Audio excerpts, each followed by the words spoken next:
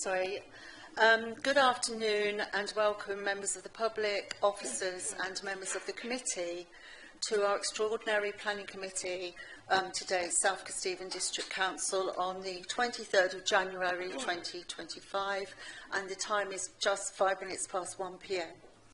I'm Councillor Charmaine Morgan, the chair of the planning committee, and I will be chairing this meeting today. And I'll be ably assisted by my vice chair, Councillor Penny Mills. Just need to go through some basic housekeeping matters first. I'm not aware of any fire drill taking place today, so if the fire alarm does sound, please follow the instructions provided by our fire warden, who is our designated officer, Amy Pride, who's at the end here. Please vacate the building via the nearest fire exit or the central stairwell. For those of you, the nearest fire exit is actually in the corner there, or you're welcome to use the central stairwell, and we would meet on St. Peter's Hill on the green.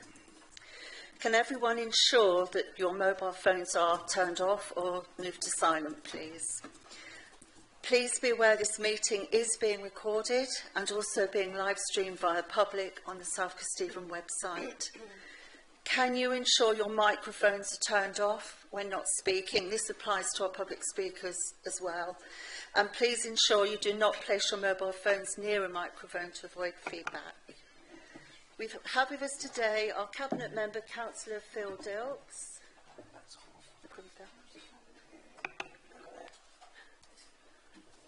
Yeah, sorry, can you please not, if it goes red, it means your microphone's on, so please, it only will use one at a time, so don't use it. Thank you. Councillor Phil Dilks is our Cabinet Member for Housing and Planning. Welcome, Phil. For our officers, we have with us today our Assistant Director of Planning and Growth, Emma Whittaker, Development Manager, Phil Jordan, Principal Development Manager, Adam Murray, Senior Planning Officer, Venezia Ross-Gilmore, and we have from Legal Services, Paul Weeks. Thank you, Paul. From Democratic Services, and as I mentioned, our fire warden, we have Amy Pride, who's sitting on the end here. Before we start, I just need to do a short statement. Due to the adverse weather conditions commencing the 6th of January, it impacted on site visits. The planning committee therefore was unable to hear 3 applications originally due to be heard on the 9th of January. On the 9th of January, the committee voted to defer these applications. Only these applications will be heard today. Thanks to everyone concerned for persevering with us for the change in the schedule, with hearing dates and visits. In the interest of reducing waste, just for committee members, please be aware that if you have got your previous papers that are allocated to you, you're welcome to use those. As I go through, I will just point you in the right direction regarding which page or agenda item we're on. Late papers were produced for the meeting on the 9th of January. They have been included along with any subsequently received additional information in the additional information report produced for this meeting. And we have also had another document, the agenda addendum, which is available. I just need to make sure that all the committee members have got all of the papers that you need. Thank you. Public speakers, please be aware that you will have 3 minutes to speak, and you will be advised when you have 30 seconds left. You may then finish your sentence, but not another paragraph. Our Vice Chair, Penny, will now read out the list of speakers in the order in which you will be invited to speak. So I'll now hand over to Councillor Mills. Thank you. Thank you. Agenda item 4, application reference S240568, the erection of an anaerobic digestion facility and carbon capture, development east of Souston Industrial Estate. District Ward Councillors, Councillor David Bellamy and Councillor Ben Green. Parish Council, Councillor Caroline Hainsworth, on behalf of Councillor Rebecca Chatterton, who represents the ward of Stainby and Gumby, in the parish of Colsterworth and District. Mrs. J. Arnold, Buckminster Parish Council. Against, Mrs. Vanessa Toombs, Ron Simpson. For the applicant, Philip Lucas, Chief Executive Officer of Future Biogas. Agenda item 5, application reference S241418, erection of a single dwelling with associated access, landscaping and engineering works, Fulbeck Heights, Pottergate Road, Fulbeck. District Ward Councillor, Councillor Penny Mills, myself. Against, Alex Fain, Julian Fain. The applicant and client, Kevin Kelly, architect, and David Sayre, applicant. Agenda item 6, application reference S241707, change of use from dwelling C3 to children's home C2 for up to 2 young people. The Lodge, Main Street, Hotham. For Hotham Parish Council, Peter Baker. Against, Mark Whelan, Rod Bonsher. Thank you. Thank you very much for that, Penny. We will now move to the main agenda. Please note that all committee members should have a copy, as I said, of today's papers for reference. We will now go to agenda item 1 of the agenda for today, 23rd of January, which is apologies for absence. Sorry, Councillor Wood, you had your hand raised. Yeah, it's just on the, Madam Chairman, disclosure of interest. If you want me to, I'd just like to say I recognise that all the items on the agenda today are quite controversial, and I think as a lot of other members of the committee have probably been lobbied on them. I've certainly been lobbied on all those items. I will look at them, I want to make it clear, I will look at them very fairly and judge them fairly, and I have got a very open mind on the situation. So, thank you, Madam Chairman. Thank you. We were doing disclosures of interest next, but thank you for that. It sort of jumped in. Thank you. Thank you. So, going back to apologies for absence. Thank you. Thank you, Chairman. We've received apologies from Councillors Paul Fellows, Vanessa Smith, Patsy Ellis, Sarah Trotter and Gloria Johnson, and Councillor Max Sawyer is substituting for Vanessa Smith today. Thank you. Thank you very much. So we're now moving to item 2 on the agenda, which is disclosure of interest. Thank you, Councillor Paul, for your disclosure. Councillor Crawford first, please. Thank you. Like Councillor Paul Woods, I've been contacted by numerous residents regarding item 4 and 5, 4 and 6. But I come to the, and as I told them, I come to this committee with an open mind. Thank you. Thank you. And Councillor Bellamy? I won't take part in the anaerobic digester. That's 240458, is it, or 68? 0468. I'll be speaking as, but I will be speaking as well. Thank you. And Councillor Mills, would you like to speak? Yes, I shall be speaking as District Ward Councillor on S241418 and sitting off this committee. Thank you. Thank you. I think I will actually make a statement, I think on behalf of all the committee members, because we have all been quite heavily lobbied. So thank you to everyone in the community for your interest in today's agenda items. Your comments have been noted and recorded, but we will, as I said, and has been said, be moving forward with an open mind, any member who's actually remaining on the committee. Thank you. So now move forward to the minutes of the meeting held on the 9th of January, which are included in the agenda addendum for committee members and members of the public. May I have a proposer for those minutes? Thank you, Councillor Wood. Thank you. And a seconder. Thank you, Councillor Bishnal Singh. If I could ask for all those in favour, please raise your hands. Thank you.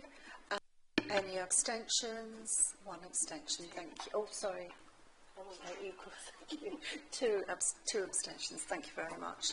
And just checking, any against? No, that's it.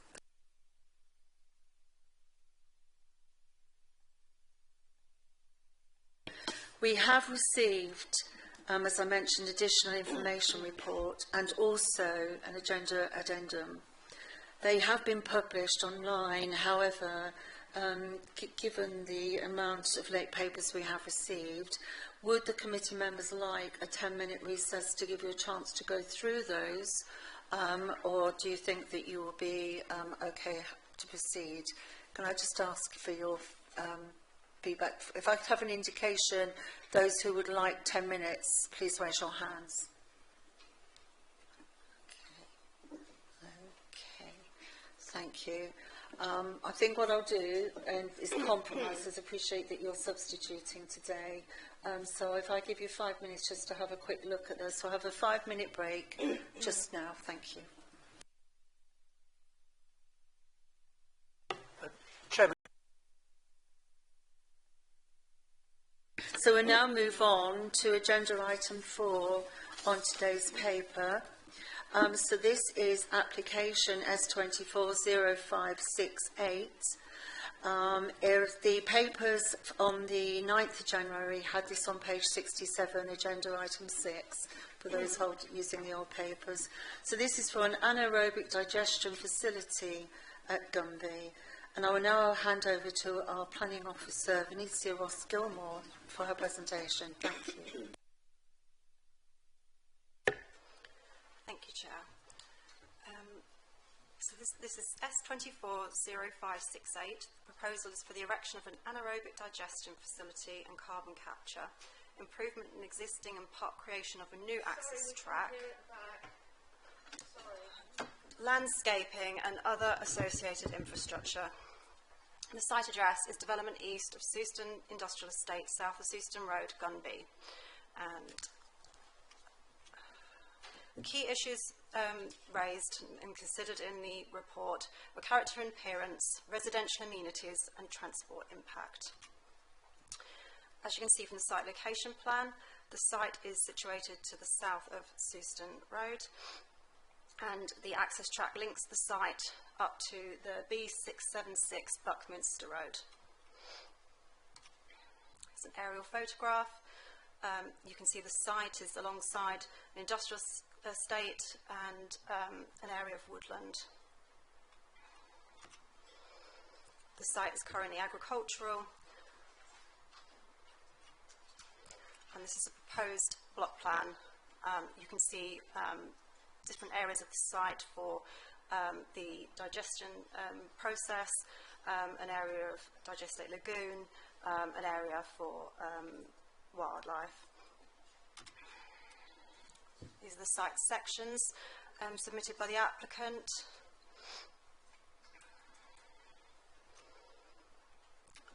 This is the view south from Stainby. You can see that the site is in the distance. This is the view west from Gumby. This one at the top, there is the site that is existing, and beneath that you can see there's an illustrative wireframe view. The view southwest from Seuston Road, again as existing on the top and below the wireframe view.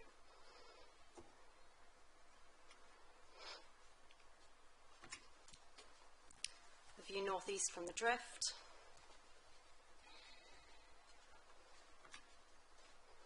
The view east from Seuston Road.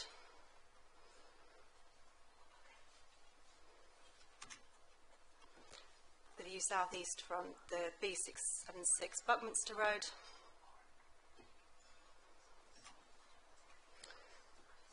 By evaluation of the benefits, this is a rural diversification project that would benefit the Buckminster estate and local agricultural farms who would be supplying the feedstock. It is estimated that it would generate 150 gigawatt hours per year of biomethane gas, which would serve approximately 13,000 homes if they had poor insulation. And the biomethane gas generated will contribute towards reducing greenhouse gas emissions, and this is weighted as a significant benefit. Other benefits include local farms growing the crops of feedstock. This gives them surety that they'd be able to sell to the anaerobic digestion plant. There's some job creation, such as in the construction and operation of the facility, and it would achieve the statutory requirements for biodiversity net gain, 12.21% habitat and 28.64% hedgerow units. And this is in excess of the 10% statutory requirement. The harm was assessed as the construction of the AD plant in the open countryside and harm to open countryside, the impact of the AD plant on landscape. This is moderate adverse harm to landscape character, visual impact on public views from the public highway and neighbouring villages, proposed removal of several trees and hedgerow to facilitate the development, and there'll be impacts on heritage, noise, odour, ecology, drainage and traffic, but these are assessed as not significant adverse harm. In terms of the planning balance, the proposal is in the open countryside, but is considered a rural diversification scheme and therefore acceptable in policy terms. The renewable energy policy, RE1, is generally permissive in its approach to energy schemes and again acceptable in policy terms. The contribution to reduction of greenhouse gas emissions, I have given this significant weight. The resultant net gain in BNG and ecology improvements, I've attributed moderate weight. The degree of impact on landscape character for the area and visual receptors, some mitigation proposed through landscaping and planting. Therefore, the conclusion was the benefits of the scheme outweigh the harm, a significant benefit providing renewable energy and moderate benefit providing BNG improvements. The proposal is in accordance with the development plan and balance of material planning considerations weigh in favour of granting of planning permission, and the recommendation is to grant the planning permission subject to conditions. On Monday I had the opportunity to visit an operational AD plant, and here are some of my photographs of the plant. See the fermenter tank on the left, the digestate coming out of the machinery on the right. These are the silage clamps, which is where the feedstock material is stored. One of the post-fermenter tanks and the gas upgrader area. This is a flowchart of the AD process.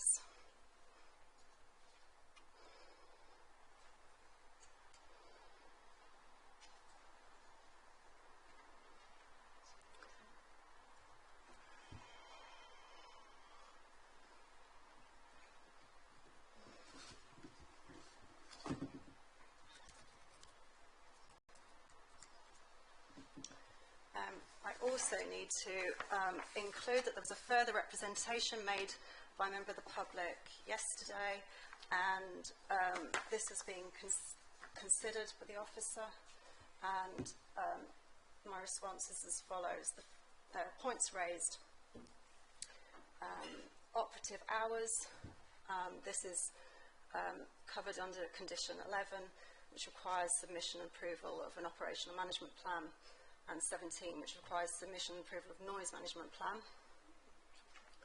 Additional satellite locations are currently unknown, and therefore the traffic movements associated with these has been modelled on assumptions. These locations will require separate planning applications, and at that stage they will be further assessed with the specific impacts in consultation with residents and highways authorities. Highways authorities are responsible for their respective networks and provide expert advice in that respect. As a planning authority, we rely on their advice and expertise to inform our judgments on highway matters. And then the last issue is about the carbon assessment and the need to mitigate and adapt to climate change, relevant line in the PPF. Office is satisfied with the evidence provided in the carbon balance technical note that this is sufficient to support the judgment, and this scheme would make a positive contribution towards low carbon energy generation.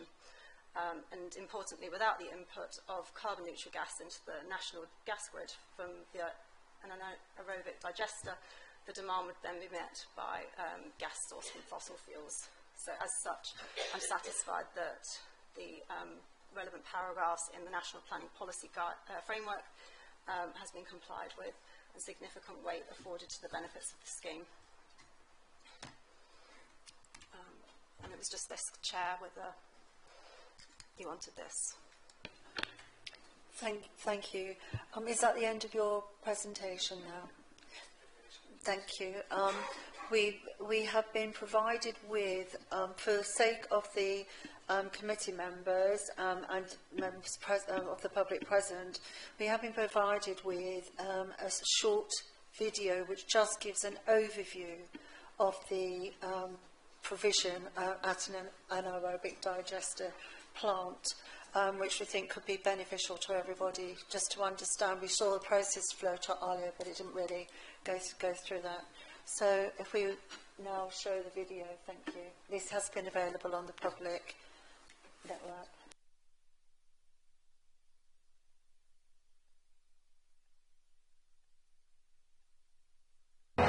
By late September, the feedstock will be ready for harvest and delivery to site.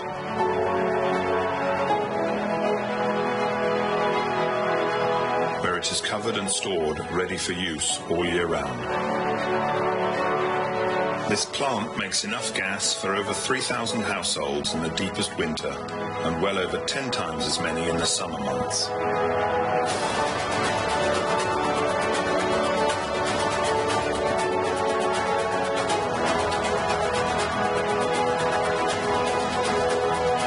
Fed daily through a fully automated hopper, the feedstock is digested in the absence of oxygen, producing a steady and reliable flow of biogas. The tanks are stirred continuously, and the biology is carefully regulated to maximize output.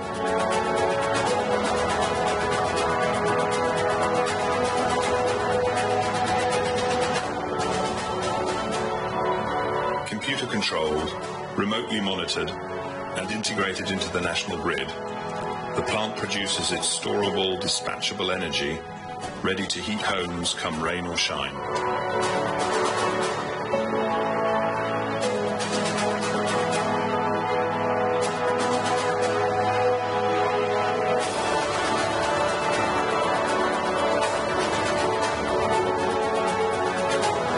Once cleaned and upgraded through a system of membranes, the biomethane is metered and injected into the local gas grid for use by consumers, in the home, in industry and transport.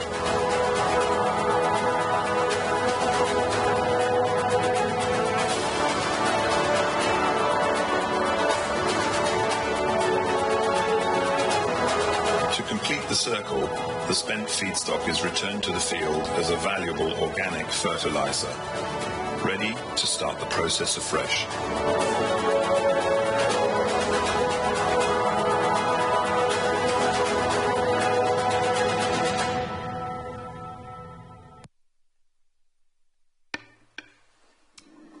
Thank you very much for that. We'll now move forward and we will invite our first speaker, District Ward Councillor David Bellamy. If you would like to come forward, please. And you will have 3 minutes if you want to indicate when you're ready, and you'll be given a 30-second warning. Thank you.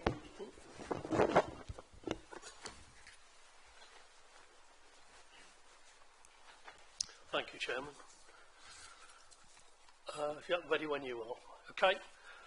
The local plan regards the rural economy states the size and impact of development schemes should remain in keeping with their rural location. If the applicant had come forward with plans for a smaller development which could process 50,000 tonnes per year from his own crop, this would have been much more acceptable in this rural location. This 50k figure in rural settings is backed up by a planning inspector's comment in a recent planning appeal. The inspector noted from previous appeal decisions, small-scale facilities are generally defined as having a capacity of no more than 50,000 tonnes per annum, with much smaller facilities likely to be acceptable in rural areas. It's a question of scale. If, for instance, a farmer wants to build a modest-scale AD plant to process slurry from a dairy herd, that would be fine. But to build an industrial-scale processing plant and road construction in open countryside is completely different, and I would say is contrary to several local plan policies. It's highly questionable if this is a rural diversification development due to its industrial scale and associated traffic movements being similar to a distribution hub. With nothing confirmed in the report to where the majority of the feed is coming from, the appeal inspector also noted that transporting feedstock in from distance is not desirable due to sustainability issues. Also, that the scale of the operation amounted to an industrial process to which the original farming enterprise would then be subservient. The inspector's comments are directed at a plant which is half the size of this one. A good comparison would be a farmer growing wheat. We wouldn't expect them to build an industrial scale bakery in open countryside when there's suitable allocated employment land nearby. Previous approved applications for AD plants of a similar or even smaller scale are next to major roads and not off of B roads. This includes a smaller future biogas plant at Gunnerby Moor, just off the A1. This brings into question the site selection process for such a large development. The location of this plant, regardless of LCC Highways comments, means that most of the 130,000 tonnes 30 seconds. And nearly 3 times the amount the inspector benchmarked as acceptable in open countryside isn't from the Buckminster farm. With the planning inspector's comments in mind, please don't set a precedent by approving this development in the rural setting, otherwise it will undoubtedly lead to further applications. Thank you. Thank you for that. If you'd like to just stay seated. Do any of the committee members have any questions that they would like to put to you? Councillor Milne? I wonder if you could slightly clarify or give further information on the difference between a smaller scale AD related to the farming land around and the larger scale relating to bringing in feed crops from elsewhere. And from the appeal statement that you mentioned, and the importance of that in terms of whether this is agricultural or industrial. Do you have any comments on that? Reading from the information I've got from the appeal decisions, the inspector generally thought that if the product was being transported in from outside the area and was over 50,000 tonnes per annum, that it was generally he said an industrial process rather than a rural. He didn't say not a rural diversification project, but he did say it was on an industrial scale and became subservient, became the primary business of the farm rather than the farming business itself. Thank you. Does anybody else have any questions? No. Thank you very much. Thank you. I now call District Councillor Ben Green. And again, you'll have 3 minutes if you want to let us know when you're ready. And please, again, stay for questions at the end. Thank you. Yep, ready to go. Thank you. Thank you. Chair, colleagues, this isn't just another planning application. It's a bold attempt to force an industrial-scale anaerobic digestion plant into the heart of our cherished countryside. Approving it would permanently scar the Kesteven uplands, transforming a landscape of beauty and tranquility into one dominated by towering digester tanks, silage clamps and relentless HGV traffic. Our duty, as outlined in local and national policy, is to safeguard the character and integrity of our rural landscape. The applicant claims compliance with SP5 by labelling this as rural diversification. but rural diversification should support small, sustainable ventures, not speculative industrial complexes. Policy E7 is clear. Proposals must be appropriate in scale, necessary in a rural location, and respectful of the landscape. This plan fails to conform to E7. Crucially, this proposal has no local support. Over 330 objections, a petition with 1,207 signatures, and 0 responses in support speaks volumes. Policy RE1 requires community backing for renewable energy projects, and it's clear the people most affected by this development do not want it. Without community consent, it cannot credibly claim to benefit the rural economy. The scale of vehicle movements alone should disqualify this scheme. During harvest, the plant would generate 70 daily HGV movements, adding at least 12,000 vehicle trips per year to narrow, hazardous roads. The B676, already unsuitable for high-volume traffic, would become even more dangerous for walkers, cyclists and horse riders. No credible traffic management plan has been submitted, and there are no guarantees HGVs won't divert through villages during the many A1 closures that we frequently experience. Flood risk further underscores the unsuitability of this site. The proposed access road crosses a high-risk surface water flooding zone. Policy and national guidance mandate that development should be directed to sites at lower risk of flooding through sequential testing. Yet the applicant has provided no acceptable consideration of alternative sites. Without such justification, approving this application would be indefensible. Colleagues, approving this application would mean abandoning our principles on rural protection, sustainable development and community safety. 30 seconds. Let's stand with our residents, protect our countryside and refuse this deeply flawed proposal. Thank you. Thank you.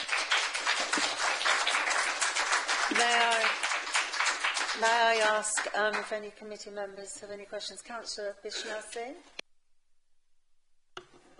Thank you, Madam Chairman. Thank you, Councillor Green. Would it be possible for you to clarify further, you mentioned in your speech, endless HGV traffic? What are you implying by that? Is it continuous annual flow every day on the road? Yes, indeed. I think that generally reflects the thrust of the comments I made.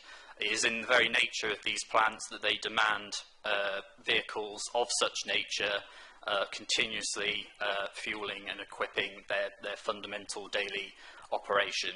Obviously, you will know from a site visit there to that location the inappropriate nature of placing such a plant given the already existing infrastructures I referred to in my statement. Thank you.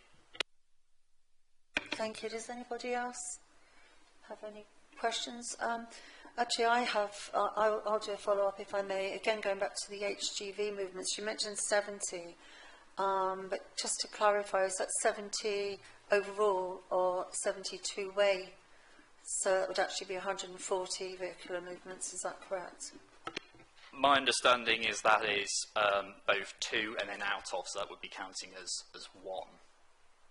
That's one trip in and out. Thank you. Perhaps it's something we'll get clarification of later on. Thank you. Councillor Bishnell Singh.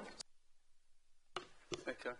Thank you. Again, are you mainly more worried about where the extra materials that is coming from outside the 50,000 tons? Is that all the villages outside that boundary that is be affected, or do you have a clear idea of it, how many of those other villages would be impacted? You will find from the very nature of the geography there, the road structure, the situation of the villages, that this would necessarily have a knock-on consequence. I would imagine particularly during A1 closures on the villages, I would expect of North Witham and Stainby also. So the effect bleeds out into other aspects of certainly my ward. My deep worry is also on the access road, and I believe this will be returned to.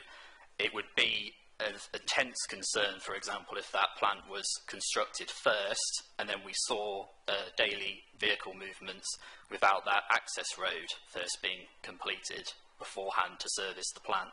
But I think even with the road, there are deep worries that remain. Thank you. Councillor Sawyer.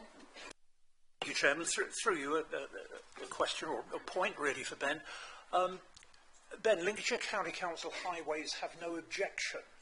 Are they wrong? It's my considered belief that anybody visiting that site and giving it due consideration would form an alternative opinion.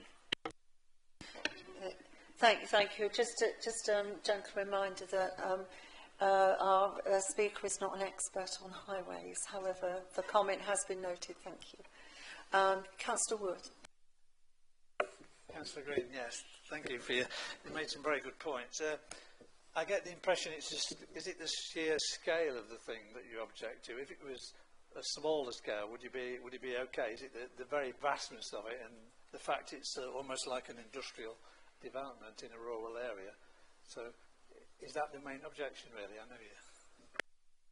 I've certainly got no objection in principle to schemes of this nature and the renewable energy that would be generated from them. However, the situation of the landscape there, I think, strongly suggests you would want to see no industrial sized or anything like it additional development. The roads, in my opinion, cannot accommodate any additional traffic, certainly not of a HGV nature. It's single carriageway roads, it's a B road as well, the B676. We already have intense and very difficult traffic problems, as you no doubt aware. Your ward also abuts the A1 with the frequent closures. Often we see huge diversions that occur through the ward and create enormous heartache and difficulty for residents as is. We do not want to see any additional pressure of any description on top of that. Thank you very much. Thank you. Does anybody else have any questions? No. Thank you. Thank you.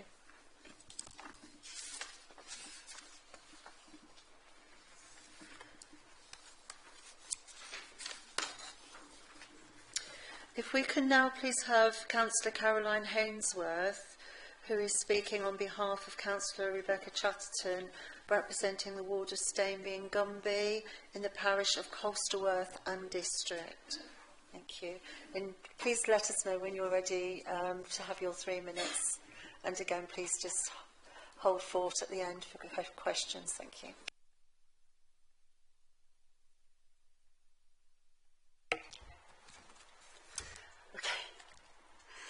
Members of the committee, as a parish council, we're particularly disappointed that the lack of community support for this application, with well-documented and extensive negative feedback, appears to be of no relevance, but hopefully not to you, our elected councillors on this committee.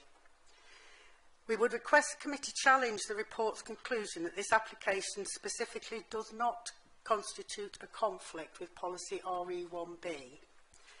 Also, we believe that the proposal does not conform to the SKDC local plan policy E7 and SP5.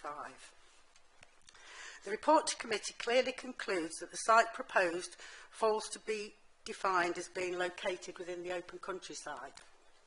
It then goes on to suggest that this is irrelevant and is an application for rural diversification which can only be achieved by the construction of what is one of the largest industrial processing plants of its kind by a commercial producer of industrial gas. Does this override the protection this policy was intended for? By the same token, would building any other massive processing factory be as similarly diverse as this power plant? The local community can see no benefit but 100% of its detrimental effect. Other sites, such as adjacent to the A1, were not considered and might have received a more positive reaction. The committee will have considered the detail in our formal objection, which raised more questions than we had answers, and which we believe remains the case. We do not believe the report submitted has demonstrated the clear facts or the clarity you require to approve this application, particularly highways and traffic generation. For example, the location of secondary clamps which will feed the plant has not been revealed. No real assessment of traffic management plan can be developed without this. The claim of average negligible increase in vehicle movements has been clearly disputed for a 365 days a year, 24-hour-a-day operation, and in particular a severe increase in traffic movements during peak harvest. It's been reported a 163% increase. This will put an unbearable strain on not only our local community, and that includes all the villages in our own and neighbouring parishes, but also those using the B676 across Lincolnshire and Leicestershire, the A1 and the connecting environmental protection zones with 7.5 tonne limits. Further scrutiny of the emissions in the information provided is required to give you the assurances to approve this application. We believe that you are being asked to impose so many non-specific conditions from a number of departments and agencies. 30 seconds. That this would pose significant risks if planning is approved, and we believe these conditions are lacking, demonstrated by the recently submitted request for a review of those conditions, and by accepting what appear to be retrospective standalone actions. We fear they can at a future date be delegated, appealed, weakened or even potentially ignored, with no monitoring, enforcement or indeed redress. We would therefore urge the committee to refuse the approval of this application as recommended by the report before you today. Thank you very much. Thank you. Does anybody have any questions?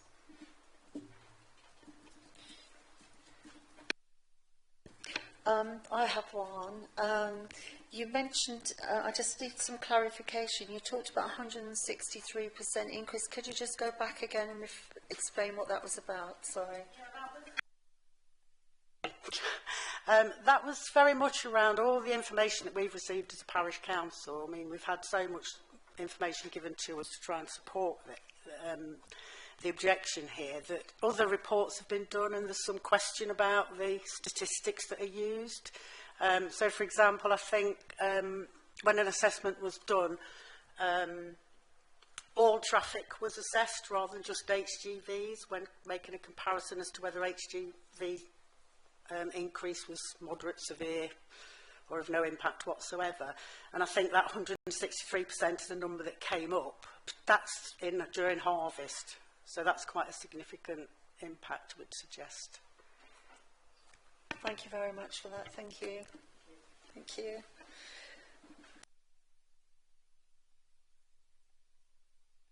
If I could now have coming forward Mrs. Arnold from Buckminster Parish Council. Thank you. And again, you'll have 3 minutes to speak, and please hold forth. You'll get a 30-second warning. Thank you. That's fine. You want to let us know when you're ready. The microphone. Yes, thank you for inviting us. This is a parish council, Buckminster and Souston, that it lies in Leicestershire. This is quite important. It's not in the middle of nowhere. It's where we live. And the impact of this in this entirely rural area is enormous. It is not just about imposing an industrial site into a rural community. It's about the impact that it has on the biodiversity of what we value in the countryside, about our livestock, the degeneration of the land that grows these crops and so on. It goes far wider than just this rural, sort of back in our backyard, we don't want an industrial complex. It goes wider than that. So from our council, we think that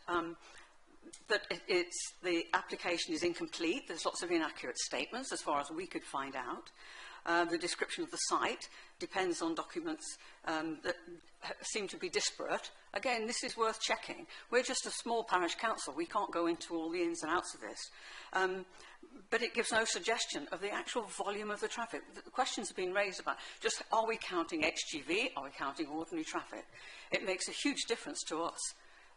If it goes from 8 hours a day, we're getting lorries going through the B676, through our actual residential areas. These are houses with children who no longer can ride their bikes now, but think about the extra traffic that will go through. It doesn't just damage our lives and our existence, if you like. It's the childhoods. It's the way in which the older people cannot cross the road without real serious hazard. So I raise all those things that come from the parish. But we do have to look at the actual, not just hazards to residents, if you like, but the notion of the B676 is that we already have damage. The serious damage to the road surfaces and so on is paid for by Leicestershire County Council. That's my taxes, not Lincolnshire's taxes. And again, this seems like a bit of NIMBYism, but this is the truth. We ask who pays. Who's going to benefit from this and who's going to bear the cost? I would suggest to you all that it is the local people that are going to bear the cost, as well as the environment, the biodiversity of the environment. We've already lost a lot of our diversity, of our wildlife, but this will have serious impact on there. There is light pollution from continual light. There is sound production that will, you know, we can hear it several miles away. 30 seconds. Okay. And so the impact on, you know, our food security is quite important. The acreage of underway that people have suggested will be about 3 times that amount. So I'm going to suggest to you that it will not benefit the rural community in any way. It will not add to our security for the infrastructure of our community. It won't benefit anybody. It will just be a cost to us. Thank you. The time's up. Thank you very much. Thank you. Do any members...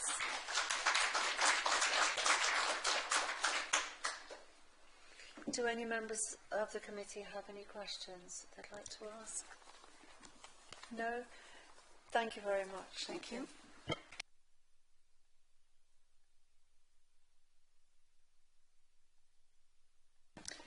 If I could now have Mrs. Vanessa Toombs come forward, please.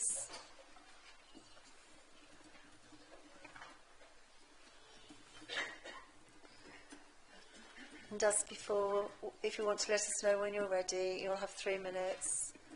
And if you'd like to hold thought for questions, thank you.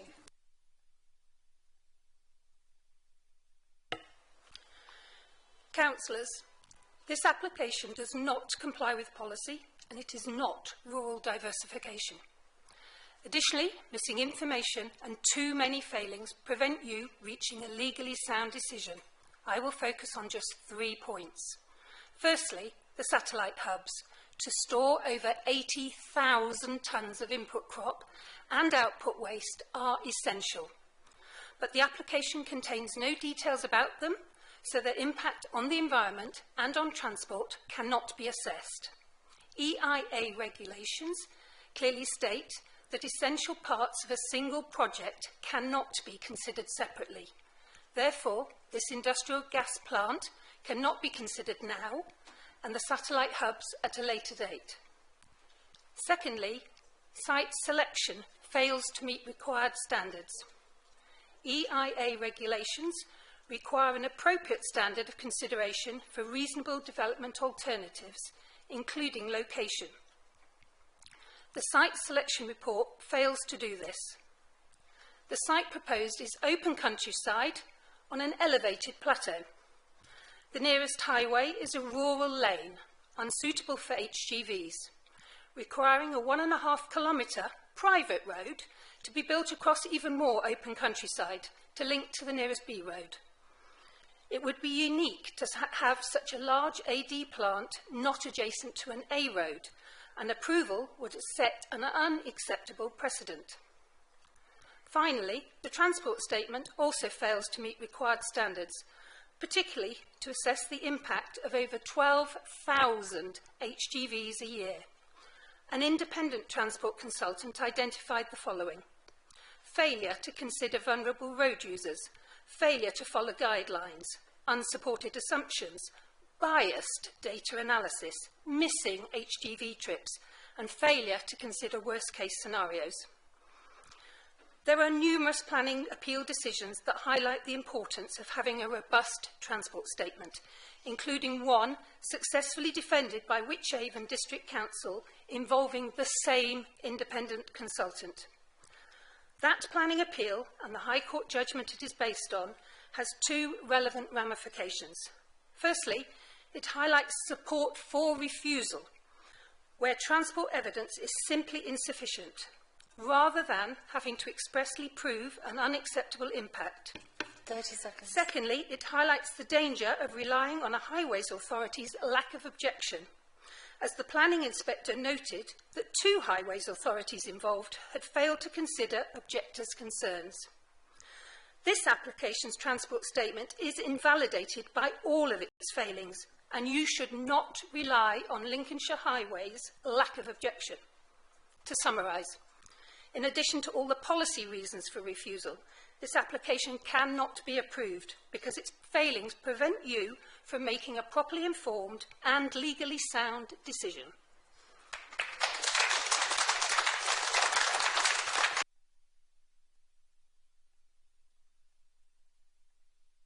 Thank you very much for that. Do you have any questioners any questions from the committee? No. Thank you very much. Thank you. Before I go, can I just please say, we watched an advert earlier from Future Biogas. That is not the size of the plant that is proposed here. This plant will not provide gas to homes. There are many misleading things. We will. That was meant to illustrate the process only. And just to clarify, thank you for making the point. It's to illustrate the process only. But you're correct. It does not. I just illustrate wanted the people scale. to be aware that that plant is 50,000 tonnes. The plant here is 130,000 tonnes. Thank you. Thank you for that.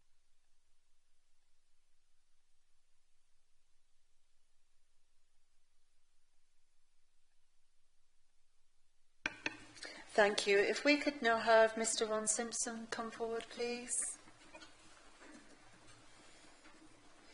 And again, you'll have 3 minutes, and if you'd like to stay, if there's any questions, thank you. Thank you, Chair. CPRE campaigns to promote, enhance and protect the countryside for everyone's benefit. This application contains a complex web of conflicting evidence and human judgments. CPRE has therefore engaged artificial intelligence in its analysis of the arguments put forward.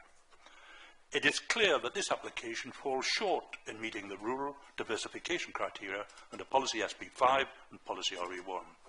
Policy SP5 only permits development in the open countryside if it is of appropriate scale, type and location. The proposed facility is large and industrial in character and potentially incompatible with the rural nature of the site. The development imposes industrial elements in an open countryside area, risking harm to the rural landscape character and the visual amenity, which contradicts the intent of SP5. Policy RE1 supports renewable energy projects only if they meet criteria such as not negatively impacting the agricultural land asset. This proposal's reliance on growing energy crops instead of food crops on surrounding farmlands poses a challenge to food security and efficient land use. This application fails to demonstrate local community support. Overwhelming opposition from residents and local council directly contradicts RE1's emphasis on community backing. South Cave's local plan aims to balance development with the preservation of rural character, which this application does not adequately achieve. This application also violates Policy N1, with its significant harm to the local landscape character and visual amenity, thus undermining the principles of E1. The proposal also contravenes Policy DE1, in that the design lacks integration with the site context. The absence of effective landscaping and material details further diminish the proposal's acceptability. CPRE has numerous environmental concerns. Persistent noise, odours and light pollution will significantly harm the quality of life for nearby residents.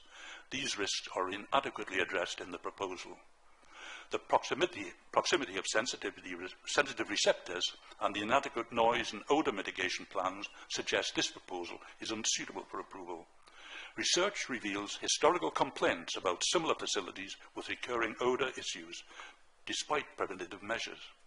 The lack of a clear containment assessment raises concerns about the potential of surface water and soil pollution from digested storage.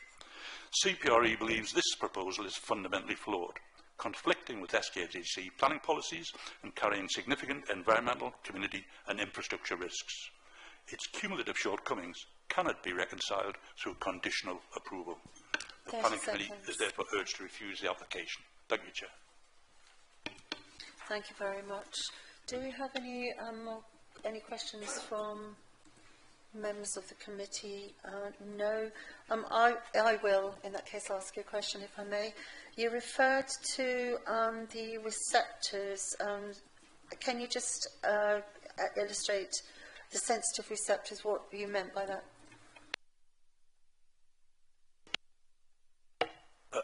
If you'll accept, I'm not a planner, Chair, but one of the pieces of evidence that the authorities should take into account is the impact on various aspects of the local community and the area.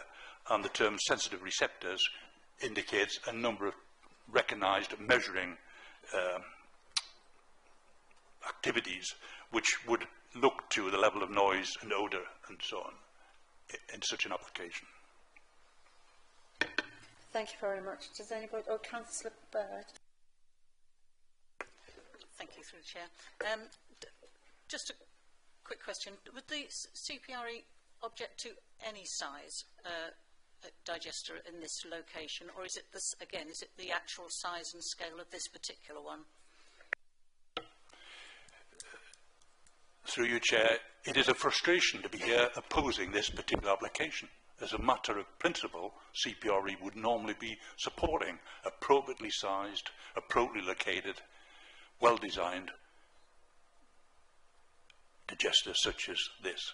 This is the sheer scale and impact of this proposal, which is industrial in character, that tips the balance in terms of our analysis of the proposal. Thank you. Councillor Sawyer. Thank you, Chairman. Again, through you. A point I could have made earlier. We don't actually know what this facility is going to look like. The closest we've seen is the wireframe illustration. And I am a little surprised that in these days where it's easy to generate images on computers by slotting in pictures of the site. This is right to the appearance. Councillor Sawyer, that might be a valid point, but unfortunately at this stage it's just questions for our speaker. You're welcome to ask a question relating to the speaker's points. In that case, a simple question. Is it simply too big? The question you were moving towards, Councillor, is relevant. Yes, in our opinion, far too big. This is a commercial, profitable venture. It's not a realistic contribution to the energy needs of the nation.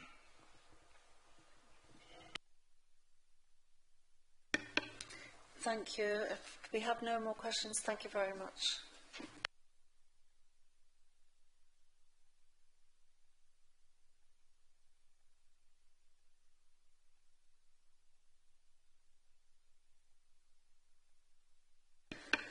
If we could now have a speaker for the applicant, Philip Lucas, Chief Executive Officer of Future Biogas, please.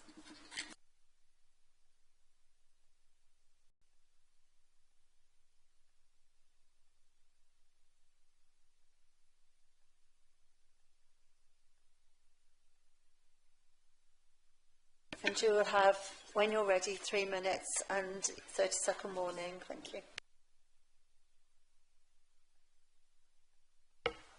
Ready. Thank you, Chair, Councillors, for taking the time to listen to us today. I'm the Chief Executive of Future Biogas, a company that runs a dozen such plants as the one you saw in the video earlier. We have been established now for 15 years, operating across East Anglia, working with over 400 farmers. And we're delighted to present this proposal, which is relatively unique in that it looks to build one of the first unsubsidised biomethane plants in the country, one that doesn't rely on any support from taxpayers, but in turn delivers a huge number of benefits for the rural economy. And I'll perhaps address two issues that pertain to that. The first one is the scale of this plant is a little bit bigger because of the cost of connecting to the gas network, but also because the unsubsidised nature means that we need economies of scale. And we've sought to mitigate that with the hub plant model that means that transport volumes are spread over the year, meaning that at the busiest time at harvest, which is only a 6 to 8 week window, There will be 4 additional vehicle movements an hour on the 676, and outside of that it's 1 to 2, and I think that's all demonstrated in our reports and confirmed by the planners and the highways authorities. From a rural benefit point of view, I'd point you to the fact that, particularly for the local communities, we have promised a £40,000 a year community fund for the life of the plant to support local measures. We've had interest from local residents in relation to playgrounds, in relation to traffic calming measures, in relation to elderly support, in relation to a whole variety of things. It supports well over a dozen jobs on site and locally, because all of its crop is grown within a 15-mile radius, and that in turn means that there's somewhere between £6 and £8 million of funds going into the rural economy to fund those crops at a time when farmers, as we know, are particularly under pressure. We hear that every day in the news, and particularly need to decarbonise, and that's perhaps one of the other benefits of this plant for agriculture, is its ability to help farms reduce fertiliser use, reduce diesel use, reduce the use of sprays, improve biodiversity, and support food production. And all of that taken together, I think, makes for an excellent proposal. We have produced not just wireframes, but also visualisations in our LVIA report. We have suggested significant planting in that report that will screen the site. We deliberately sited it next to an established woodland.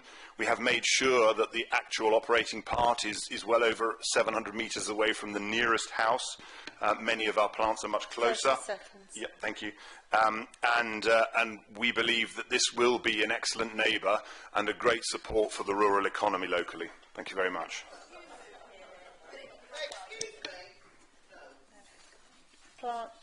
Sorry, thank you. Councillor Wood. We've got a question, Madam Chairman. I want questions. Yes, yeah. Okay, I've listened to what you've said. It just strikes me, I think you partly answered it. Does it have to be so big?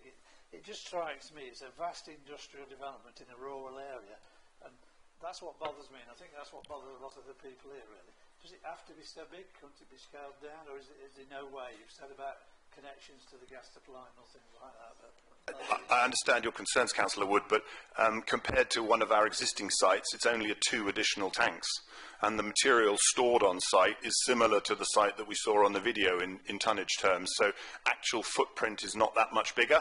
We have managed to spread the load to the hub clamps, and that means that we can efficiently build a plant that doesn't need subsidy, and we can afford the expensive gas connection and the associated infrastructure and landscaping to make it compatible.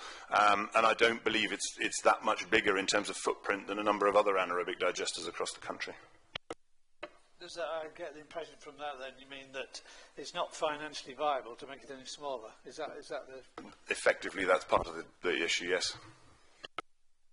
Thank you. Councillor Crawford. Thank you. We've seen about the tonnage going in. What about the tonnage coming out, and how many movements would that...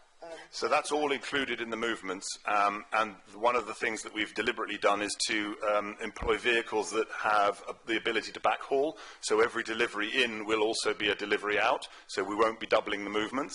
And given that one of the attractions of this location is that the farm can produce a large proportion of the feedstock, 50,000 tonnes coming locally and off-farm tracks very often, a lot of that material, a lot of that fertiliser will go straight back to the farm without even touching the highway. Thank you. Councillor Bishnell Singh. Thank you very much, Madam Chairman, through you. Thank you very much for your presentations. Obviously, you heard the various speakers speaking. The main concern seems to be transportation. With you mentioned you've got a 15-mile radius from the centre of the plant, or that. How many other, because avoiding the 50,000 tonnes things, the Buckminster Estates area, and the other the remainder, how much of the other small villages are going to be affected by it, by the transport trundling through, and the small roads? So all of the fields that our crops are grown on are already farmed, and at harvest all that material is taken off. We will be seeking hub clamps to the east and to the west along the B676. That's why we chose this location, because it gives us the ability to access it on a highways grade haul road, and as a result I don't believe there'll be a material impact on any other villages, because we always seek to avoid small village roads, because at harvest they are an issue for us. It is only literally the last meters to every field which is farmed as it is today. Yes. Thank you. So what you're saying, the other crops that will be outside that boundary will be more or less harvested and kept close in storage to it by smaller traffic. So one of the key advantages of using the hub clamp model is that you minimise the haulage at harvest. So, for instance, a lot of the food crops we grow obviously travel hundreds of miles once they leave site. You know, sugar beet to the factory, wheat to the grain traders, rapeseed to Erith in Kent for export. Our crops will, on average, travel about 5 miles to the clamp, and then there will be that steady just-in-time haulage amounting to sort of 1.5 vehicles an hour into the plant to keep the plant running, and as was identified in my earlier answer, the backhaul of the fertiliser, the organic fertiliser byproduct. I'll actually go to other councillors. I'll come back to you if we have time. Thank you. I think Councillor Sawyer was next. Thank you, Chairman. I'll try again. One concern I have is what the facility will actually look like. You mentioned visualisations. Do they give a 360-degree view of the proposed construction, and where can they easily be accessed? I must admit, I'm possibly at fault here, but I can't find anything approaching a photograph in the 200 pages. It's not your fault. There are 400 documents on the council website, so you could be forgiven for not finding the landscape and visual impact report. If I might intervene, actually I was going to do that before I was distracted earlier. Can our officers pull up one of the actual visualisations, please, of the site? That would be helpful, Chairman. As opposed to an outline drawing.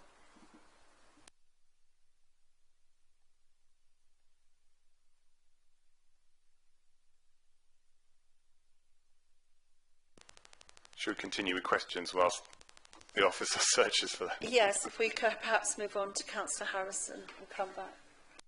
Thank you, Chair. Just need some clarification for me so I can understand this sort of thing better. Am I right in thinking that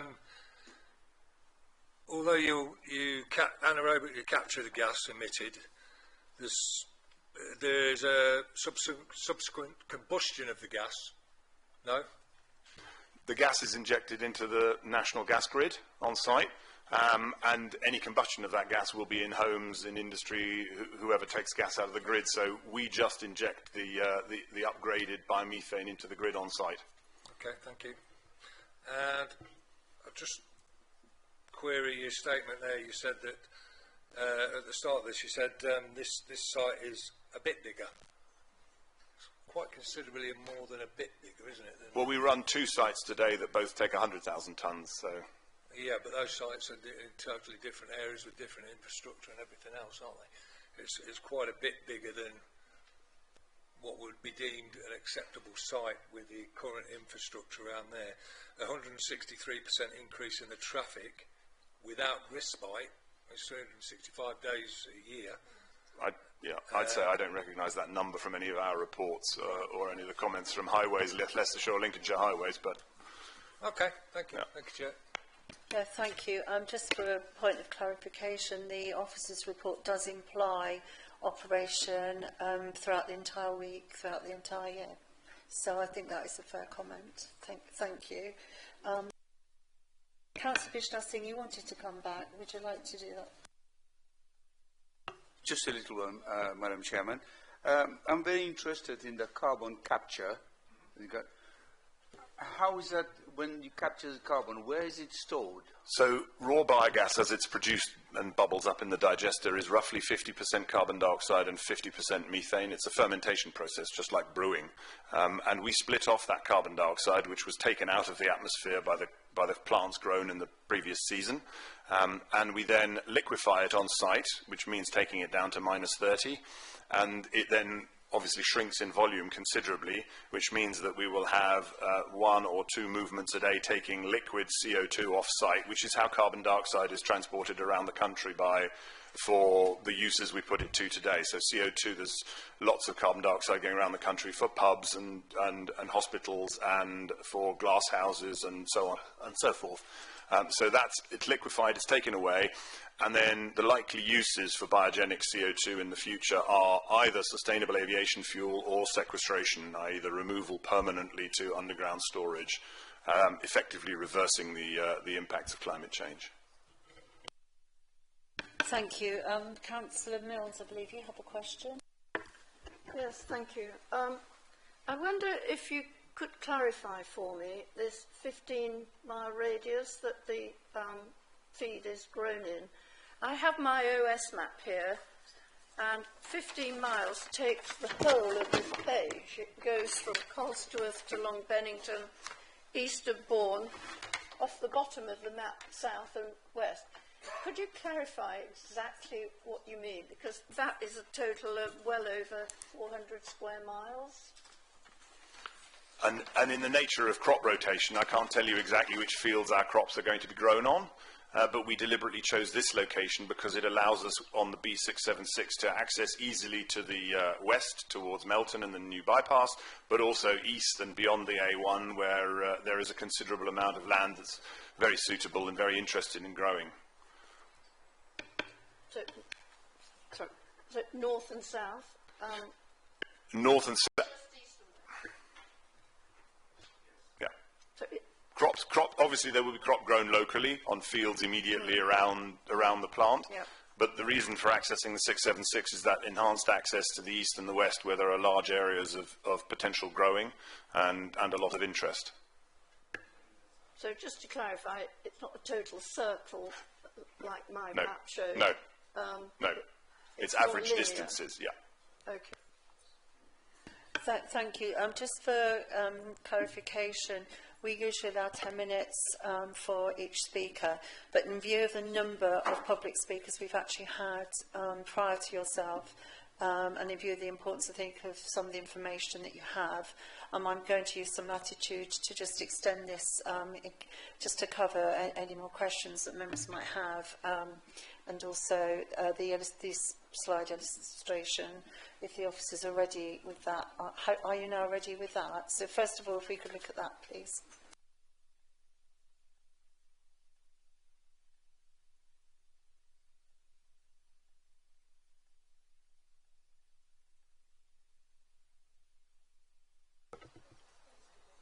Chair, I would add to that in our reports we quite clearly stated we would be making all of the buildings green, so that when viewed against the woods, they would blend into the established woodland that is around about the same height as those domes.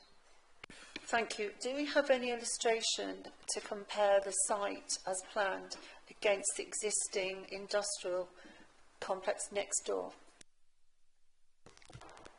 Other than the aerial shot that the officer used earlier in her report, which did show both the industrial estate and the woodyard next door.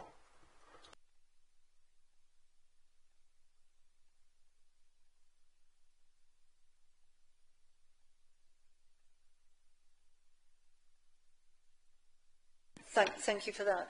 Do any other members have... Councillor Harrison. Thank you, Chair. Again, I stand to be corrected. I'm not an expert in this. I'm just. Will you be growing specific crops to use on this? We will be growing a variety of crops depending on the soil type and the rotation on the individual farm, but the likely crops are grass, whole crop cereals and maize, and that will depend on whether it's heavy land, light land, whether there are vegetables in that rotation that need to be followed late on after lifting, or sugar beet. So a whole variety of factors, along with the sustainable farming practices that all our farmers sign up to, that means that they are targeting a growth in soil organic matter and a reduction in inputs, diesel, fertiliser and sprays. And do you know the percentage of those crops? Because we all know that maize is detrimental to soil and causes terrific damage to it. And I'm just looking here at the Agricultural College in Sparsholt, proposing 49,000 megawatts per year. It will need 60,000 tonnes of feedstock, and we'll use 3,000 acres. Percentage-wise, with yours, that's quite a lot, isn't it? I don't necessarily follow your comments about maize. Maize is a very water efficient plant that needs very little visits. We will visit the maize crop once or twice during the growing season, perhaps to spray, whereas a crop of wheat will be visited 14 plus times with fertilizers, fungicides, herbicides, growth inhibitors, etc. So maize is actually a very easy to grow crop. The issue with maize is if it's grown on steep slopes, particularly in the southwest, but that's not a land condition we necessarily have here. And the issue with maize is if it's grown on land that is too heavy, where at harvest travelling can be difficult, which none of our farmers would be doing anyway. So maize is an excellent break crop in the rotation, particularly in a vegetable or a sugar beet rotation, particularly with things like blackgrass as a major invasive weed in wheat, where a maize and grass rotation can really help culturally control the herbicide-resistant blackgrass. And I think, therefore, that's why we see so much interest from local farmers around all of our sites to grow for us. Thank you. Can you answer my question about the massive increase in with the size of your plant and the size of what's needed to keep that plant functioning that I just mentioned to you? So there is no doubt we will be using more farmland in the rotation, but that just gives more opportunities for farmers to decarbonise their farms. It gives more opportunity for farmers to counter things like agronomy issues, blackgrass, nematodes and so forth. It gives more opportunity for farmers to earn a stable income from a local off-taker that is decoupled from the vagaries of the global markets and the gyrations of global pricing. Yeah, I'd like to come back on that. They're not decarbonising it and moving it to a different area. That's all they're doing. With all the transport and everything else. Sorry, Councillor Harrison, could we say comments like that for the debate, please, if that's all right?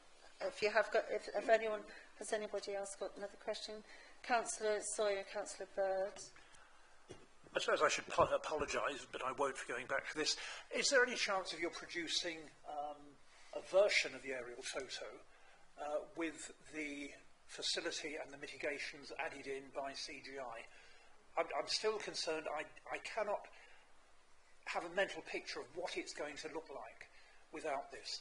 And these days it should be easy enough to do, I do think, I don't have it with me at the moment and I haven't got access to it, but I think in the landscape and visual impact assessment there are visualizations that have the tanks and so forth blocked out in green. Whether one of them is aerial or not, I couldn't tell you off the top of my head right now.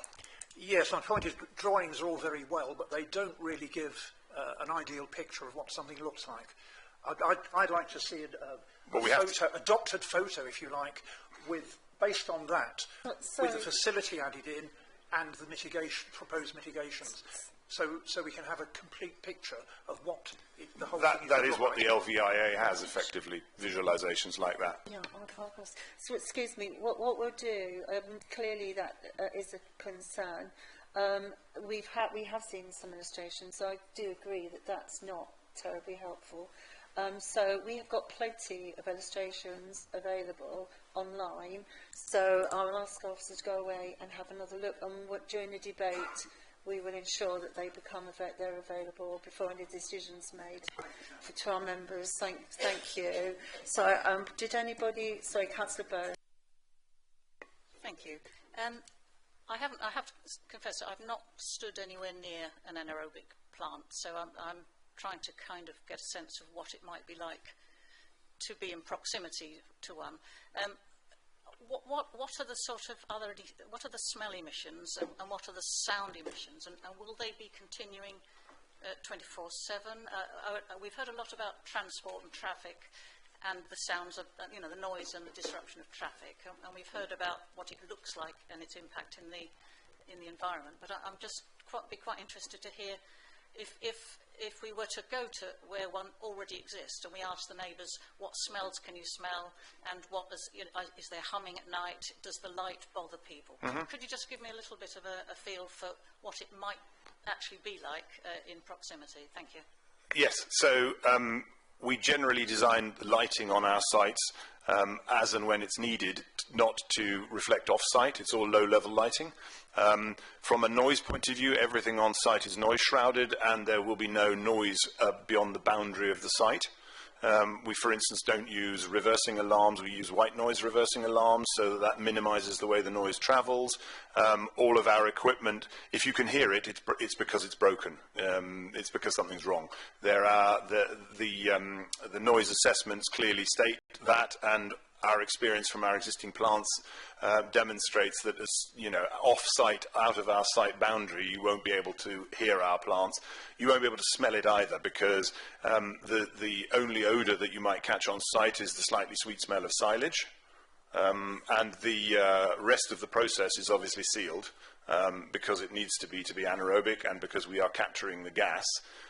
The storage for the spent material on site is also stored in a sealed lagoon and a sealed building. So the odour emissions from site should not be possible, and that is certainly borne out on all of our existing sites.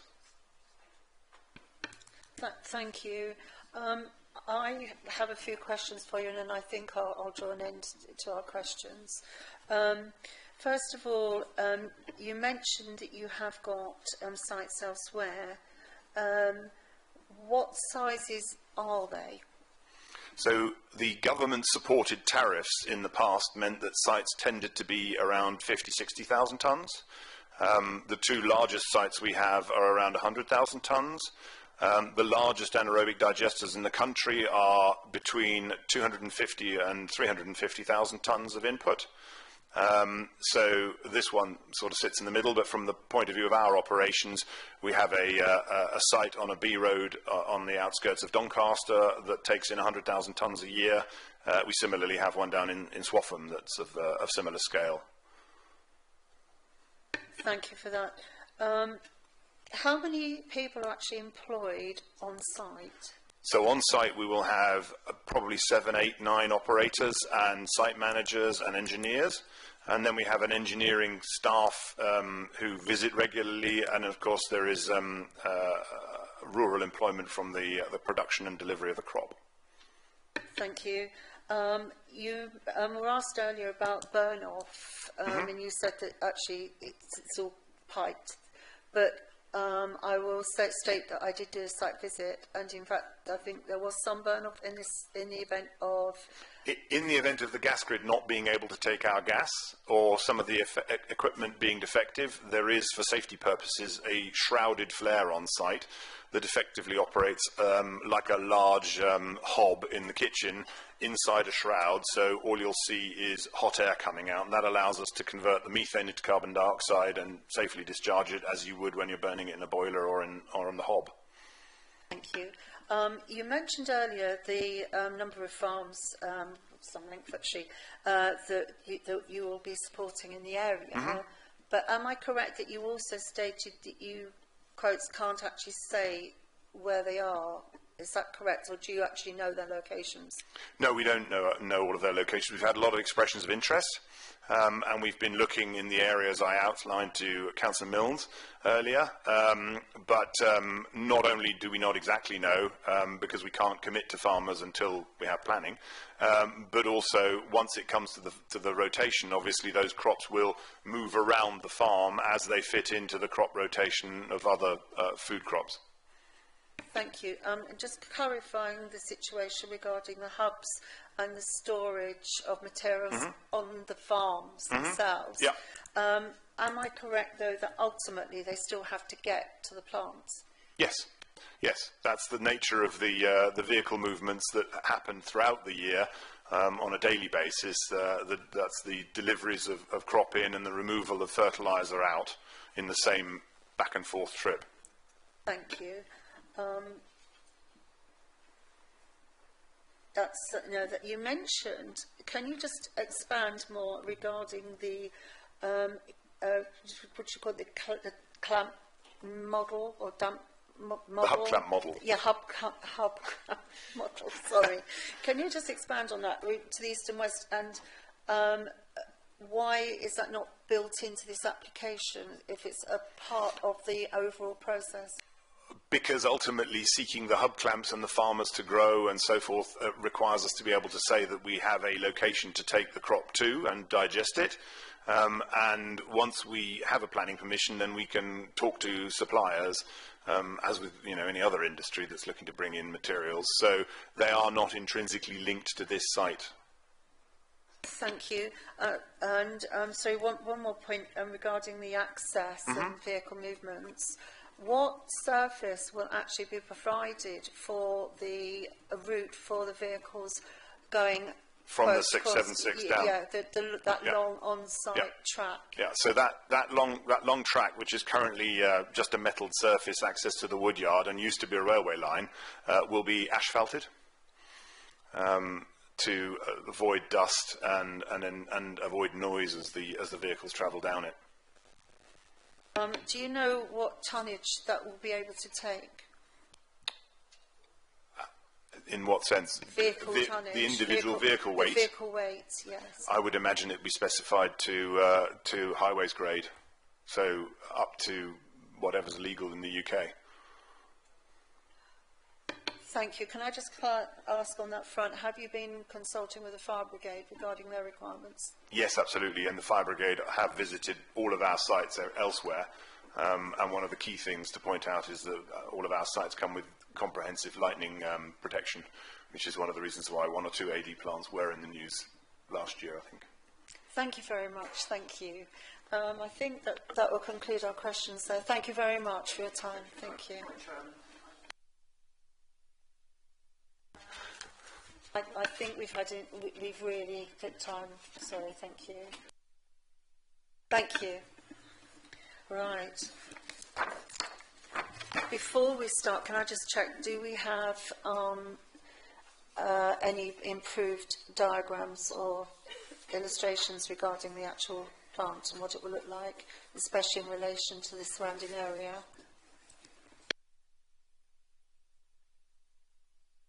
Back with something in a minute. Yes. Thank you. I just have to make a comment in relation to something that the applicant has said in relation to the community fund. It's really nice that they've offered that. It's a good thing. We get that with other forms of renewables, so with solar farms, wind farms. It's an industry sort of standard that these sorts of things we put in place. It is not something that we are securing through Section 106 as a material planning consideration. So it's great that they've offered to do that. I fully support that if this is minded, if the committee resolves to approve it. But please place no weight on that community fund as part of your decision-making process. You must consider the material planning considerations in terms of the harms and the benefits, and that's not a benefit to take into account. Thank you. Thank you. So I'll just check. Do you still need more time? You do? Okay. In that case, what we'll do is we're now moving to a combined questions of our officer and also debate. So if during the debate you do want to raise any questions, you're welcome to do so. Does anybody want to kick-start, make a Councillor Vishnath Singh? Just a point of clarification, Madam Chairman. I wonder if the Asset Planning Director could mention, in the country's aim to be carbon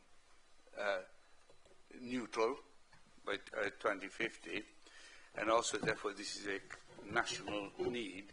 So that I'm coming from the point of view of the national need for gas and energy self-sufficiency is this considered as can this be considered as a material reason for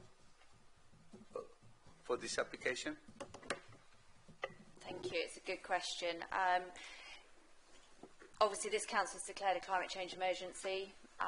The government has also indicated a need to get to net zero. They've indicated a need to move away from fossil fuels and provide energy from other forms of other sources that are low carbon. All of that is a material consideration, and therefore the benefits that this can bring in terms of meeting those climate change targets and the need to find those alternative fuel sources are material considerations that you must weigh, and they are benefits that you must take into account against obviously the concerns that we've heard around the visual appearance, the impact in terms of the highways, the local road network, and any other material considerations that they are. So yes, you must take those into account as benefits. Thank you. Thank you. Councillor Wood. Thank you, Madam Chairman. Just to start with, as the planning officers know, I do value their opinion. I don't like to disagree with them, actually, but there is a but coming. But I think in this case, I think you've got the planning balance wrong. Yes, there is a need for these sort of things in the right location, but to me, this is far too vast I mean, I can't get it out of my mind. This is an industrial building, a big industrial complex in open countryside on a rural area. To me, it's the wrong place. So I find it I can't support it. I won't be voting with you. I know.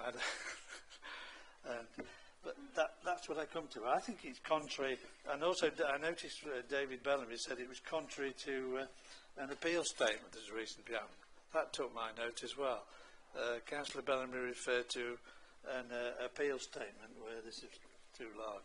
It seems basically it's too large, it's too big, it's in the wrong area. So I won't be voting to support it. That's all I've got to say. Thank you. Thank you. Councillor Harrison. Thank you. I'm inclined to agree with Paul here. The absolute poor infrastructure around there. I've driven around there and it's awful. You get a lorry coming along those roads. It's awful. And we're proposing whatever that increase is. The figure that we bandied about earlier was 163% increase in traffic, and that's without respite. That's going on every day of the year. That worries me greatly. The voice of the residents worries me greatly. It's not NIMBYism. It's their concerns that they have to live there and they have to look at this. They have to live with it. I asked about the burn off and was told that they don't burn any off, and then you found that they did. And the gentleman said that the burn off turns methane into CO2. That's again negating our climate emergency that we stated. I'm afraid I've totally got to agree with Paul. I agree we need things like this. Wrong place, wrong size, in my opinion. And I'm just having a look now through the local plan to see what we can look at it as. But that's where I stand at the minute, unless anybody can convince me different. Thank you. Do we have any more, Councillor Bird? Thank you. I might have missed it in the report, but given the considerable volume of HGV traffic, is there any undertaking within the plan for that to be electric vehicles in any way, if they exist? Or else what we're finding is that we're saving the planet, but we're actually costing it through the huge amount of additional traffic that's actually on the road. I'm just trying to get the balance of what the benefit is from the biogas, which I absolutely think is a fine thing, the actual process and the concept, but the cost to produce it is actually counterproductive if it actually requires hundreds, maybe thousands of traffic journeys which are not electrically powered or gas powered. You know, there seems to be an impact through that as well. I'm just trying to get the balance. Thank you. Would you like to answer that, please?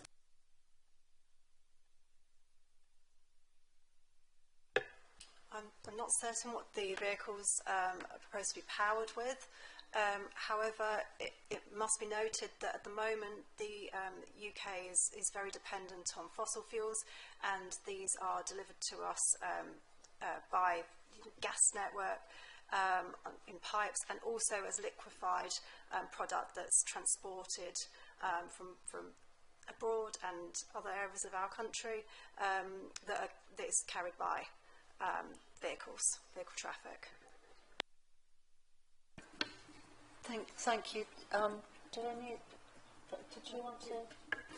Yes, thank you.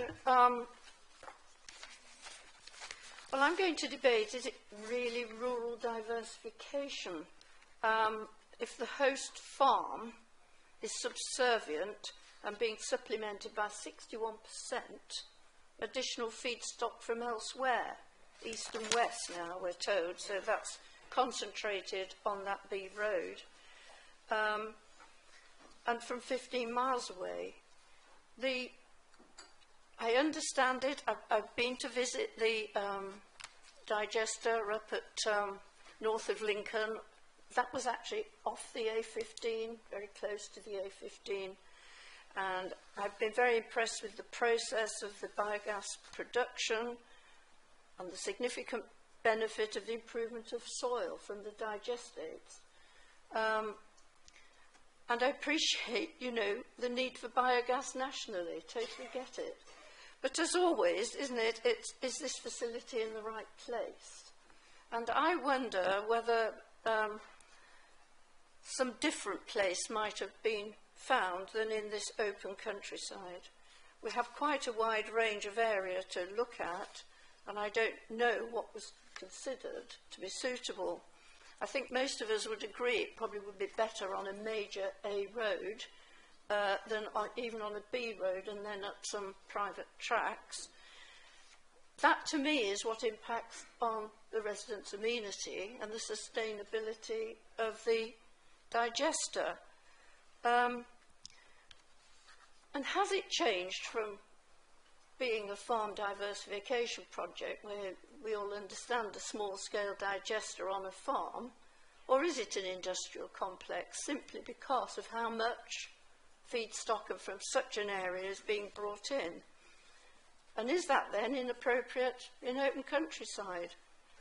And I think we've heard quite a lot from the residents that they feel it does impact on their amenity, the way they enjoy their area and their villages. And I agree with the frustration of one of our speakers, you know, that said we would like to support anaerobic digesters, but this is probably just in the wrong place and too big a scale. And I think it's that that's having this great impact on the local community. And I would have liked to have seen some tests as to where else it could have been sited more satisfactorily, simply because of the size and the distances that we're looking at.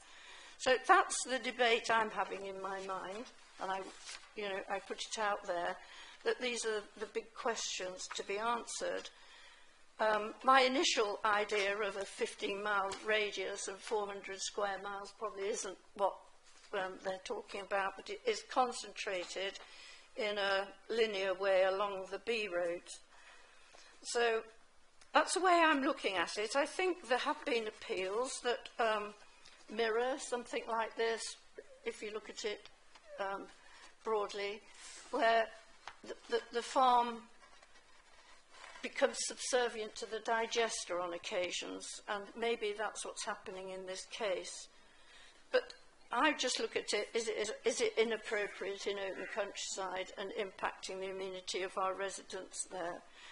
And it could be located elsewhere. So I'll say no more at the moment. Thank you for that. Sorry, Councillor Sawyer, did you have your hand up first, and then I'll go after you, and then Emma would like to speak. Yes, thank you, Chairman. If I could pick up two things. Firstly, a point made by Councillor Harrison. He referred to burning off of methane. Each gram of methane burned produces more than 3 grams of carbon dioxide. That's a basic chemistry. I'm looking at the moment at Environment Agency document SR 2021 number 7. I've sent a link to you, to your Vice Chairman and to Emma. I am wondering, can we guarantee that the proposed facility agrees with the 15 parameters laid down in that document? I'm quite happy to wait for an answer to that because it may take you some time to read it. But as I say, I've sent you a link. I'm happy to wait for an answer to that one. Thank you. I think this is I totally support I think the comments made by Councillor Mills. I also did the site visit and I was very impressed actually with the way the whole process works. But the elephant in the room is the need to get the products in the first place to and then from the site. And it seems to be that, along with the scale of this application, is a huge concern. Normally, we're in a position on committee, from my experience over a decade on the committee, it's really rare to actually have differing opinions around highways. But in this particular case, a report presented by Richard Buxton Solicitors with a transport technical note by Bruce Bamber. Do not know, it does not say their qualifications, mind you. I will make that point. However, that provides unusually an alternative view of how to assess the impact of the HGV movements. It was touched on by one of the speakers. They argue that basically what highways have done at both counties, Leicestershire and Lincolnshire, have looked at the overall vehicle movements, which hasn't taken into account the increased impact of HGVs going through some of these small country routes. As it happens, unfortunately for the applicant, when I did my site visit, I arrived at the same time as one of these vehicles. And I was stuck, unable on the road to actually get into the access of the site because the vehicle was struggling to get out. And it struck me that if it had that, and that was on at the time, the road was quiet. There was virtually no other traffic there, and I had to swerve around in my car to try and get around to get into the track that was available. And it just highlighted to me not only the issue around movements and manoeuvrability, but also the scale of the vehicles themselves. Because I was in my car and the actual truck, and it was, in this case, it was a trailer, a large trailer with an engine at the front, a truck at the front, was significantly bigger than me and my car, and I would not want to be a pedestrian or a cyclist or somebody on a horse anywhere near one of those on a quiet rural road. So because of that, almost that direct experience, and that's all I can say that was, it would make me really think carefully about where these should be sited. The receptors that are referred to are referring to the houses, to the communities that will be impacted by the HGV movements. So therefore, for me, I personally have to give considerable weight to those concerns that have been provided. On the other hand, as a committee, we have also got the recommendations by our county highways authorities. So it's up to us to weigh up. They're saying on one hand it's not extreme, it's not severe impact, and therefore it's acceptable, and we have this alternative report. But I think also the speaker, our councillor who raised the appeals cases and the comments by the inspector were very, very interesting and relevant. When it comes to the scale of this particular site. It is, we've been advised, and I do understand the commercial issues around this, but we have been advised it would be, in effect, the largest site. So in my mind, it just doesn't make sense to put the largest site on a B road and an infrastructure that can't cope. It basically will not have the ability to cope with that. Another issue is that in the report that we've been provided, there is actually an indication from Fire and Rescue Services. They actually do not support this application. So if it were to go ahead, there would have to be a significant upgrade of the access route cross country. They require both a significant amount of water on site, it to be there in the infrastructure. They're also requiring that the track can take up to an 18.5-tonne vehicle, which is significantly more than a normal upgrade to meet highways requirements. And it's possibly because of the nature of the character of the site. So I have a number of concerns. They're then weighed up. I think it's wrong to say there's no local benefit, because we're all forgetting when we turn on our gas hobs that we're using the gas that actually sites like this are providing.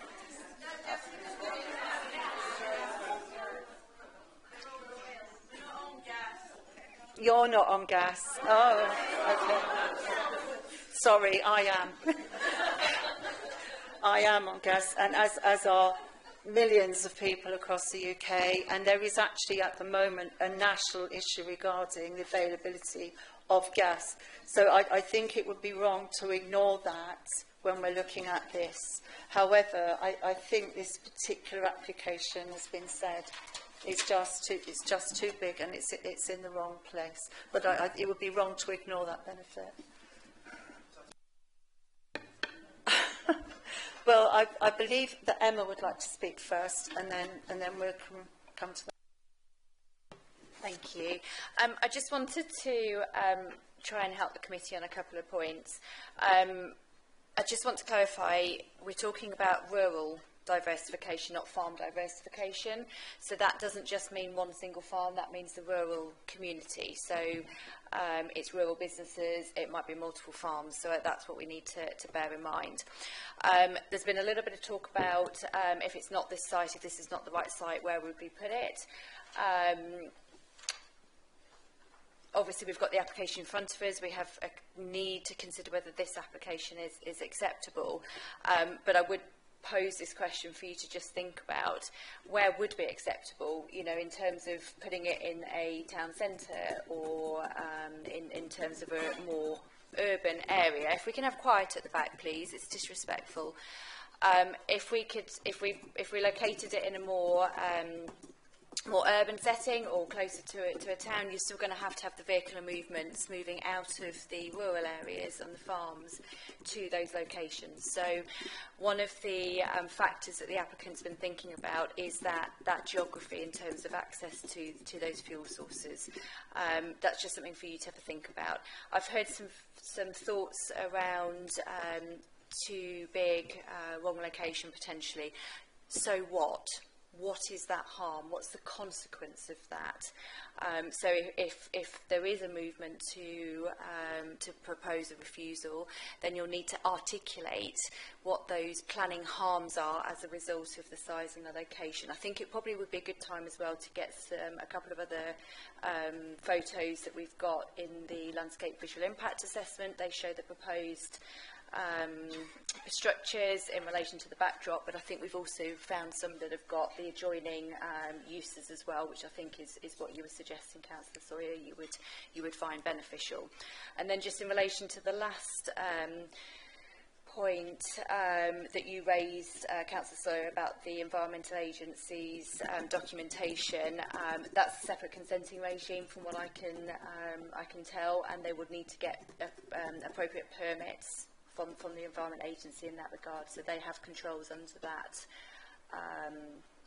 that legislation. We need to consider the planning uses, and we shouldn't stray into dealing with whether or not they've got those environmental permits in place or will be able to get those environmental permits in place. And that's no difference to us straying into matters of, say, building control, for example, and whether it will meet the building regulations. It's exactly the same sort of process. And something we need to get used to. And then I'll finish by just reminding you, and Councillor Morgan touched on it, you need to obviously consider those benefits those public benefits as well as the harms and the concerns that clearly the local residents have got and some of you have started to express in terms of this particular proposal. In relation to what you said, Councillor Wood, about disagreeing, that's a matter of judgment. So, you know, you're entitled as a committee to come to a different judgment, but you must weigh the benefits against the harms. And as long as you've done that, then you are entitled to reach whichever view you reach. So I don't know if we can get those photos up and then we can have a look. Thank you.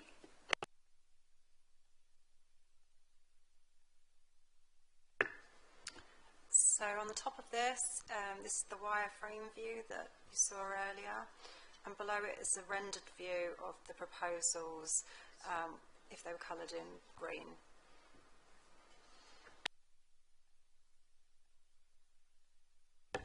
Yeah, if it just helps councillors just to give some perspective. So just on the right hand side of the screen there you can see the existing industrial estate.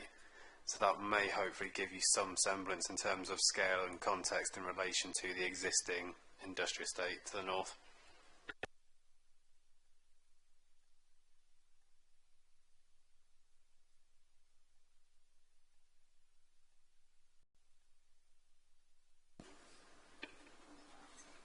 Did anybody wish to comment on that? I think Councillor Harrison had his hand up and then Councillor Sawyer. Thank you, Chair. I've got a few questions. One, on the representations received, 5.2 Anglian Water fell out of their boundary, so can you explain to me what that means and if we should have gone somewhere else and is it in their boundaries? And Thank you. Could you answer that, please?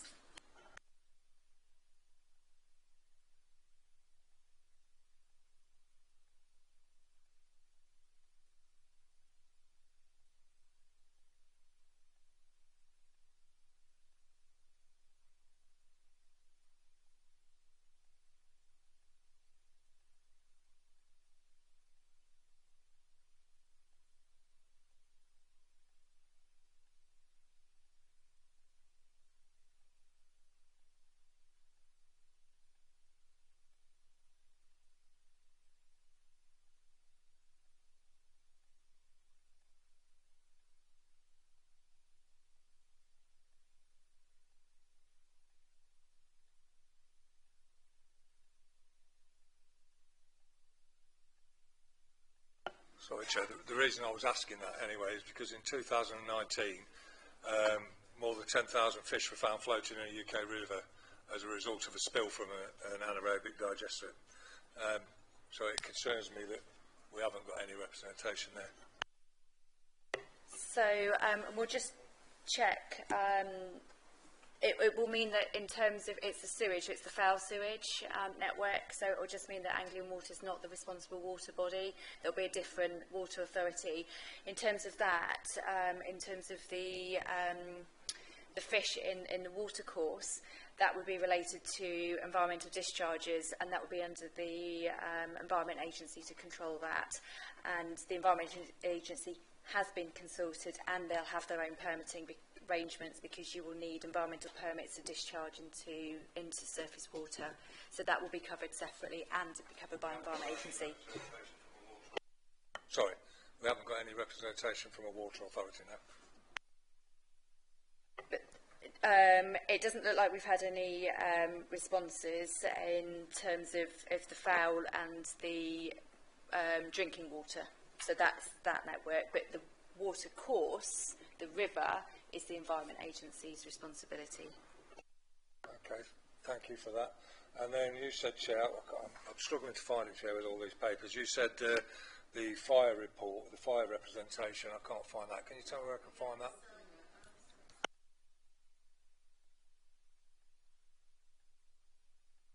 It's on page 78. Yes, thank you.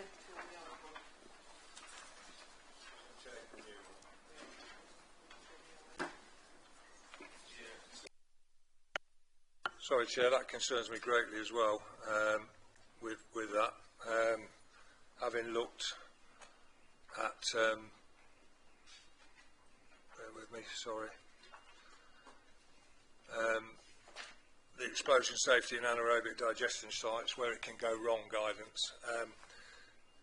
They state there in recent years there have been several high-profile incidents in this industry where serious injuries and deaths have resulted, including explosions caused by the ignition of biogas. Now, knowing that, and knowing what the fire are saying here, that concerns me greatly as well, that they are saying that there's issues with them accessing this site and the sites are at risk from explosion. Thank you for that. So I just, Councillor Sawyer, did you have your hand up? Yes, thank you, Chairman. That's the kind of photo I would take if I were entering the competition. I would like to see, should we say, a less artistic view from all four main points of the compass. And with all of the buildings at least coloured in, I noticed on the lower photo, the two on the left are still there as wireframe. Second point, for Emma really, from what you've said, Emma, is it the case that parameters 7 to 15 on the document I mentioned will be addressed at a later date, that the information as to whether they are being adhered to is not yet available? Thirdly, I may as well say it now, my inclination at the moment is to regard this application as a good idea, but in the wrong place. Thank you for that. Councillor Harrison. Sorry, Chair, coming back again with the Council Highways representation, that it's not actually making a lot of difference. I beg to differ. How can 63 daily two-way HGV movements not make a significant difference? That's 126 vehicles a day, over 24 hours a day. You're looking at one every 10 minutes. And non-stop. I personally disagree that that's not a substantial impact. This is where we have the differing views coming from the other report, which unfortunately we've tried to print off and haven't been able to for some reason, technical fault. But it's the other highways report I mentioned is leaning more in your direction. With regards to the vehicle movements and the breakdown. If you actually look at the trouble with the rules that apply, the severity rules, it's a bit perverse in the sense that the busier a road is, the more vehicular movements you would actually have to have in order to have a severe impact on it. But the other way to look at it, which I understand is a recognised methodology, is that you break up in a situation like this, because this site has so many HGV movements in relation to it, you can legitimately say, well, actually, what's that breakdown between cars and HGVs? And it's minimal cars, but the HGV movements become they describe it as a major impact, just to make that point, as opposed to severe, which I understand is the benchmark. So it's still not that high line that we're meant to cross. But I think that there are other concerns that have been raised, in the sense that also they felt that there hadn't been sufficient research done into the actual impacts on those receptors as well. And that would include, starts to hit the environmental assessment when we're talking about noise, vibration and odour from the HGVs as opposed to the plant itself. Having visited the plant itself, I am slightly concerned quite a lot is covered in the conditions rather than being for us to look at now. But I have to say that I certainly did not particularly notice any bad odours, and I think, to be fair, that's because the majority of the operation in its necessity is actually covered up. But I did notice, interesting on the video, that the truck that came out, that wasn't covered up.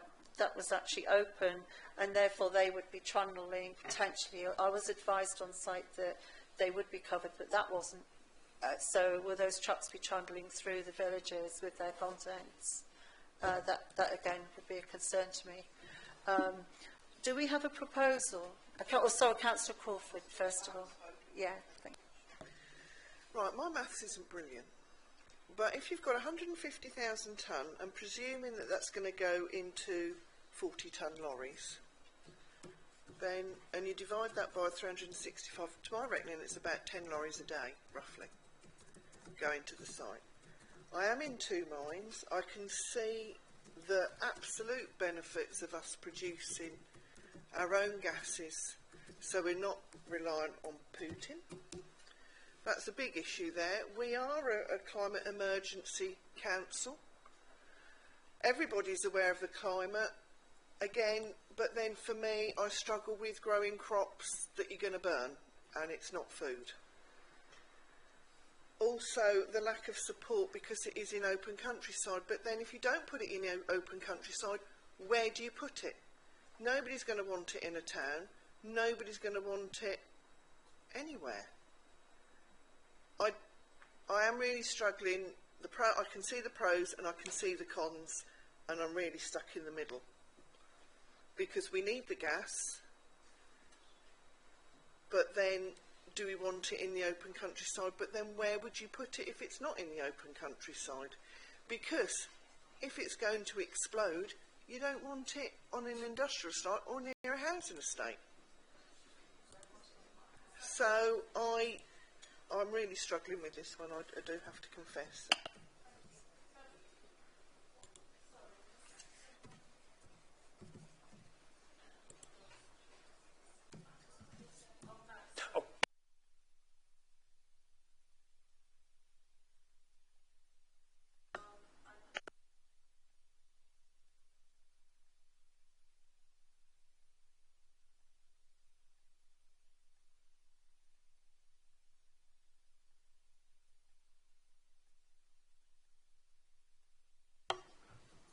Madam Chairman, I'm slightly concerned. I think you know it has got severe impact on the transport, on the network, on the road network. But we're not talking on for 365 days. We're only talking about during the harvest period that is good. The traffic's usage will be higher, or is it? Have I got it wrong? Sorry, yeah, just to clarify, it's kind of swings and roundabouts actually, because of the process that's being proposed where you have the crops stored on the farms. Then when needed, they're then drawn to the site. It means in effect it becomes a year-round operation pretty much. So you still get peaks at harvest, but not as much. So it is a year-round operation. So picking up the impact, therefore, ironically, instead of having a peak impact, what you'll actually have is a year-round impact. So, yeah, just to clarify that. I'm happy to be corrected, but that is my understanding. You yourself said that while we were on the site we were visiting, we don't see any vehicles coming in to deliver anything into the silos that was there. It was just only one tractor that was, like with a hopper, going to collect it and put it on the one single hopper that was queuing up the digestate to be put in there. So I think the trouble that we are mainly worried about is from the storage side, from wherever the materials is stored remotely, is when it is needed is brought to the site. Yeah. So will there be the same amount of traffic? It's going to be two-way, which is part of the process in that you've got the materials, i.e. the crops coming in, chopped up, and then when the process is finished with, which is, I think, a positive actually, then the digested material then goes back out and goes onto the farms to improve the soil levels. So it's two-way. And my understanding is the point that was raised with us was actually there's an issue now because we've lost so much of the traditional farming where you have animals on farms. actually, in effect, there's a need to replenish the soil nutrients, and this is actually a mechanism for it. It's been argued to improve the soil quality, actually. So if I make that point too, just picking up some of the benefits of the process. But I think, does anybody else want to speak before I perhaps... Yes, Madam Chairman, can we just come again? But one more side, during the presentation or talk, the various speakers that spoke, I got an inclination or feeling that probably a smaller digester probably would be more acceptable to the people, you know, that will require less what called traffics and material. Is that something that is worth considering with a deferment on it? It could be in the future, but we have to look at what's in front of us today. Is the answer to that question. And I think picking up the point that, if I may say, Emma made, where else would you put it? I think she's right. I think a rural environment is the right place for it. But a number of people have said not on a B road. It should be near at least an A road. And I think that's one of the big sticking points here.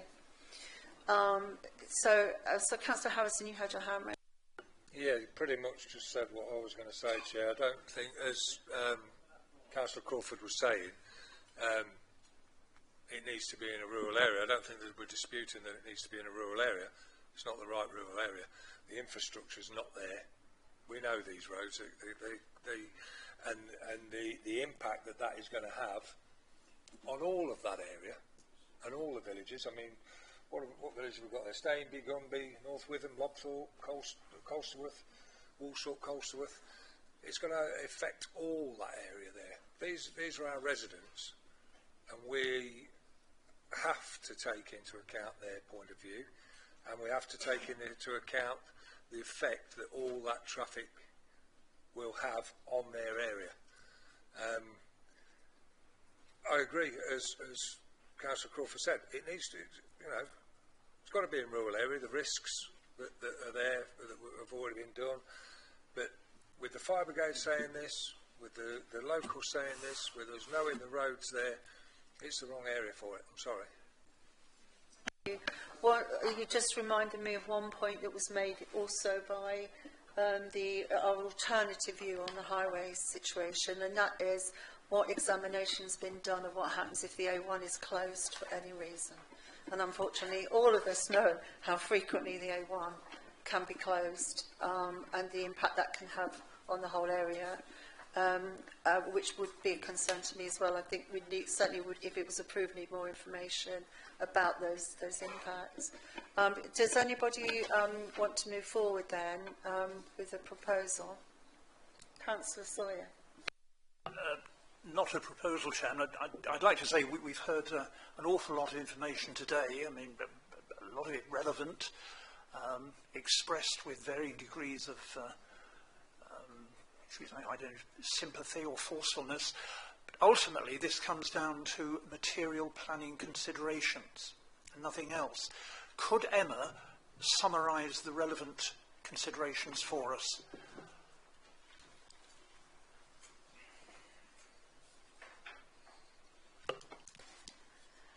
I think these are set out in the report, and as they are in every single report, the relevant considerations of the policies, that's your starting point, that's the local plan, so that's the policies around principle of developments in terms of rural location, but also I have to draw your attention to the policies around renewable energy schemes, because it's a renewable energy scheme, and obviously that's got to carry significant weight. In terms of other impacts, other material considerations, you have to consider the Council's own climate change declaration, you have to consider national policy around climate change, wanting to achieve net zero, you have to consider the move away from fossil fuels. In terms of there's benefits to carbon reduction, there's also biodiversity net gain benefits, that's a material consideration. Of course, the highways vehicular impact is a material consideration. I would just, on that point, like to remind you that the MPPF requires us to consider the impact in terms of whether it's a severe impact, not the major adverse impact that is stated in the objectors' highways comments. You've got other things such as noise, smell, landscape visual impact. You know, these are all material considerations. There's lots of things, if you cast your mind back to your training, that could be capable of material considerations, and that, you know, the key ones are listed in the report. But as I say, the starting point is those local plan policies, and does it comply with those policies? I keep hearing wrong place, wrong location. That's great, but we would have to articulate that to an inspector, and by doing so we'd have to explain why it's the wrong place, wrong location. So it's what is that harm, what is that perhaps the visual impact. Highways is going to be tricky because you've got Leicestershire County Council and you've got Lincolnshire County Council who have reviewed the transport assessment, and they've said it's not going to have a major, I'm being guilty now of using the wrong language, it's not going to have a severe impact on the public highway. I understand the concerns about fire, can we condition, and there are conditions proposed. So that's the other thing you have to consider.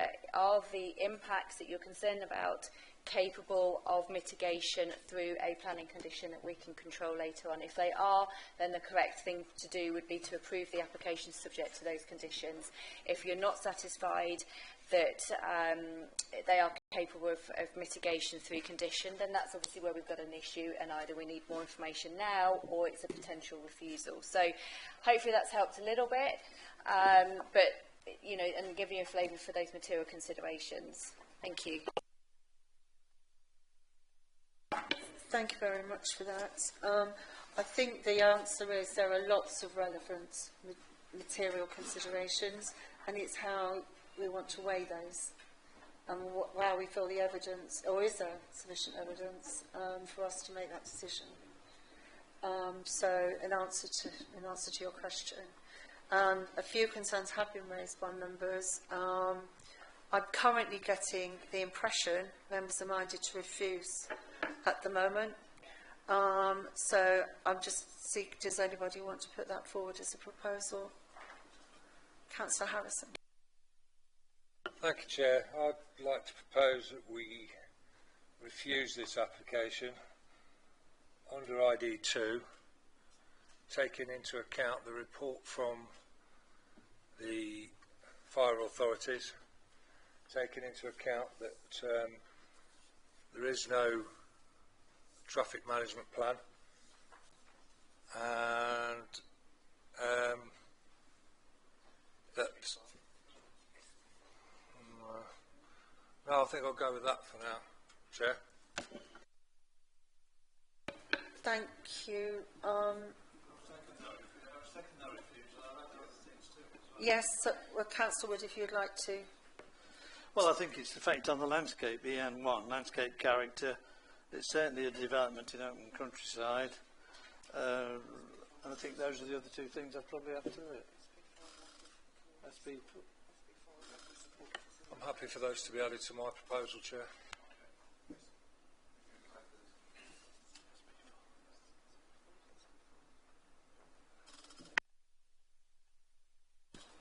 Thank you. I do have a note made during, I think it's some of our speakers, regarding MPPF, contrary to MPPF 108, 109, 114 and 115 as well. If that was actually written in the report that was put forward to us as well. Also ID 2 in there? That's been... You put that, okay. That has been proposed. I think sometimes with these things, though, it's better to go, if we're really minded to refuse, for a few things that we feel we've got stronger case on than a big, than a number of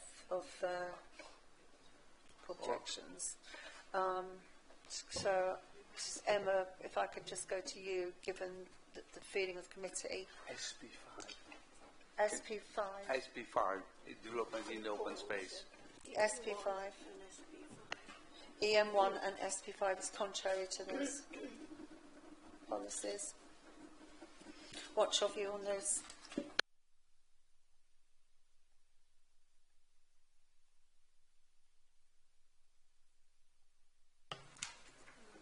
Okay, again, it's the impact, it's less concerning about the policies and which fit that in. It's actually understanding and the committee articulating the impact.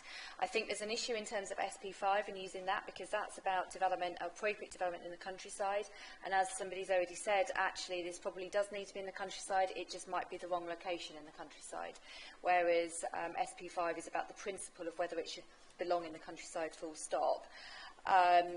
I don't think that you necessarily need that to supplement a reason.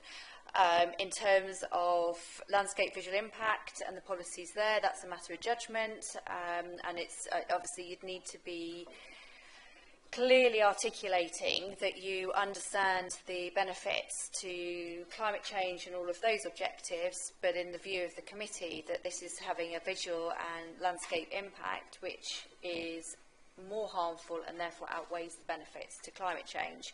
I do have a little bit of a problem in terms of traffic and traffic management, because we can condition certainly traffic management, and there are conditions in relation to condition 11 secures the appropriate access, and also we can condition fire hydrant points and make sure that they deal with those things. We've also, I have to be clear, the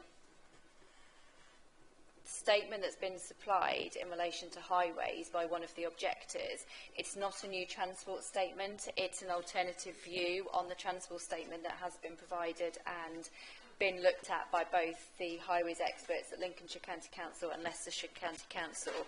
If we're going to refuse on highways and the highways impact in terms of the number of vehicular movements, we need to be clear that we will need evidence to justify and to demonstrate that those movements are causing a severe impact on the highways network, irrespective of what those highways authorities have said. So I'm just going to leave it there and let you decide how you want to take that one forward.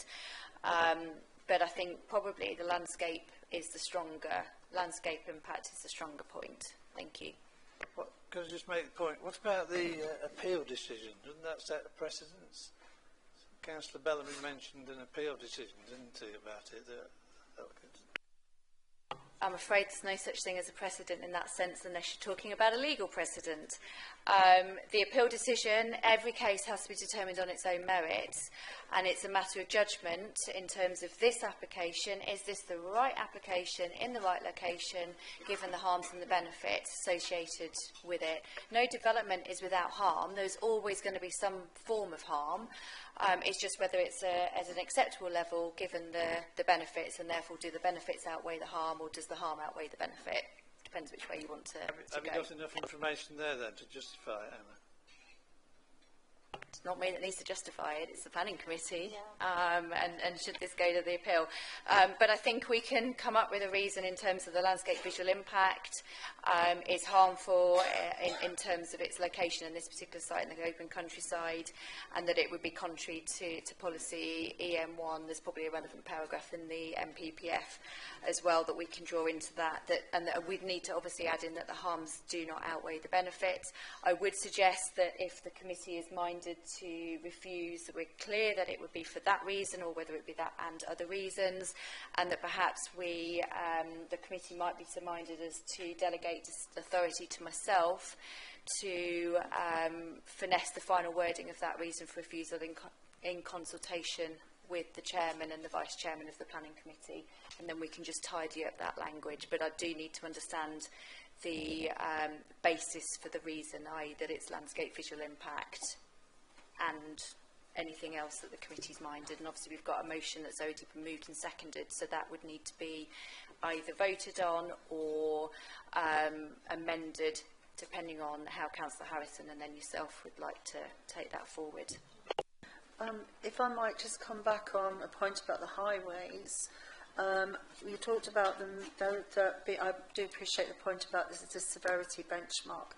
However, I think it's not just about the impact on the road, it's about the impact of the HGVs travelling through the small villages, and therefore impacting on the amenity of the residents That's the key point. So I think that needs to be captured, definitely needs to be captured. The other point is if we try and control traffic through conditions, conditions should also be enforceable. And I'm not at all convinced that we'd be able to control the HGV movements in this area, given all the different directions they could be coming from. We could control the hours of operation relating to them. That's something that could be controlled. But where they come from and how they were are moving to this site is another matter. So, Councillor Bird. Yes, I haven't got a particular policy number in front of me, but surely with one of the big concerns is the general safety, health and well-being of the residents. So they can walk in the countryside, take the dogs for a walk, children can walk, older people. So that the impact of the additional traffic is on the health and well-being of the communities. Plus also the other issue was the actual, the considerable scale of this proposal. So I'd just like to put those two in. Thank you. Picking up a suggestion made by Emma, what we're talking about, it's the scale, it's the impact on the amenity of the residents and community within the area. It's the landscape impact.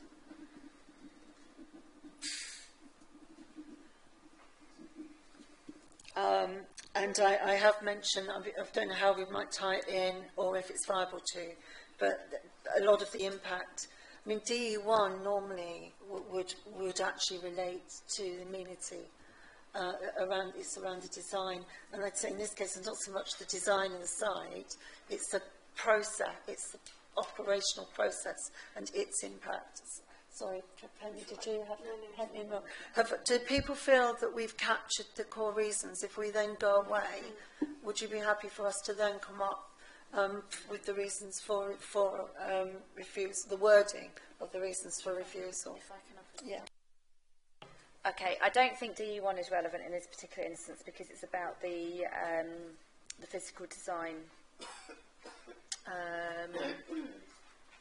But I think I need to be clear, and the difficulty we've got is we've had a motion that's been seconded, so I think we might need to have that motion either voted on or amended or withdrawn.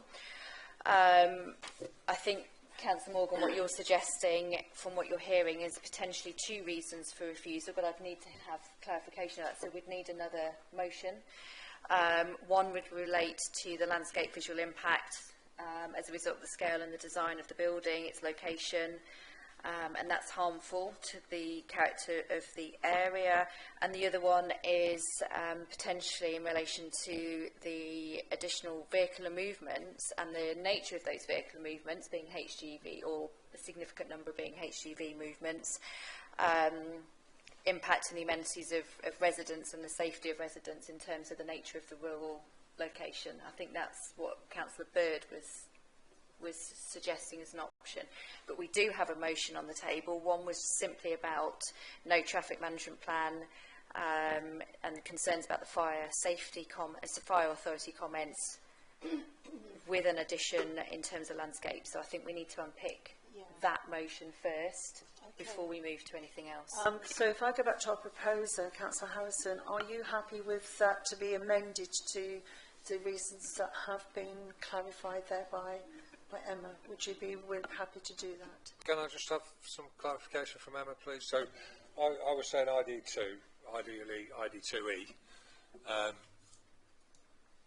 Does that not include what Councillor Bird said, the impact of those vehicles on the residents? So ID2E, and this is the difficulty with just quoting policies when we're, and why it's better, it's easier actually if we're talking about what the issue actually is, and then we can fit the policy in if needs be. But ID2 for the relevance of those that, so for ease of reference to those that do not have a local plan in front of them, relates to transport and strategic transport information, and ID2E specifically says that new development will be required to contribute to transport improvements in line with appropriate evidence, including the delivery of infrastructure, delivery schedule, local transport plan and local transport strategies. And then E says, ensure that transport is accessible to all, including appropriate provision for vehicle powered two-wheeler and cycle parking is made for residents, visitors, employees, customers, deliveries and for people with impaired mobility. That's about new development, making sure it's accessible. So this is where we talk for housing development, etc. We would have adequate bus services, means of transport to that development and people moving to and from. So I don't think that's not the right policy in relation to the impact on for residents and the communities in terms of the roads, because what we're essentially saying is these are rural roads and the residents who are perhaps out walking. I've got here is not severely impact on the safety and movement of traffic on the highway network, or that any such impacts.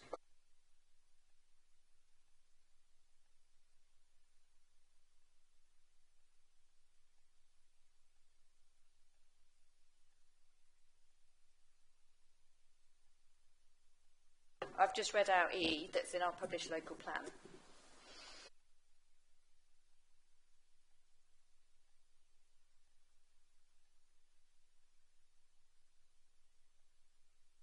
There is no F.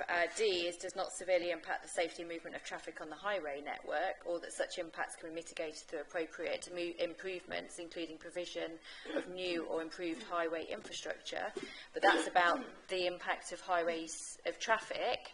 And I think what the suggestion was, it's actually residents, it's walkers, and the rural community. That's the impact, horses maybe as well, rather than traffic, which would be vehicular movements, etc. So I think we can probably wrap that up. I'm just not convinced that ID2 is necessarily the right policy in that location. So if are you happy to accept the proposal? But thank you. Based on the areas of concern that we've identified, would you be happy to second that, Councillor Wood? Thank you. So in that, Councillor Nelson. Can I just clarify after all that we're looking at the scale being a problem, yes, with the extra feedstocks coming from far away and not from the immediate area. We're looking at amenity, including health and well-being impacts. When we're looking at landscape and character of the area impacts. That wasn't my understanding. So visual impact, scale and design, so the physical size of the structure in terms of its landscape impact, because it is a large structure in the countryside, and how that impacts on the visual appearance and the character of the landscape. And then the other about the health and safety and the highways is about the vehicular movements, the size of those vehicular movements, so they are, a large number of HGV movements, and how that affects the safety of residents that are perhaps also using those same roads, whether that's as walkers, dog walkers, horse riders, etc. I guess cyclists as well.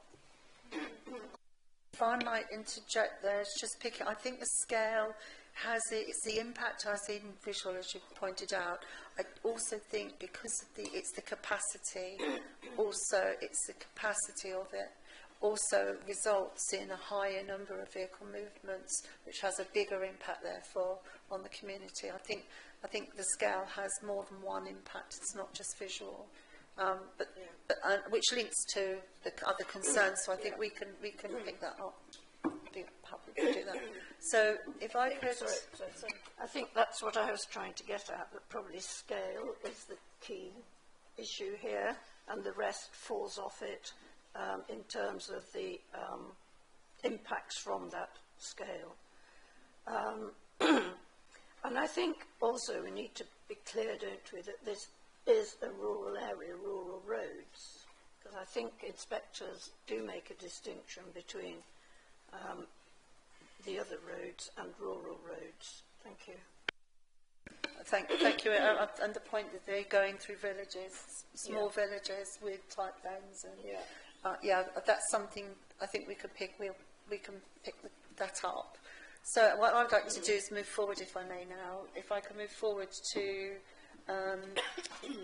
a vote. I noticed that we've actually got some, the parish is no longer here. Yes, okay. If I can go to, I will move to a vote. So if I could ask all those in favour of refusal, based on the fact that we are giving permission for myself and our lead planning officer to draft the reasons for refusal based on those we've just discussed. If you could please all raise your hands. Bell, thank you. So that's 6. And any against that? And any abstentions? An abstention. Thank you very much. So therefore the decision today is the application will be refused.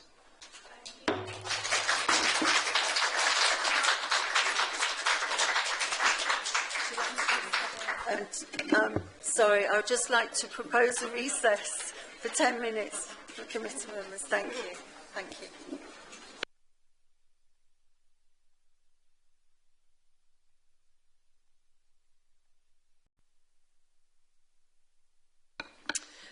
Thank you, all visitors, members of the committee and officers. We are now reconvening our meeting. The time is now 3:55 p.m.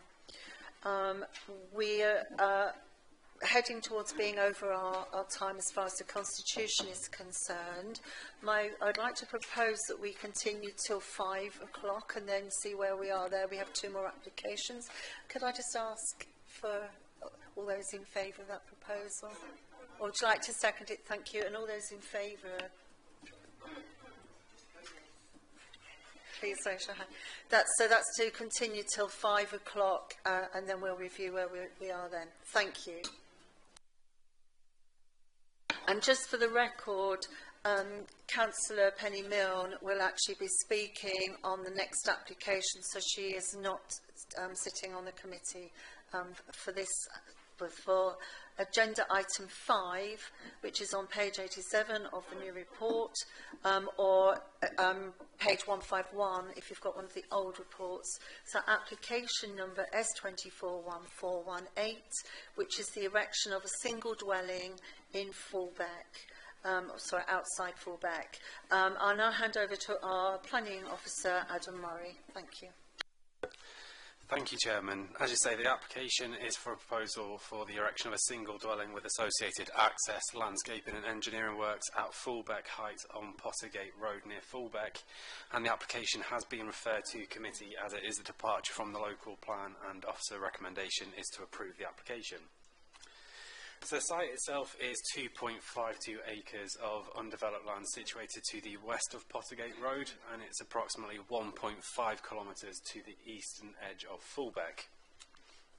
So for those members that haven't had the benefit of being on the site visit, photos in front of you here are taken from within the site. So the first one is from the edge of the site looking west back towards Fullbeck. The second one down is from the centre of the site, again looking west towards Fullbeck. And then the bottom one is the reverse of that, so from the centre of the site looking east back towards Pottergate Road. The photo on the screen now is taken from the edge of Fullbeck Recreation Ground, and you can see highlighted in the middle there the position of the proposed development. And then likewise the next one on the screen is taken from South Heath Lane looking south towards the application site itself. And then again another illustration there of the proposed site. So in terms of the scheme itself, the proposed dwelling is positioned centrally within the site, broadly aligned with the ridge that runs across the site itself, north to south.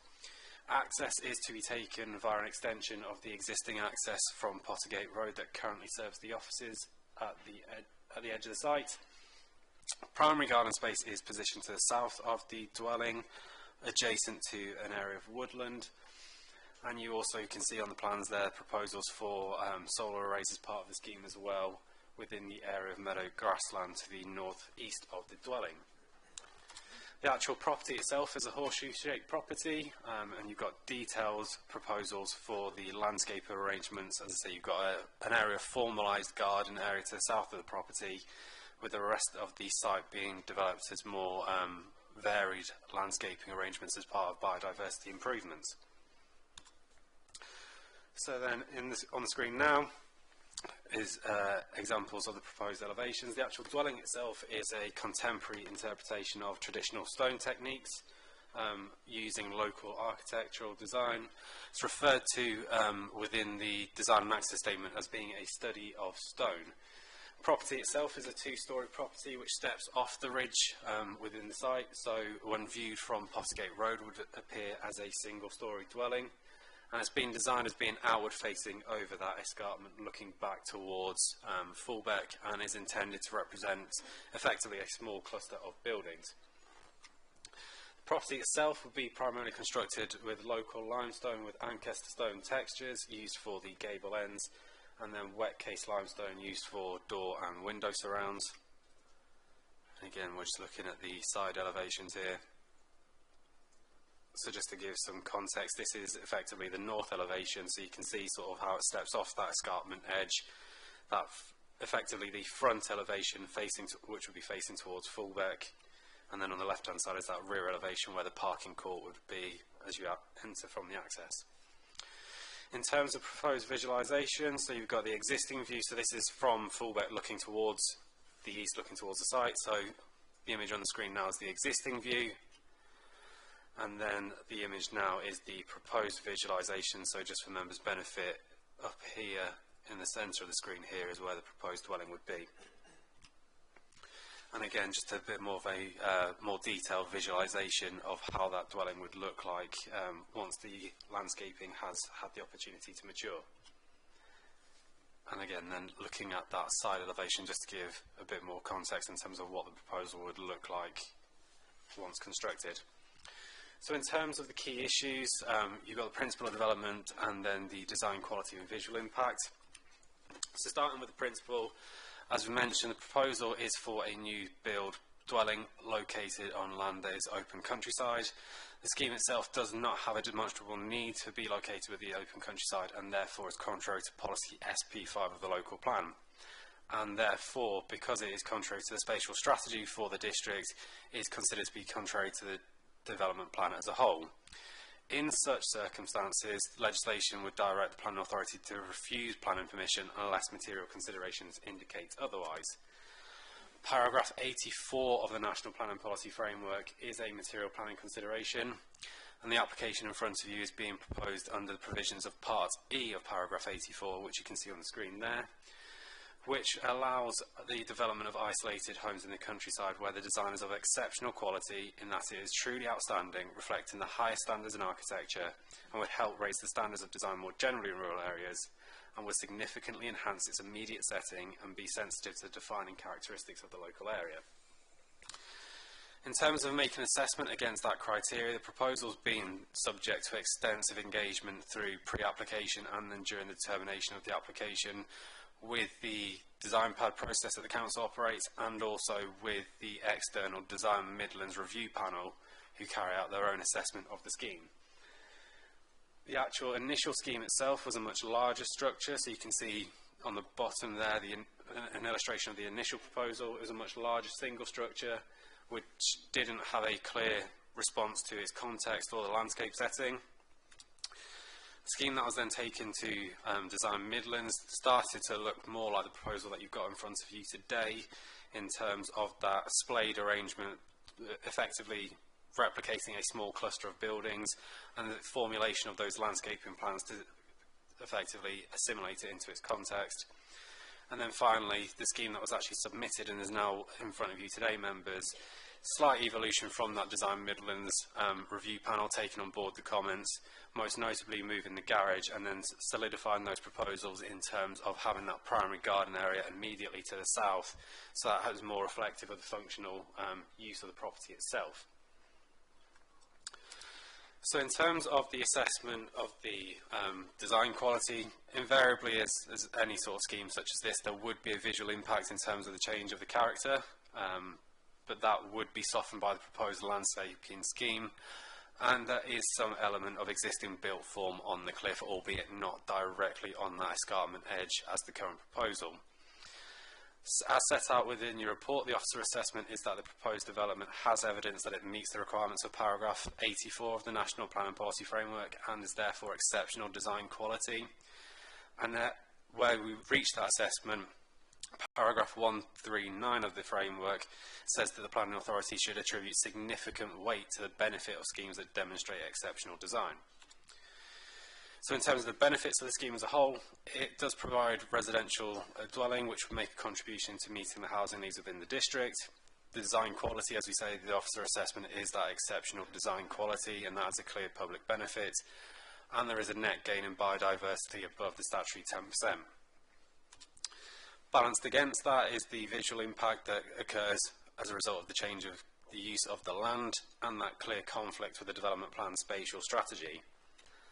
However, taking that plan and balance in the whole, the officer assessment is that whilst the scheme is contrary to the development plan when taken as a whole, the policies contained within the MPPF are a material planning consideration, and in this case it's the officer assessment that the material considerations outweigh the harm caused by the conflict of the development plan, and therefore the recommendation to committee is to authorise the Assistant Director of Planning Growth to grant planning permissions subject to conditions. Thank you, Chair. Thank you very much. We'll just move on to our speakers. Apologies.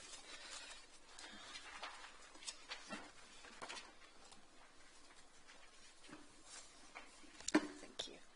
So, yes, first of all, if we could have District Ward Councillor Penny Milnes come forward, please.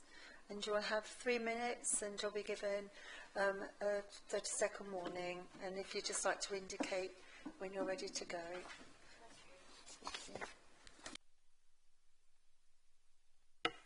Okay. The concerns residents raise are site-specific, and whilst it's open to judgment whether the architecture, which has been well designed to make the most of the views, is of such high level as to comply with paragraph of the MPPF 84E and trump our local plan policy SP5 for development in the open countryside.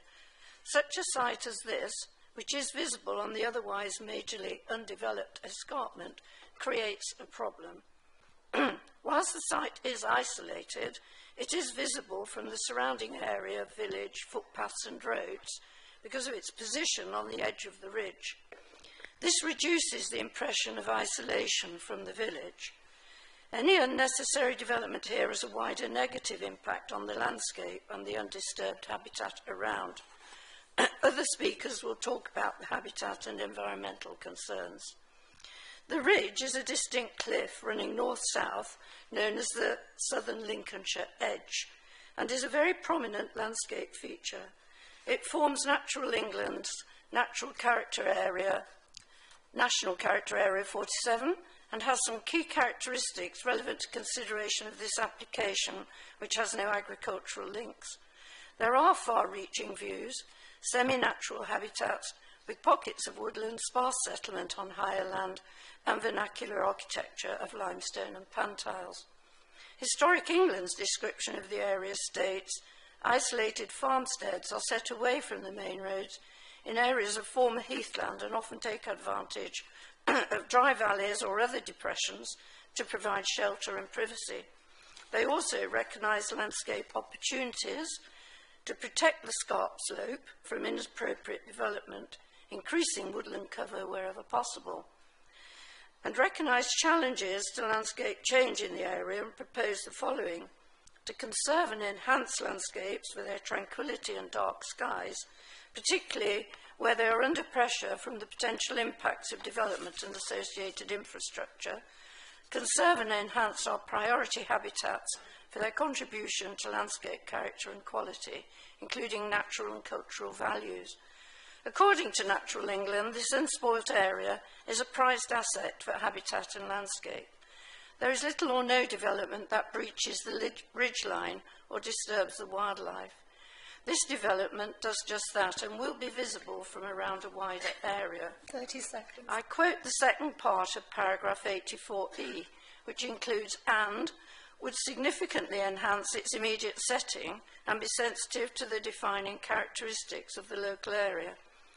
Therefore, the objections and concerns around the siting of this private dwelling, which has much to commend it, and its setting, questions whether it fulfills those requirements with the plans and the submitted landscape plan. Thank you. Thank you very much. Do any members have any questions that they would like to raise? No. Thank you very much. Thank you.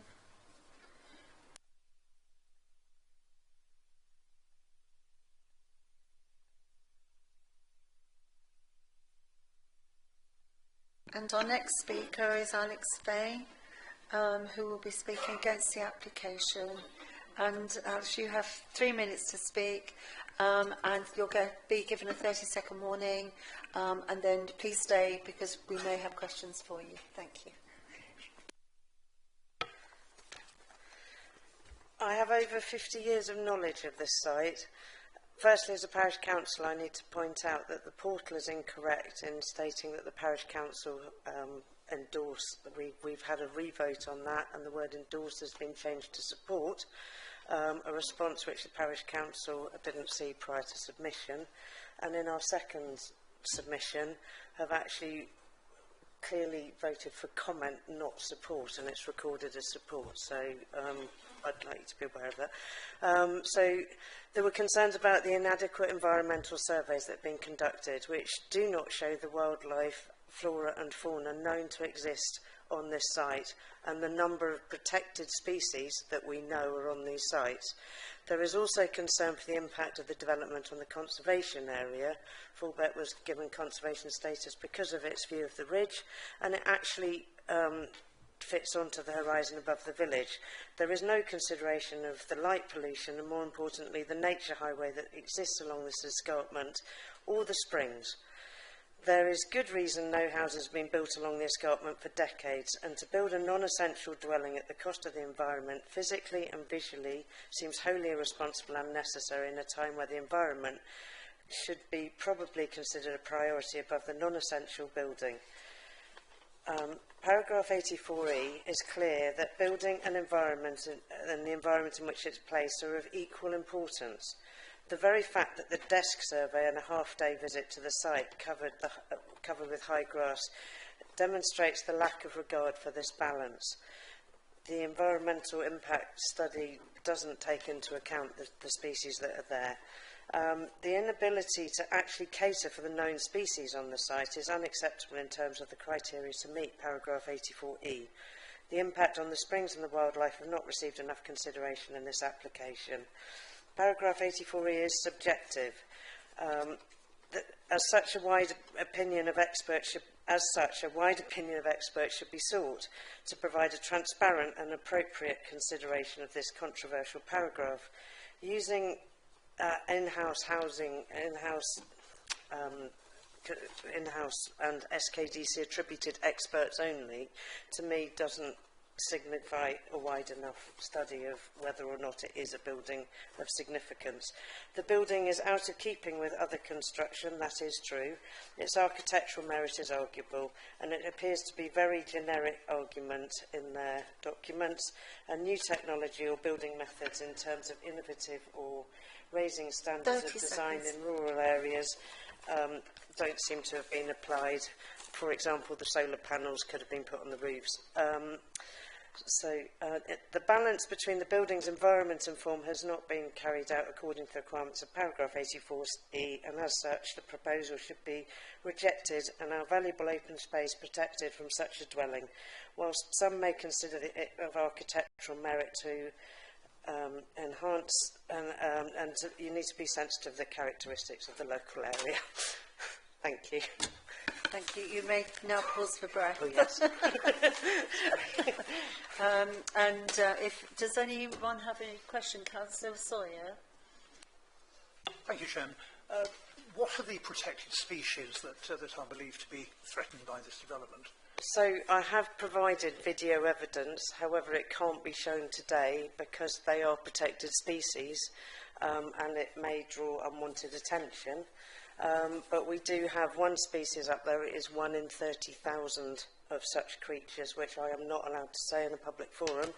But there are at least 6 nameable protected species, and they do appear in my objection.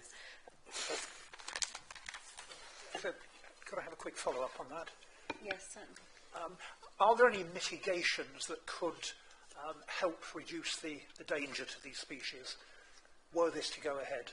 The problem is that where it's positioned is along the edge of that escarpment, and if you look, there are little woodlands dotted, and the creatures move between those woodlands.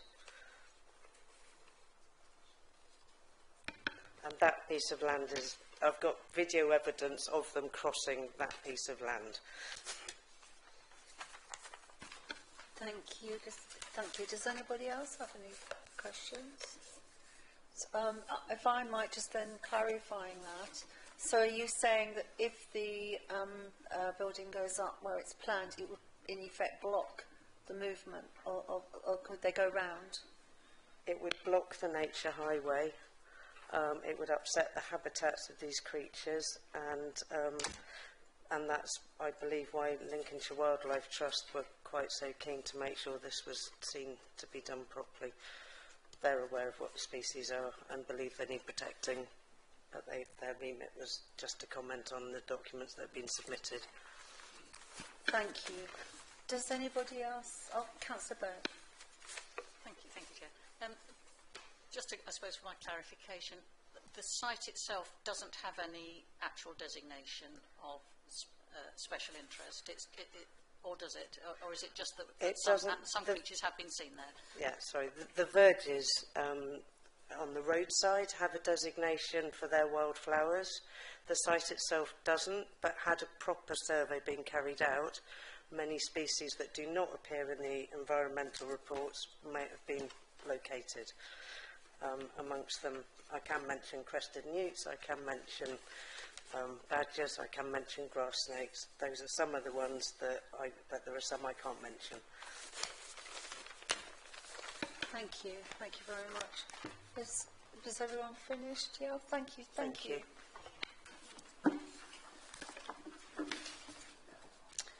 If we could now please have Julian Fain.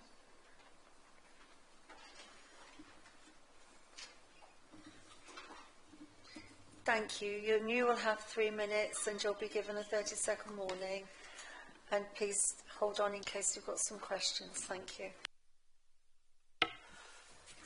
I was interested in the last question about the verges, because Fulbeck Parish Council have just been granted a £2,500 grant towards wilding our verges. So that's I wasn't expecting to say that, but I have done. I'm not a great believer in the word expert, but at the age of 86 I have perhaps quite a lot of experience in lots of things in life, which anyone of 86 has, more than younger people, inevitably. My farm in 1984 won the best conservation farm in Lincolnshire, and a few years after that we won the best grey partridge conservation farm in Lincolnshire. So I think I know a little bit about conservation, and this is what I wanted to talk about. Some of it's been covered already by Councillor Mills and my daughter.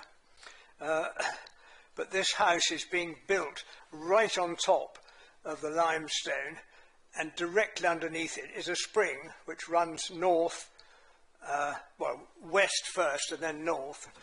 I used to own this land until 1976, when I had to pay, this is not a political thing, but I had to pay tax on it when my uncle died.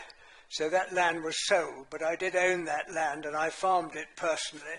So I know every square inch of the actual soil on which we're talking. But the house is going to be built right on top of where the water table is, and will inevitably alter where the spring runs out I'm not enough of a geologist to know exactly, but it must affect that spring, and that must affect the land below it. So that is important. As far as the animals are concerned, we're told we can't show them, but one of the animals that we're talking about, and I have quite a lot of knowledge about, is the grey partridge. The grey partridges do love that top of that heath because they've got open land and the right hedges to plant, to nest under. So that is one of the many species who we were not allowed to talk about, apparently, in case people know. But obviously things like grass snakes and other things which we've sent photographs of, which I hope you have in your agenda, or if you haven't, they're available. And this is the conservation reasons why human beings living there, I'm not worried about the house, but if you build a house there, human beings are there, and they will change the whole of that escarpment. And the whole corridor runs from Wellingham in North Kesteven right through over the A17 new bypass between Leadenham and Fulbeck, and right down to the lakes just south of this site, which Mr. Ward has. So there is a wildlife corridor there, and human beings being there will not improve it. Thank you. Thank you very much. Thank you. Does anybody have a question? Councillor Harrison? Thank you. It's just a question for information for me. The Lincolnshire Wildlife Trust have actually put no objections in here. Sorry? The Lincolnshire Wildlife Trust have actually put no objections on here. I don't know what the Lincolnshire Wildlife Trust has done, but I do know what I know about it, having lived there and farmed it. You know, it's a very important area. Yeah, thank you. Thank you. If I may just check. Sorry, was your hand up there, Councillor Crawford? This was farmed land before. You mentioned that you farmed it. I actually farmed there until 1976, when inheritance tax forced me to sell it. And that's not a political comment at the moment, but you know what I mean. Yes. That was under a different government, under Harold Wilson's government. I think we're all experts now on that. We didn't know before. Can you tell me is there anything at the moment then to stop it being as such, just reverted back for farmland, and therefore our environmental concerns in effect would just, because of the nature of the fact it is in effect farmland, is that something you're aware of? Is that unfair to ask you? Perhaps the officers can answer that. Yes, do we know what it's designated as?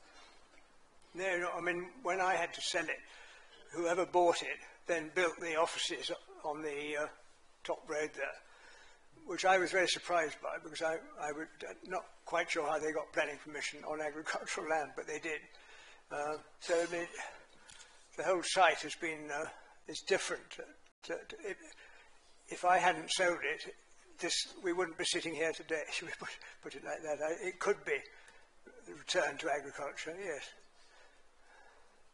Thank you. Councillor Sawyer. Thank you, Chairman. Are you able to tell us if the animals concerned include invertebrates as well as vertebrates? Yes.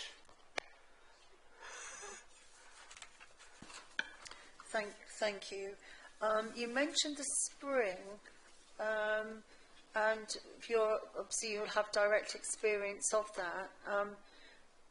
You mentioned that you think that the property is being built directly on top of that. How do you foresee any? Obviously, I'm only asking you this because it's quite unusual that you actually owned the land and were very familiar with it. But do you foresee any potential risk of flooding as a result if the house is built where it is? Though we should have some authorities' comments on this. Yeah, well, the picture you had up there showing the view of it, that one, I mean, it sounds very arrogant, but I own the rest of it what my family do. And I don't mean that now. I mean, it's a fact. And we have cherished it for many years, and will hopefully, subject to the future, continue to do so. Fulbeck itself in the village, as you know, is a conservation area with 26 listed buildings. And this is not I know this isn't a planning detail, but there are 4 or 5 quite big houses in Fulbeck. The only one that's lived in permanently is lived in by my daughter, who spoke earlier. The rest of them come and go and don't live in and take part in the parish. And I don't know who might live there, but our experience is that people who have big houses in Fulbeck take no part in Fulbeck life at all. And that's not I know that's not a planning detail, but it's a fact. Thank you. Yeah, no, that is not planning. Actually, it's not actually a planning consideration. If all the members finished, in that case, thank you very much for your time. Thank you.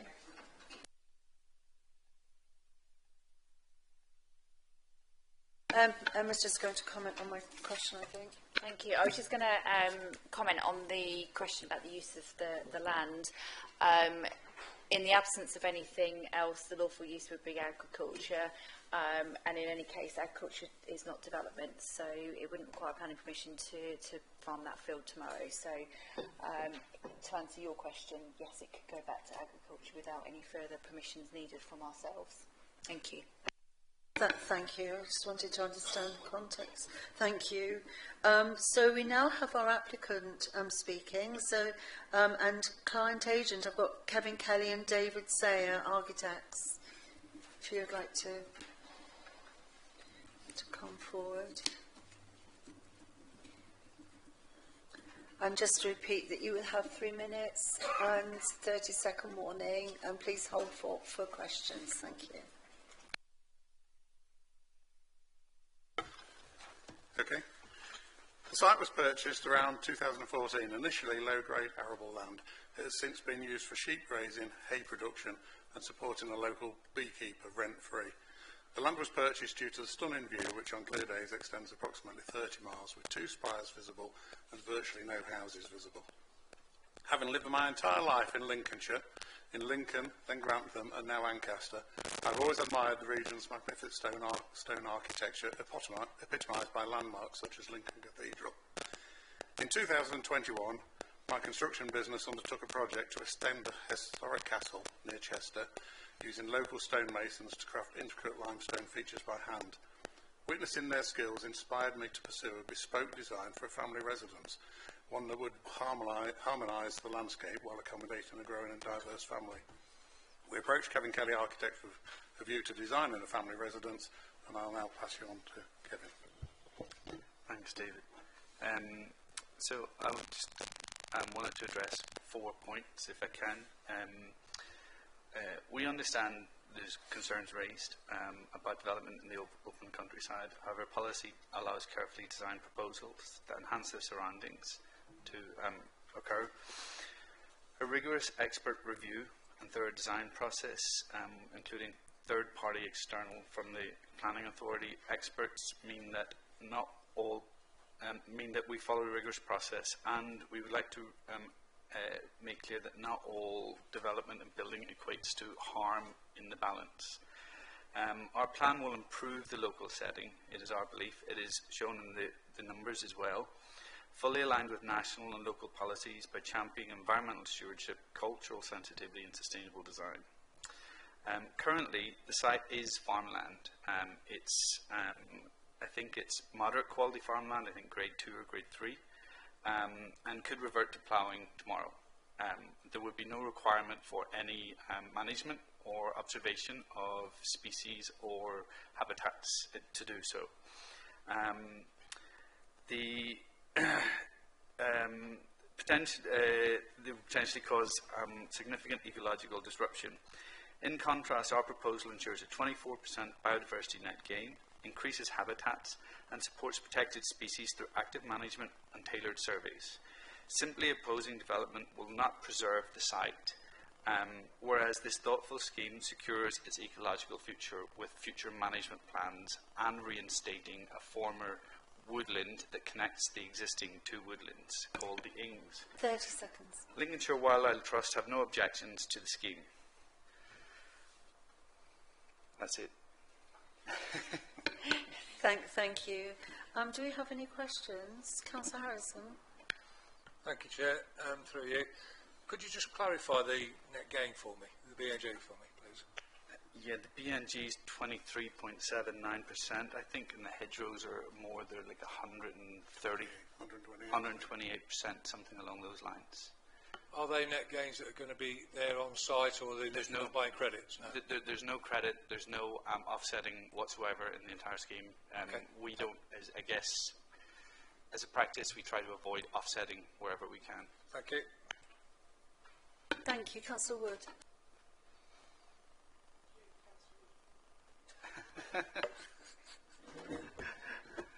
You're Kevin, aren't you? I am indeed. Yeah. I just wondered, obviously you run a practice.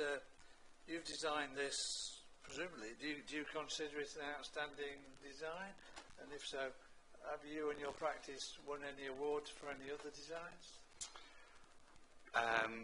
We have won awards for other designs, yes. Do I consider it to be an outstanding design? Yes. I think the way in which it deals with taking existing characteristics and dealing with stone masonry, if there's another slide, Adam, if you can, and actually interpreting traditional and sort of modern stone masonry crafts. There's lots and lots of intricate details in the building that you aren't able to really see from a bird's eye view. If you can go back, sorry, Adam, you can see that the stonework in the window surrounds and the door surrounds and on the gables, there's a lot of intricate detail within it, which is part of this tapestry of stone masonry that we're. So it's not just about the wide, far-out lens. As you get closer and closer to it, more articulation and more of the story becomes legible. So it's about balancing the up-close experience and the far-away experience. If I could just add about awards as well. Kevin did ask if he could submit it, and we told him no, we couldn't submit it until he got planning permission for any awards. So is it the RIBA awards? I actually have won an RIBA award, but about, what is it, 2025? I think I won it in 2012. But we won an award for something we designed for Kew Gardens. We beat up 270 other entrants, and our design was selected as the winner. It was an international competition. There are lots of other, with clients, we work regularly with the Royal Albert Hall, designing new interventions and extensions and alterations to it. We're working with the Queen Elizabeth Olympic Park to provide new public realm interventions and designs. I don't know if this is kind of trying to answer your question, really. I don't know if it's to be fair, that isn't actually relevant planning, because anybody can actually submit an application. So I appreciate why the question was asked, given the importance of design in this case. Sorry, Councillor Bird. Thank you, Chair.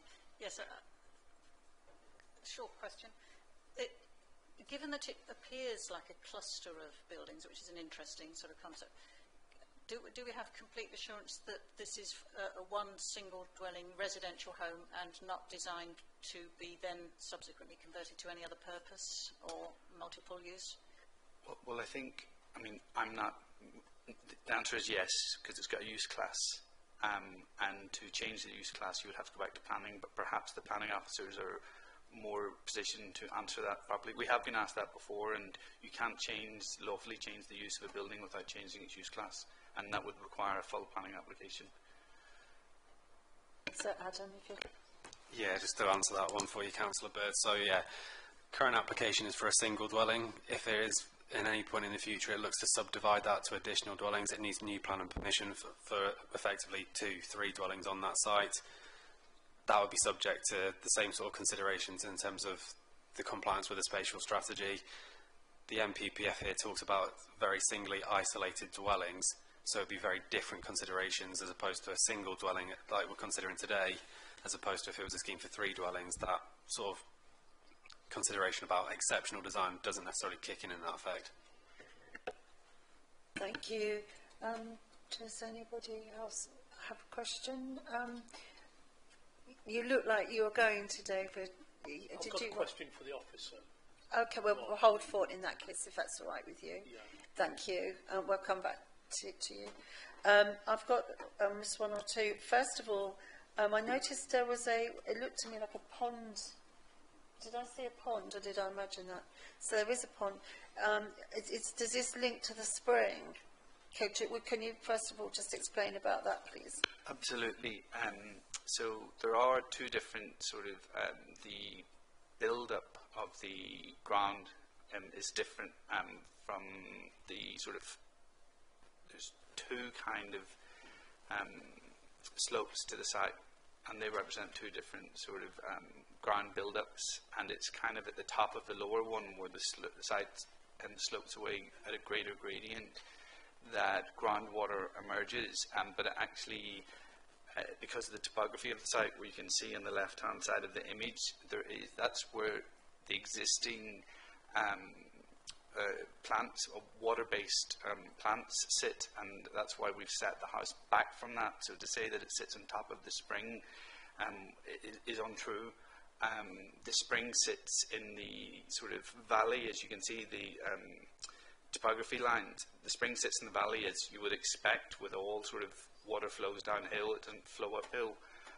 And that's why we've actually not just reinforced but increased that water body, because there is record of, I think the closest actual newt recording, Great Crested newt recording is 1.53 kilometres away, and there is provision for management of them if they are found on site in our ecological impact assessment, and it would actually be creating a brand new environment for them to live, an environment that only doesn't exist in the same way currently.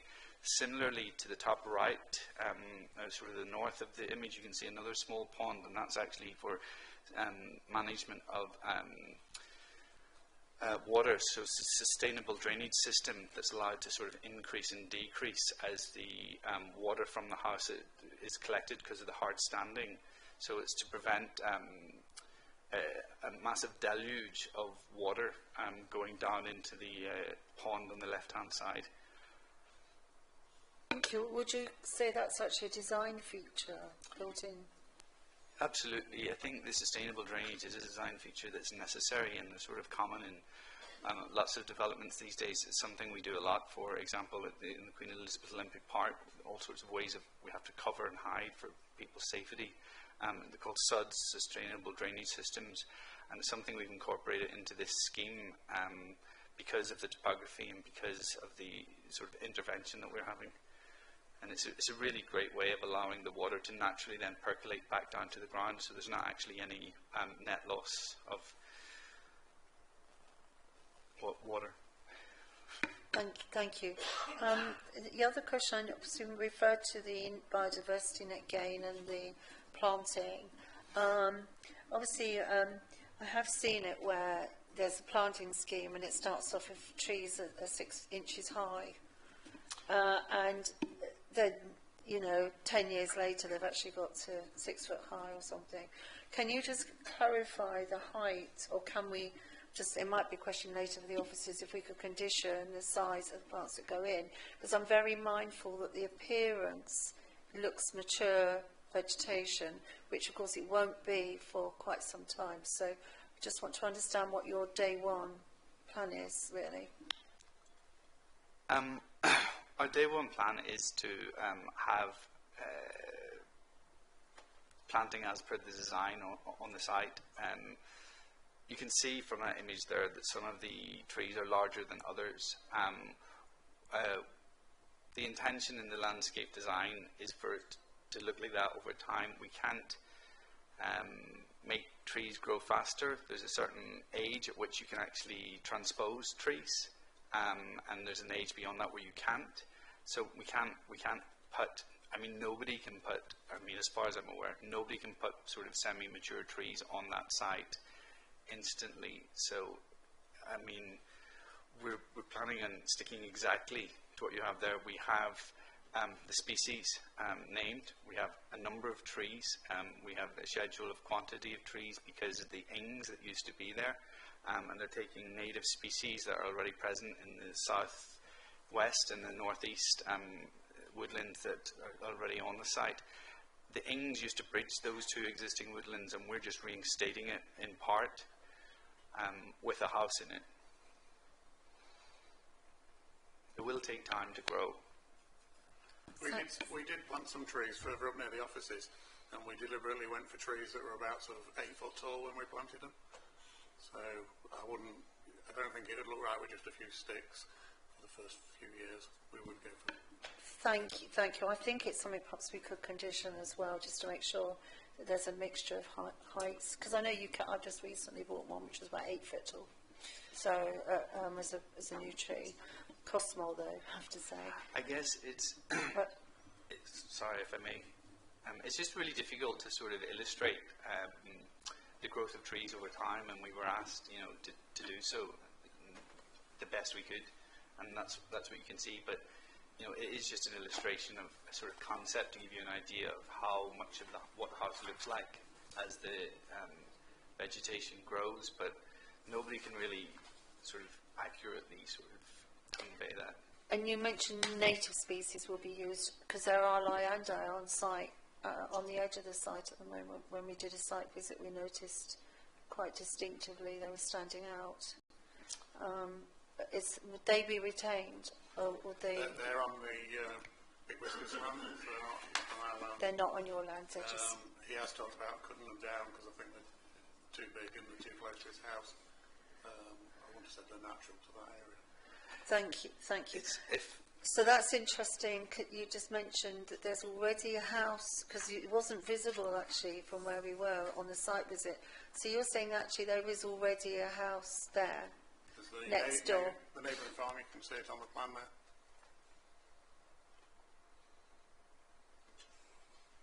So that leads me to my next question, which was about lighting and the concerns raised regarding the fact that your development would have an impact on the light. I appreciate from your point of view it's wonderful, the views you'll get, but looking back from the village, comments have been made about the change there, the fact that there will be lighting, but therefore that implies there's already light. Am I right?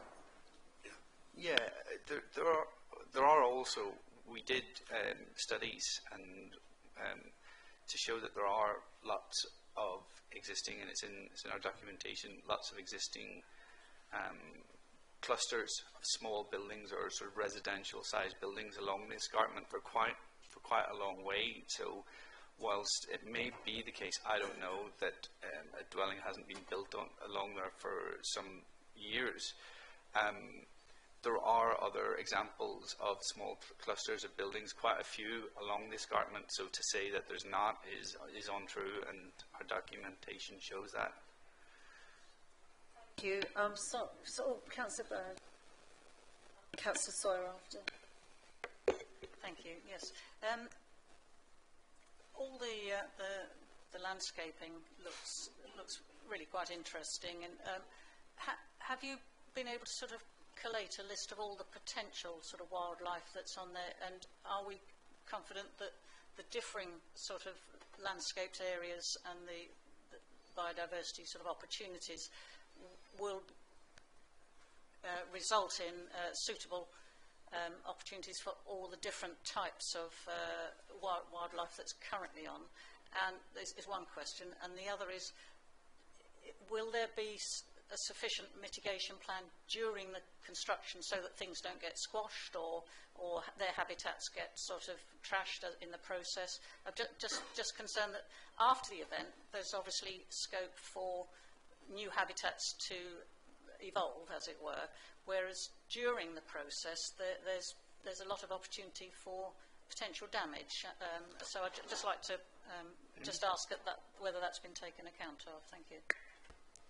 If you look at condition 3 in your officer report, Councillor Bird, that covers a construction environmental management plan. the final criteria of that management plan is an ecological management plan. So dealing specifically with the construction impacts, that requires the appointment of an ecological clerk of works. So it is specifically designed to look at those potential impacts. Thank you. Councillor Sawyer. What are the arrangements for sewage and grey water disposal?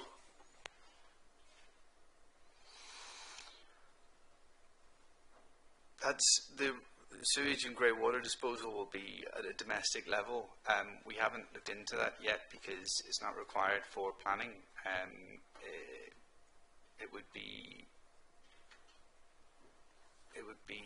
extended into the existing sewage and grey water system that they have for the offices and the neighbouring houses. Yeah, there is no main sewerage there, so we will fit a tank underground, so it won't be visible at all. And it'll probably be in front garden somewhere located where the lorry can access it to pump it out. Standard in all the houses around that area. But it's not something we've designed yet. Thank you. I think what we're doing now is move forward, if that's all right for everyone. So thank you so much for your time. And now I'm moving forward to debate and to any questions we might have for the officer. Councillor Harris. Thank you, Chair. Just a quick one. It was mentioned that some photographs were given to us that I can't see in here of the wildlife and stuff. Was there any need for us to see that, or for us to know what that wildlife was? I know you can't say it out, but I'm sure you appreciate there's good reasons why we don't publish certain parts of ecological reports and things like that to protect the protected species. What I can say is we've seen the photos you know, that they are showing that there's some protected species. I understand that Adam might want to jump in a second on this, that the ecological report also identifies those protected species on site and adequately covers that. So it wasn't new information in that sense to us as the planning authority. We've also had the Wildlife Trust have looked at it, and I think, as you've already identified, Councillor Harrison, whilst initially they raised a couple of concerns and asked for some more information, they have subsequently come back and raised no objections. And I don't know if Adam has anything else he just wants to add quickly on that point. I think the only point to add on that as well for Councillor Harrison's benefit, the photos in question, I'm aware that the Wildlife Trust were also sent them, so when they made their comment on their application, it's with the benefit of that knowledge as well. Yes, certainly. Well, with that in mind, I mean, this is a fantastic design. I think it's designed to look like a group of small buildings, so it's not imposing and everything else. It's obviously very aesthetically pleasing. And with the Lincolnshire Wildlife saying what they've said, I'm of a mind. I unfortunately, while I sympathise with what the speakers have said, I'm of a mind to propose this. I can't see any issues with it that we can't. Sorry, but that's where I stand. Would we have a seconder for that? Councillor Bellamy, you've got your hand up. Yeah, I was just going to speak on in the debate. The question I wanted to answer, I think, has just been answered. But there's also something I just want to bring up in debate before we. So I'm not seconding, no. Okay, in that case, we'll just have a little bit longer before, but we'll pick up the fact that you've made that proposal. That's what. Oh, Councillor Wood. Wow. I'd just like, query on. Sorry, Councillor Wood, I thought you might have been going to second. So I just need to clarify, Councillor Bellamy, did you actually now want to say something? Well, in debate, yes, yeah. Yeah, okay. Do you want me to speak now? Yes, yeah. Well, and then I'll come to Councillor Wood. And then Councillor Bird. Well, while not disagreeing with the fact of the sort of architectural merits of it, what I am concerned with is its very prominent position upon that escarpment, and also visible from not just from the villages but from the rights of way as well. And I'm not. Well, I'm personally not convinced that it's in. Getting back to what the last one was, it's okay. You know, it's great. It sort of ticks a load of boxes, but it's, in my opinion, it's in the wrong place.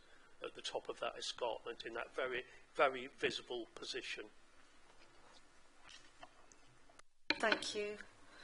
Councillor Wood.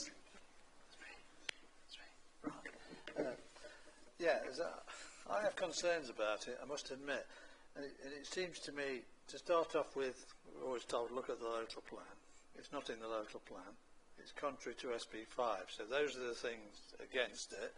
But then we look at MPPF, paragraph 84, and that starts off by saying planning policy and decision should avoid the development of isolated homes in the countryside unless one or more of the following conditions apply.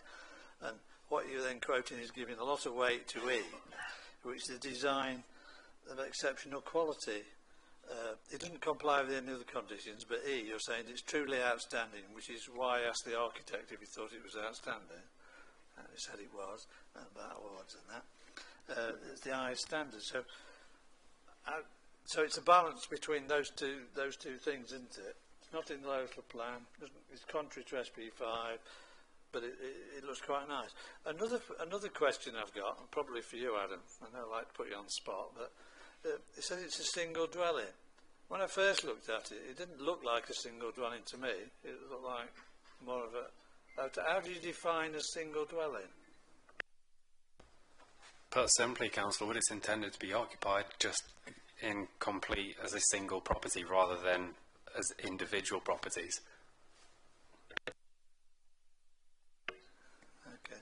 And how then do you balance? Is it a matter of balance to balance 84E against contrary to SP5 and the local plan? Is it to balance? And you've obviously given more weight to 84E than the others, or is it?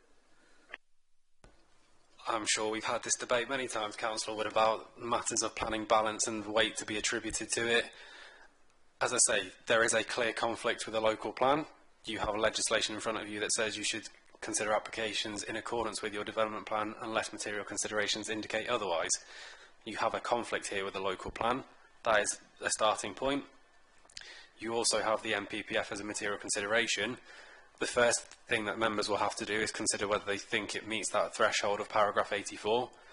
If they do then think it meets that threshold, what weight do they want to attribute that? And if they feel that that's given significant weight, does that outweigh the harm of the development plan? They're ultimately the questions that members have to consider when they're making the decision. Thanks, Adam. Thank you. Councillor Bird and then Councillor Crawford. Thank you. Yes, maybe I'm coming at this from a slightly different angle, but from what we've heard, it's not a protected site from the use of the land, and that this owner or a future owner could literally strip it back and completely use it for agricultural purposes.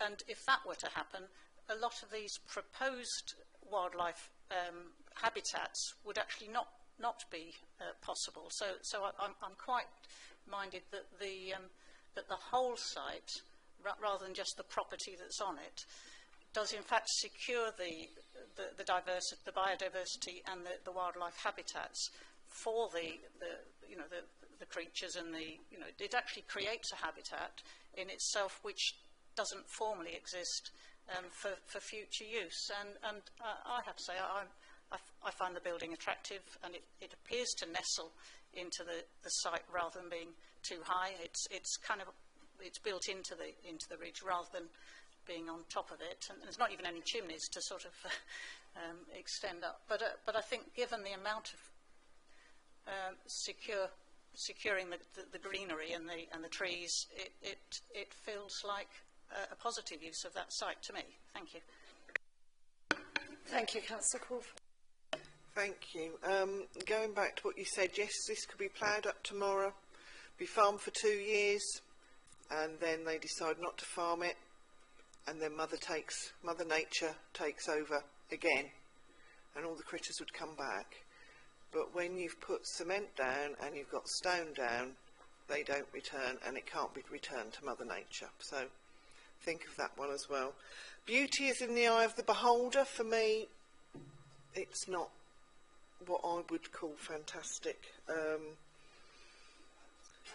It's not in the local plan. I don't think it's exceptional design for me. It's in the open countryside. It's SP5. I don't think there's a lot of local support, and I have issues with it. Thank you. Thank you. Councillor Sawyer. Thank you, Chairman. I'm in two minds on this one. What would help me make a decision is if I could see the details of the wildlife, even if in confidence. Trying to make a decision without that, I'm going to find very difficult. I speak as a sometime chartered biologist. I think we will have to go on. We were sent photographs. Actually, the actual committee were sent some photographs and did see them. I know I saw some photos. I don't know if it's something that could be sent by email to share just with Councillor Sawyer. Councillor Morgan, if it helps, the ecological impact assessment is in the public domain, so that does talk about the data, etc. If it also benefits members, as we've said, the Wildlife Trust have assessed the application, they've had the benefit of that information. As our consultee, they've raised no objections. You have conditions in place or proposed to you for ecological mitigation during the construction period, ecological mitigation during the actual development, and then you have the statutory biodiversity net gain. So the habitats that are on there that provide a suitable habitat for protected species and wildlife, there is a mandatory obligation to provide a 10% net gain in those habitats. And that actual net gain, the provisions of net gain, require it to be of the same quality and of the same typology. So those habitats that are present on the site, even if they are temporarily lost in terms of some ways as part of the actual built form, the obligation is for that to be replaced and then a 10% net gain to be provided across the site as a whole. I can come back, Chairman. I accept all that, but I would still like to see the specifics. I think it's unfortunate because you're covering today, you haven't had the time to do your research in advance of the meeting. So unfortunately, I think, sorry, I've got to, I mean, we were sent emails. Is that something that could, so, all I know is I've seen photographs that were sent.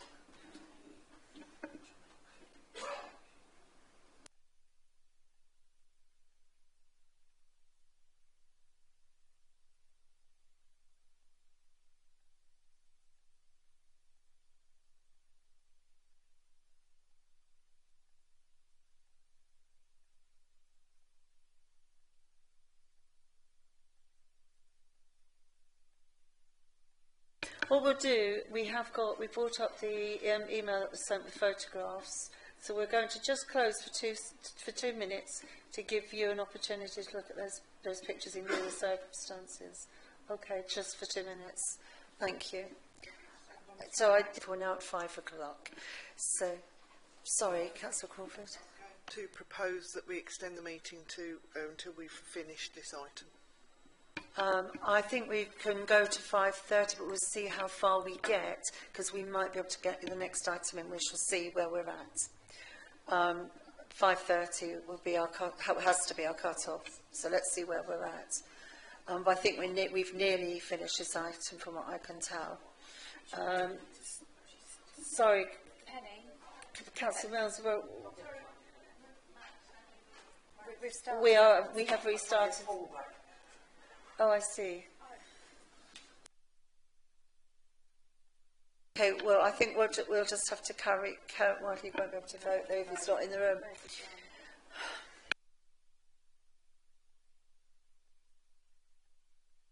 We can have a vote on whether or not we're extending. I'm proposing we extend to 5:30 because we may be able to get the last item, but bearing in mind it's already been deferred once, heard. That's in favour. Thank you.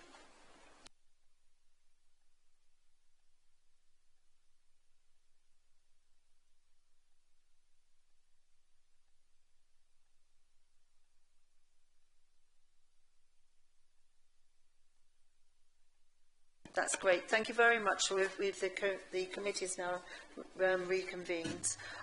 So we have had a number of points made around, just to recap, around the potential ecological impact, the views from Fullbeck, lighting. Councillor Harrison put forward a proposal to approve the application. We haven't yet had that seconded. We actually went into further debate. A number of concerns have subsequently come back from that. I'm minded to actually look for a seconder at this point, because I believe coming to the vote and further debate should draw out whether or not we're going to support Councillor Harrison's proposal. So if I can look for a seconder for Councillor Harrison's proposal to approve the application. Councillor Birds. And is there any more debate? Councillor Bellamy. Well, the only thing I would say, again, just to reiterate its prominent position on the escarpment and whether it detracts, if you like, from the landscape. But I know that's a differing view, but it's you know, it's a view nonetheless. I don't know whether anybody else has got an opinion on that. So, particularly, it is one of the things that the parish council have mentioned, and it's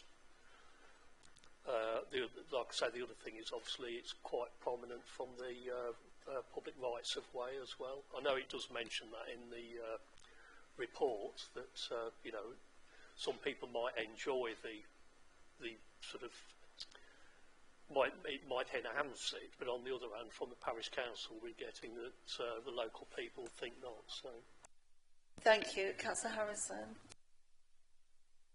Sorry, just to debate, David, on that. It is high. It is prominent on the landscape, but it is set into there. But also, we laud these buildings where you have it set in, and it's a great view across the. It lends itself to the actual design of the building as well. So I struggle with that one a bit. It's not as if it's perched on the top of the hill like the castle or something like that. You know, it is set into it quite tastefully, in my opinion. This is my opinion. That's why I've gone for this. And the reason I proposed it is because I've took the advice that I don't have the knowledge that Max has on the species and everything else, but so I take the advice of the Lincolnshire Wildlife Trust, and if they're the experts and they haven't got an issue with those species there, then I don't, I'm afraid. Thank you. Councillor Bird, you've got a hand.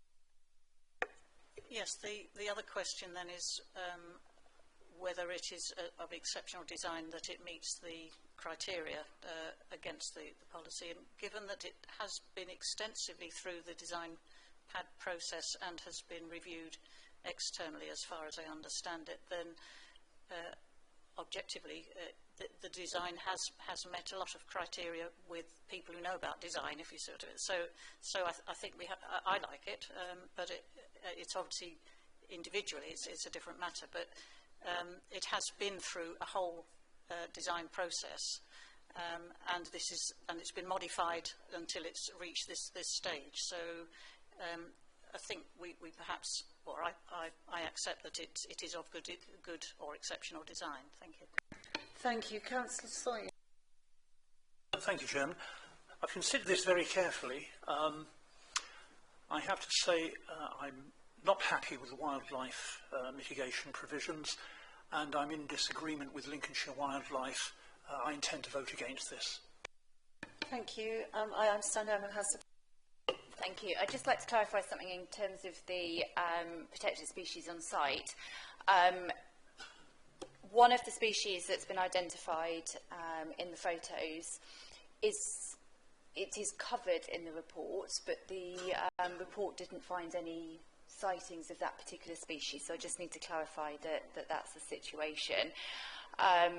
Irrespective of all of that, whilst we need to have due regard to the protected species within the application and then how we determine the application, they're still protected under separate legislation, and it's still an offence to willingly, knowingly harm the protected species on site. So that's a separate piece of legislation that sits regardless of the decision that we make today, just to give you that comfort. But I just wanted to clarify that of those protected species that had been shown in the photos, there was no sightings of that by the ecologists submitted by the application.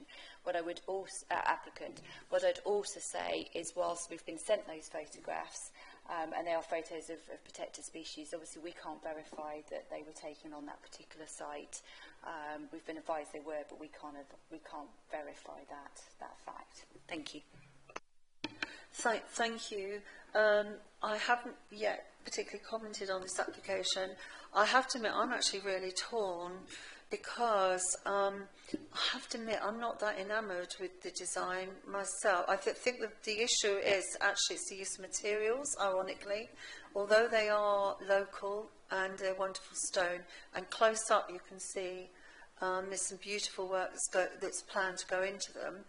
From a distance, what you have is almost like a white wall, and I think that could really stand out against that landscape. Then on top of that, we're going to have lighting. I did note, though, that we do have a lighting condition, because the other point is the internal lighting, but you've also got external lighting, and how that might be used. If it's used as a residential property rather than perhaps a working farm, you might have people sitting out all evening with their lights on, having barbecues and everything else in the summer, that could actually really detract from that view. So I am actually really, really torn, because I do think actually overall the wildlife would benefit because of the creation of the tree corridor. I've done research in Mexico in the rainforest, and actually wildlife corridors are extremely important. I would be concerned about it fragmenting it if it weren't for the fact that the area behind is going to be retained for biodiversity. So actually we still have other species able to cross that. So I must admit I'm currently very, very torn, but I suggest, obviously we have something on the table, and therefore I'm going to do is put us all on the spot, and I'm actually going to then go to the vote. So we've had a proposal to approve this application. All those in favour, please raise your hands.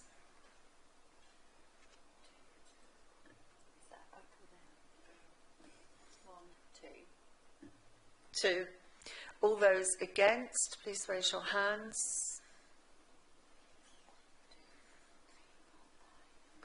5 against, and any abstentions? No. So that hasn't been carried, thank you. So we're now going, moving forward, so we would need a recommendation in that case for refusal. Does anybody wish to put forward a recommendation for refusal? Councillor Bellamy, and do we have a seconder for that? Oh, well, sorry, yeah. Thought we'd heard them. Right, Councillor Bellamy, do you want to go through what your points are, please?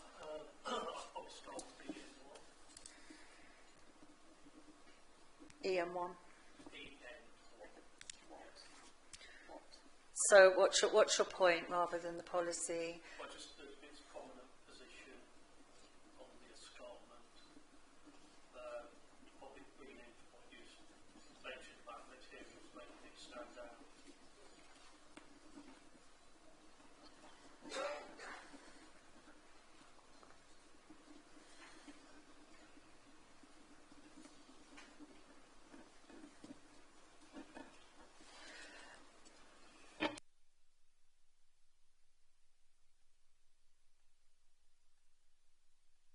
Not in the local blue.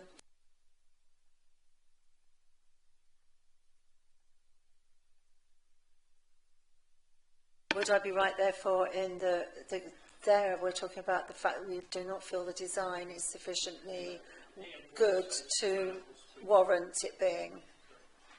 Yeah, EN1 development must be appropriate to the character and significant natural, historical and cultural attributes featured to the landscape. with which it is situated. So we do not believe the design to be sufficiently exceptional to overcome the fact that it's a building in the green area. So if I can perhaps help, are we suggesting, so you've mentioned visual impact, prominence in terms of its location, I'm assuming probably size and certainly materials, but are you suggesting a second issue in relation to the fact that the design is not sufficiently outstanding in terms of paragraph 84 of the MPPF to justify, and therefore it's a contrary to SP5? I think other people have mentioned that, haven't they? So I think that, yes, that should be included then. In that case, do we have a seconder for that? Councillor Crawford. And I would put also with the SP5 there is a lack of local support because it's in the open countryside, I would suggest. And we have received quite a few objections to this, I believe, but lack of local support, if that's irrelevant. Respectfully, councillors, I'd say the absence of community support isn't relevant in terms of the consideration. Okay, in that case, I think we'll leave it where we are. If we are happy that we've got the reasons for refusal. So, all those, unless anyone wants to add anything, Councillor. I mean, is mine covered by EN2, protecting biodiversity and geodiversity? Could that be included? You could do that. That's an additional reason. The only concern would have with that is not perhaps I'm saying doing Emma's job here, but it's the fact Links Wildlife Trust haven't raised any concerns. I think that would be quite weak, unfortunately. Thank you. So if I go forward to vote then on refusal of the application on the grounds that have been covered. Sorry, can we just delegate to me? And we would delegate the wording to our lead planning officer in consultation with myself as chair, if everyone's happy with that. So all those in favour of refusal, please raise your hands. And those against? 1, thank you. Any abstentions? 1, thank you. Thank you. So, to conclude that case, that we have voted to refuse that application. Thank you.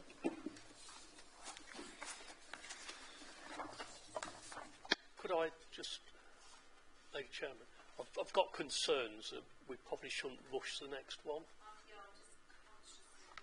Because by the time we've finished with any speakers and the officer report, I don't think we're going to have time to give it enough time. As much as though I think there's, some people have got to leave at 5:30, that's the problem. So, having said that, we have got all these members of the public here.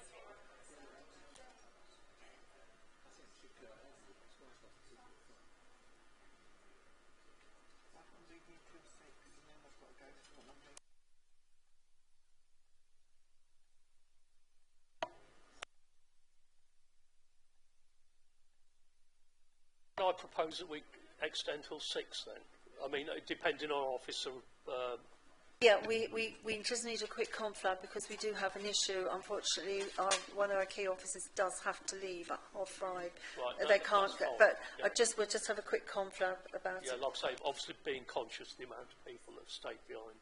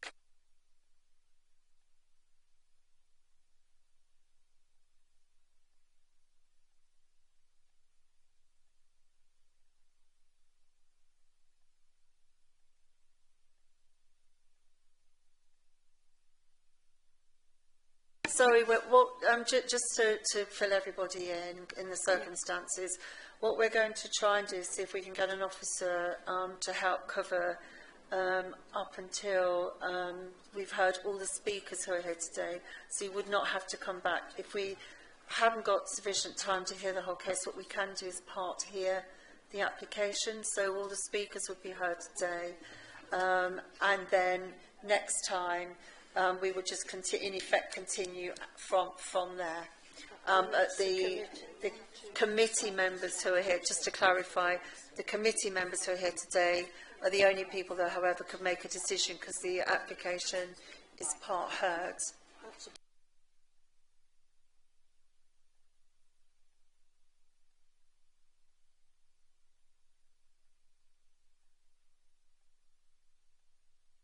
Thank you. I've just had feedback that our officers are going to, in view of the number of members of the public here, thank you so much to our officers, are actually going to stay a bit longer just so that we can get as far as we can today through.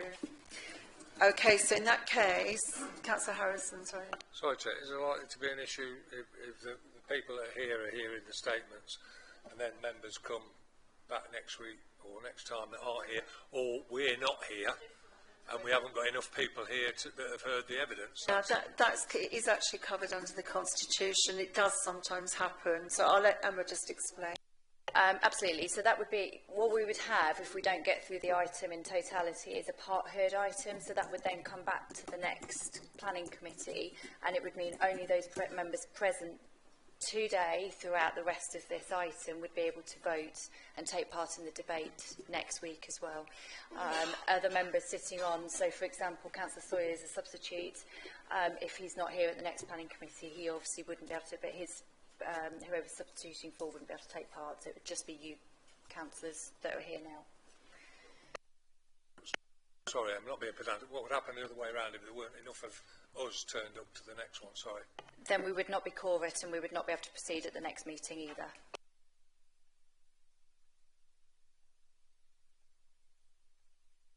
Let's go on and see how far we get, because you never know, it might prove not to be an issue. So we're now moving. Sorry, excuse me.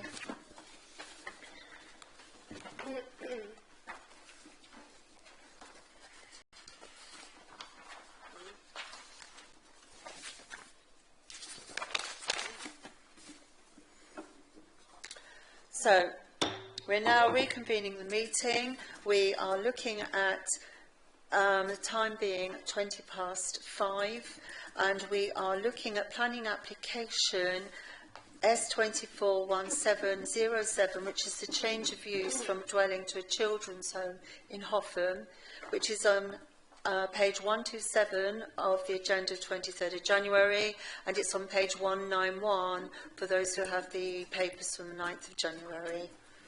I'll now hand over to our officer, Adam Murray. Thank you, Chair. So this application is the change of use from dwelling to children's home, catering up for 2 young people at the Lodge, Main Street, Hotham. And the application has been called in by Councillor Wood with concerns relating to impact on the character of the area, impact on neighbouring amenity and road traffic impacts. So the property itself is a 5-bed detached dwelling to the south of Main Street, positioned broadly centrally within Hotham. The property itself is set back from the highway and is in a plot of approximately 1/4 acre, and it's bound to the east and west by additional residential dwellings and then to the south by agricultural land. And then just taking a aerial view from recent sales particulars for sites just gives members some benefit of the site context. So in terms of the proposed development, as I say, the application is seeking planning permission for the change of use of a private dwelling to a children's care home. There's no proposals to alter the exterior of the actual dwelling itself. In terms of the principle of development, policy H4 of our local plan looks to support meeting all housing needs, including taking account of the need to provide supportive forms of accommodation. The National Planning and Policy Framework, in its recent update, requires planning authorities to assess the requirements for looked after children using a local authority's children's social care sufficiency strategy. Lincolnshire County Council's most recently published Children in Care Sufficiency Strategy for 2023 to 2027 identifies that Lincolnshire seeks to place the majority of children close to home. 53% of independent residential care placements, though, were not in Lincolnshire or in adjacent counties due to capacity issues, and it's identified as an area for clear need for improvement, and that there is a growing demand for independent placements, which has increased by 25% from 2010. So in terms of the actual assessment of the scheme, it's set out in full within the main report and the additional items paper. So the officer assessment that the proposed development does contribute towards meeting a need for additional independent institutions within Lincolnshire. That's a significant public benefit that officers would attribute significant weight. So the officer assessment that there's no unacceptable adverse impacts in relation to the character of the area, neighbouring amenity or highway safety, and therefore the recommendation to committee is to authorise the Assistant Director of Planning and Growth to grant planning permission subject to conditions. Thank you. Thank you very much.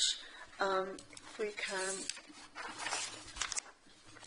have our first speaker, thank you, who is Peter Baker from Hotham Parish Council. Thank you, and thank you for waiting. And you will have heard this before, but you'll have 3 minutes and 30 seconds notice will be given. And please wait for questions.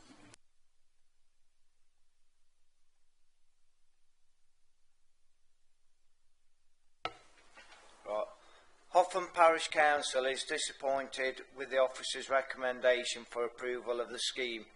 Despite the amount of local opposition and our own objections, our concerns remain: 1. Commercial use in the middle of residential area. This proposal is very much a commercial business and is not the same as a dwelling with normal family occupancy, and has far higher potential for noise and disturbance. Number 2, car use and on-site parking. There's been a large amount of concern amongst residents over the amount of traffic which will be generated due to the high number of staff. We note that Highways have accepted and submitted parking appraisal. However, this document is inadequate with no dimensional drawing, so we question the viability of the site to accommodate the amount of cars needed. Local need. The proposal does not meet local need as identified in Policy H4. Although the case officer claims a shortfall in children's places in Lincolnshire, there has been no evidence to demonstrate that the residents would be from within the county. This business model frequently removes children from familiar surroundings, mounting evidence of similar schemes having residents from towns and cities many, many miles away. 4. Dangerous nature of location. Hotham is a small but busy agricultural community. The site is bounded by a working farmyard and fronts the main road 200 metres from an industrial vegetable processing plant. The road is a thoroughfare for heavy agricultural vehicles and articulated lorries at all times. 5. Potential for antisocial behaviour. There are very few facilities for the children in this small village, with only a playing field access via a known accident black spot. There is an absence of activities for young people in our village and very limited opportunities for any community engagement. It is unlikely children will not get to know others and not feel part of village life. Therefore, the potential is to become very isolated and bored. We have been disappointed with the complete lack of engagement from the applicant with either the parish council or neighbours, despite their assurances that they will integrate within the community. Conclusion: antisocial behaviour is a huge concern. We have heard anecdotal evidence of such behavioural issues in villages in the Vale of Belvoir, where it seems that there is a proliferation of such schemes. To quote from an article in the Melton Times from August the 5th, there are around 25 such homes within a 4-mile radius. As a parish council, we are concerned that by granting permission for this application, a precedent will be set in our locality which we feel is unsustainable given the lack of resources and facilities, 3 minutes. and it will significantly impact the nature of our village. Thank you. Thank you. Does anybody have any questions that they would like to ask? Councillor Sawyer. Could you tell me what attempts the parish council have made to engage with the applicant? It wasn't really up to us. They said in their planning that they were going to engage with their local community and parish council, and they've seen our comments we've made for their application, and they've just not tried.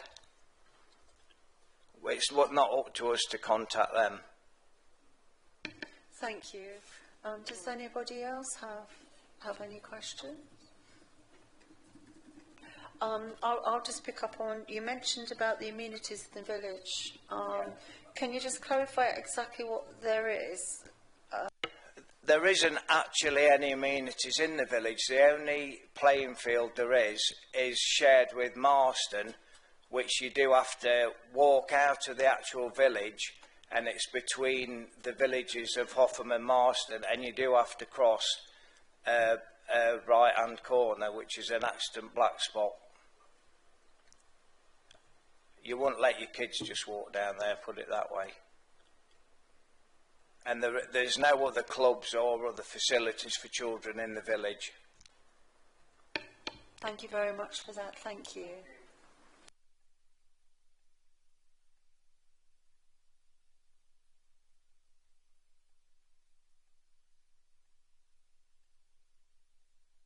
Thank you. If I could have our next speaker, please, who's speaking against, and that's Mark Whelan.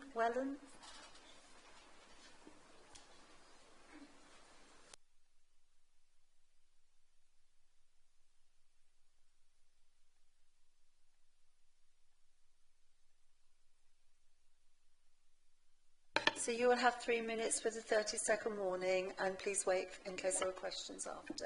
Thank you, Chair. Are you ready to go? I object to the grounds against many policies. This conflicts with policy SQ5, parking. Spaces should ideally be in addition to any garage provision, as garages are rarely used for parking, as highlighted in Manual for Streets 2007. Dimensions of a normal family car is 2.1 metres wide. Therefore, the garage cannot accommodate a modern car. Parking is inadequate, as amplified by the not-to-scale parking plan. The 2 cars illustrated will not be able to open their doors. The applicant also talks about 2 double garages. This is incorrect. The applicant therefore has only 2 or 3 spaces on the entire property. These are 2 single garages, which isn't anywhere close to being enough for the envisaged 5 staff, and will lead definitely to on-street parking. The street isn't wide enough to accommodate on-street parking, with everyday farming machinery using it. The plan shows a sight line obstructed by the phone box. Leaving in a forward motion is required and is difficult. Just because highways haven't commented, it doesn't make the plan adequate or properly considered. This also conflicts with CS18, Sustainable Transport and Accessibility. The application has made no provision for cycling, despite stating in their application that this would be a method employed by staff and residents. Cycle standards set out in a local plan state to be in the form of Sheffield bicycle racks or something similar in a prominent, convenient location, undercover and lit. When this is installed, it will decrease the suggested available parking even further. This will also conflict with SD1 Part B. There is no bus service, as referred to by the applicant. Call Connect is bookable only and will not be consistently available to staff or anyone else in the community as purported in the application. LCC talk of care homes to care for Lincolnshire children. Loneliness and isolation for children with nothing for them to do or go to. This is likely to lead to ASB, and it has been, as it has done in so many other Lincolnshire care homes. Reference the Daily Mail advert on Sunday. If you Google it, you'll see profit has been put before welfare in many occasions. The officer states ASB is a serious matter of concern to those who may be affected. Yes, that is correct. Some of these homes have had up to 1 police visit per day, and we cannot ignore other emergency services and put the onus on them. Planning is supposed to consider all other policies in cohesion with planning matters not as a solus project. 30 seconds. Conflicts with strategic objective 6, a stronger and safer community. 25% of residents have objected. This is against Article 8 of our human rights, a right to private life and family. It also conflicts with CS4, location of development, no amenity within a 12-mile radius. This has to be a planning consideration. Policy SP7, appropriate to its location, should not generate significant traffic movements in unsustainable locations. The car shuffling required will generate this. CS19, DE1 and SP3 all conflict. It has a negative impact on adjacent users. DE1, this will not reinforce local identity, settlement pattern or street scene, as discussed, especially as staff start parking on the road. Thank you. Thank you very much. Thank you. Do any of our members have a question? Councillor Harrison. Thanks. I appreciate you trying to get all that in there, speaking quickly. Can you just clarify for me again where the nearest facilities are? Was it 12 miles, you said? Yes, there's no actual facilities for any children anywhere within the local vicinity. So the nearest facilities is, I think, as a crow flies, Long Bennington, which is 6 miles from Hotham. So it's a 6-mile trip there, 6-mile trip back. The applicant has, I think, at a very early stage put forward that, obviously, as Peter said, would interact with the parish council and local community groups and clubs and Girl Guides and Brownies. There is none, so I don't know where they got that from. Thank you. Does anybody else have any questions? No? That's fine. Thank you very much. Thank you. Thank you, Chair.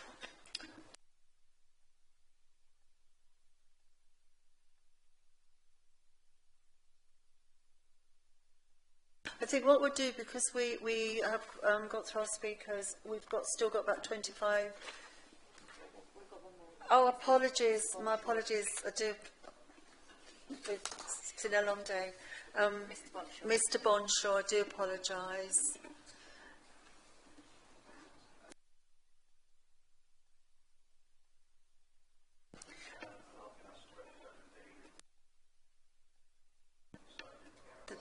Thank you. Yeah, just to clarify again, 3 minutes with a 30-second warning. Yep. Okay. Hotham residents highlight 3 points. Point 1, information. Submissions to the authority contain contradictory and inaccurate information and lack required detail. If Highways or the planning officer have visited the site, this has not been noted. 2, best interests. Government guidance states that local authorities should consider whether children's best interests are relevant to the case before them, and be mindful that these will not always outweigh other considerations, including those that impact negatively on the environment or the wider community. This development is not specifically for Lincolnshire children who might benefit most. The location is unsustainable in fulfilling children's needs for social interaction and integration. NPPF 102 states decisions should take into account the safety of children in proximity to water, railways and other potential hazards. Hotham has many hazards, all attractive to youngsters prone to risk-taking. NPPF 135 Local Plan DE1 state that development should create places where crime and disorder and the fear of such do not undermine the quality of life or community cohesion and resilience, and have regard to features that minimise these. Antisocial behaviour concerns are thus a material consideration, requiring a proactive rather than a reactive approach proposed by the officer that is only his opinion. These are the most vulnerable young people needing a very high level of care, unlike our local children. Ofsted reports confirm managing them has been an issue for the applicant, who stated in a job advert for support workers last week, experience is not required. Really. There's been no contact by the applicant to villagers to address safety issues. Number 3, neighbourhood amenity. NPPF 135, Local Plan SP2 and 3 and DE1 state that development should function well, add to the overall quality of the area, not compromise the village's nature and character, not cause harm or unacceptable impact upon the occupiers of adjacent properties in terms of noise, light pollution, loss of privacy and light. The lodge would function as a business, not a family home, detracting from the character of our village. Contrary to officers' opinion, the intensity of occupancy and associated activity would mean regular and sustained intrusion far in excess of family life and far exceed the current impact from movements of local residents, cars and farming. Local Plan DE1 highlights that proposals should reinforce local identity and not have an adverse impact on the street scene. The applicant envisages additional parking on the front lawn. Alongside implications relating to the fuel tank, this will create an ugly street view contrasting with local homes. The final point is the need. The officer's assertion that this would be a significant public benefit is thus incorrect. There is no need for another costly care home in an area where, just 15 minutes from here, there are 25 care homes in a 4-mile radius. They're already overrepresented. Oh, perfectly timed. Thank you. Thank you. Thank you. Am I allowed a question? No, we ask you questions at this point. Okay. So please stay and we'll see if any members have a question for you. Councillor Sawyer. Thank you, Chairman. You mentioned the applicant has given misleading or incorrect information. Could you give some examples of that? I certainly can. From beginning to end, they've said there's 2 double garages on site. There's not. There's just one. They've used information from a parking plan that says that their staff can use Call Connect. They haven't even checked that Call Connect don't offer that service on the shift patterns that they're suggesting. And the other information was in the original documentation that came through. They're saying this can be used for up to 2 to 4 children. There wasn't just 2 children in the initial application.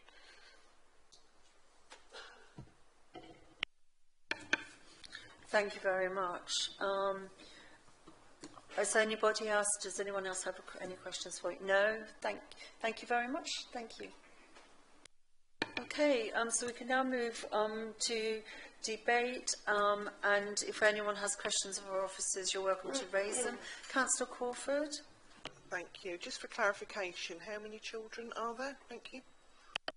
So the application itself is for up to 2 children, and it's condition 3 of your papers that would strictly control that via planning condition. Yes, certainly. Thank you. So there is no age bracket, so they could be toddlers 1 to 2, but the residents are expecting them to be rowdy teenagers, and there is no evidence that they will be rowdy teenagers. They could just be youngsters. For me, there is plenty of room for play equipment. I never took my kids to the park because we had a big enough garden. We had play equipment in there. The residents also need to be aware that it is only really luck that you get good neighbours, because somebody could buy that 5-bedroom house, married couple, 4 adult children, and their partners move in. That could be up to 10 vehicles, plus a couple of motorbikes.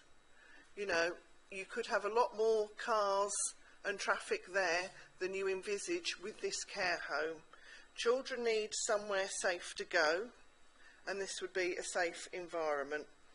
For me, I have no issues for this care home to go ahead, and I would quite happily propose it. Thank you. Thank you. Before we just pick up a second, I'll just have a bit more debate. Thank you. Councillor Wood. And then Councillor Bird. Yeah, thank you, Madam Chairman. The first thing is, this is obviously a change of use from a dwelling house to, well, category C3 to category C2. And we've had these before at this committee, and sometimes it's been argued, it's probably Councillor Crawford, there's not much difference. But I think there is really, it is a definite change of use from a dwelling house, and C2 is a residential institution. That covers a lot of things, care homes, hospitals, nursing homes and the whole lot.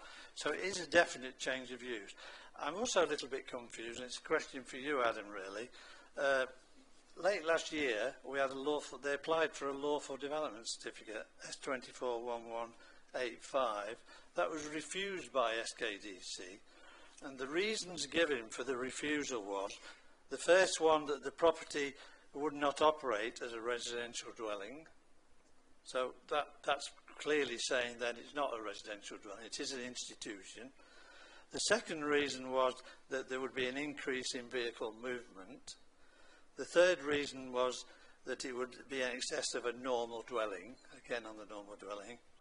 And the fourth one was it would become a place of residence and work, and the change could impact harmfully on the amenities of neighbouring properties. Those are not my words. Those are what the planning officer said on the lawful development certificate. I've got some other points. I don't know whether you want to answer those first. Fundamentally, there is a clear difference in terms of what a lawful development certificate is seeking to establish and what a planning application is the assessment process for that. The lawful development certificate is a matter of fact and degree as to whether a material change of use is occurring. It does not then engage any assessment as to whether that change of use would be acceptable or not. We have clearly accepted through the actual lawful development certificate that there is a difference in the nature of occupation. That lawful development certificate does not make an assessment as to whether that difference would be harmful to the area. That's what the purpose of the application is in front of you for planning permission. What we have said, as your officer recommendation is we accept that there is a material change of use, that does give rise to some impact, but that is not a harmful impact or an unacceptable impact. So it's a distinction in terms of the nature of assessment that you're making for a lawful development certificate and an application for planning permission. Thank you. Councillor Wood, and then I'll go to Councillor Bird. Yeah, if I could just go. Obviously, Offham Village is a very small village. There are no facilities in Offham. There's no school, there's no community hall, no regular bus service, no doctors or medical centre, no shop, no post office. Basically, it's a very, very small, tightly knit community. It's an agricultural village, and as we saw, Councillor Morgan, Councillor Mills and myself went on the site visit. It's very busy with the tractors and heavy vehicles that go through it. In actual fact, I was surprised, and I know the village, how wide some of the vehicles were. They could hardly get down the road. And I think, luckily, Councillor Mills, they didn't hit your car, aren't you, really? But and there was a lot of vehicles going through. If I could go to, we had a ministerial statement on these on the 23rd of May. And just pick up on a few points that said. That statement, that it almost said that providing accommodation, that the homes should be close to the children's communities, that they should have access to schools, they should have access to community support, and they should be needed in the locality. I'm just tending to think, if we're not careful, we just dumping children or adults, and we don't know what they are. We don't know whether they're children or adults in that place. And we don't know, they might be children, like Councillor Croft said, but they might be adults as well. And there might be a fear of crime, there might not be. But we're just dumping them there, and to me it's not suitable in that village location. It should be in more of an urban area. I cannot see the logic of putting them there. I think it goes against things. We recently refused 52 Salterford Road, and on appeal that got approved. That did go to appeal, and that the committee refused it. That got approved on appeal. But that's a suburban area of Grantham, totally different to Offham, which is a small agricultural village. I just can't help thinking, but the impact on the character of the area is going to harm adjacent properties. It is a very busy road. I think it's contrary to that ministerial statement, and it's certainly not close to any children's amenities. And I think the distinction trying to say that it's the same as a dwelling, all right, young children, if it was, could live there as a dwelling. It's not. It's a clear change of use to an institution. And I don't think an institution, putting an institution like that in a small village is suitable. It ought to go in an urban area. Thank you. Thank you. Councillor Bird? Thank you. I've got a couple of things. One, the actual application form rather than the report. There was just a statement in here which just wanted to sort of clarify. The headline was, we will cater for up to 2 young people. That tends to mean teenagers, not babies or toddlers. But then further down it says, the house has 5 good-sized bedrooms and 3 bathrooms. We intend to have no more than 4 young people living in the homes. And that's in the this application form. And I don't know if it's they're seeking approval for 2 at this point, and then they'll come back and say, can we have another 2? I'm just checking. A 5-bedroom home it would be cost effective to have 4 children rather than 2. And I just wondered if you'd had any conversation. That's my first one. I don't know if you wanted to pick up on that at all. The applications for 2 young people, it's been assessed for 2 young people. The condition would cover that. If it was proposed for 4 young people, they would have to vary the condition. It would need another application. We'd then make an assessment as to whether that would be unacceptable. But the application in front of you, and that has been submitted, is for 2 young people. I think what I'm saying is the application says we intend to have up to 4. That was what the application form said. That's all I was just but it's been assessed as 2. Yeah, no, that's fine. Yes, please. I think, just as Adam said, draft condition 3 states it should be of up to 2 children for no other purposes, and that's how it's been assessed. So it would need a new application to vary that condition should the operators, I think that's what I'm and should it be approved, wish to extend the and then we'd be able to assess the impact. And that would, yeah, absolutely. Yes, no, that's fine. Also, yes. I think as well, I am familiar with this area of work, and I can say with fair confidence that the young people that are likely to be placed there would be young people that have already been through the system and been rejected, quite possibly through fostering. If they were suitable for fostering, they would be fostered.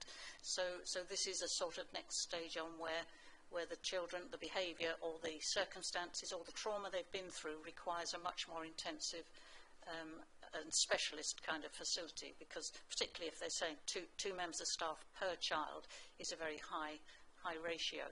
I'm not saying that's a problem as such, but as a setting, I can see that it would be a very nice setting for the children and would be a nice country area. So I can see that for the children it would be a benefit, particularly if they come from a difficult area. But I'm just concerned that we're making life better for the children, but it's potentially at the expense of the neighbours within that village. So it's a kind of difficult balance that you make something potentially better for some people at the kind of detriment potentially of others. And I can say my husband and I, we have fostered hard to place teenagers, so I do know what sort of behaviour that would be sort of a possible within that kind of context. So it's difficult to say it would just be like a family home, because the needs of the children, or the young people that are there, would be much greater than normal sort of family home children. So I'm not saying that I'm against it, but I'm just saying that we need to be realistic about the sort of behaviour that certain children would be able to present in that kind of setting. So it's the balance between the benefit for them against the potential detriment to the neighbours. Thank you.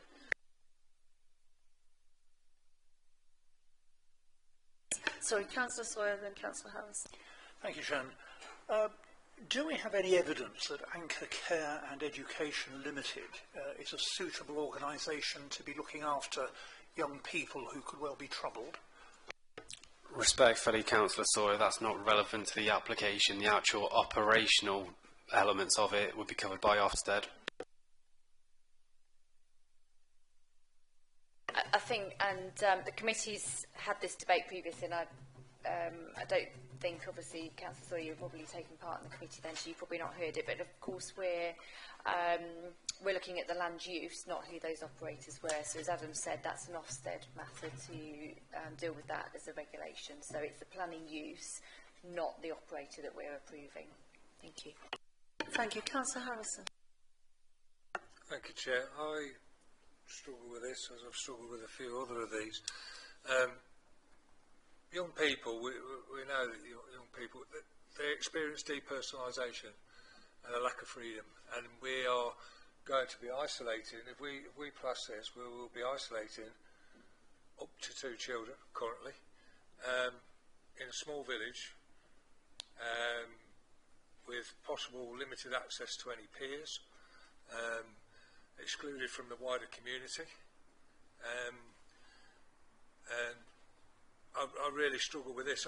More so than the parking and getting in and out of the property, I struggle with the fact that this will be a property for just 2 children in what is a business / institution, not a family where the mum and dad will provide transport and everything else like that and go when they want to do and be in clubs and all this sort of stuff. I really struggle with putting these two children that far out. These sort of buildings need to be nearer to bigger communities and bigger areas, I feel. Thank you. As has been mentioned, I did a site visit, and actually I was ward member for the Saltersford site, and in fact that went to appeal. And at the time we argued as residents, on behalf of the residents neighbouring, the site was much smaller and completely overlooked with no privacy. And actually the inspector on the appeal stated that it was relevant to consider the amenity of the neighbouring residents. In that case, what they actually did was recommended putting up extra fencing and some boundary treatments to gain the privacy. Having done the site visit on this occasion, the difficulty I've got with this one is actually this is exactly sort of house the thing should have put the children in. Lovely garden has been mentioned by Councillor Crawford. The house itself is double the size of the one actually at Saltersford.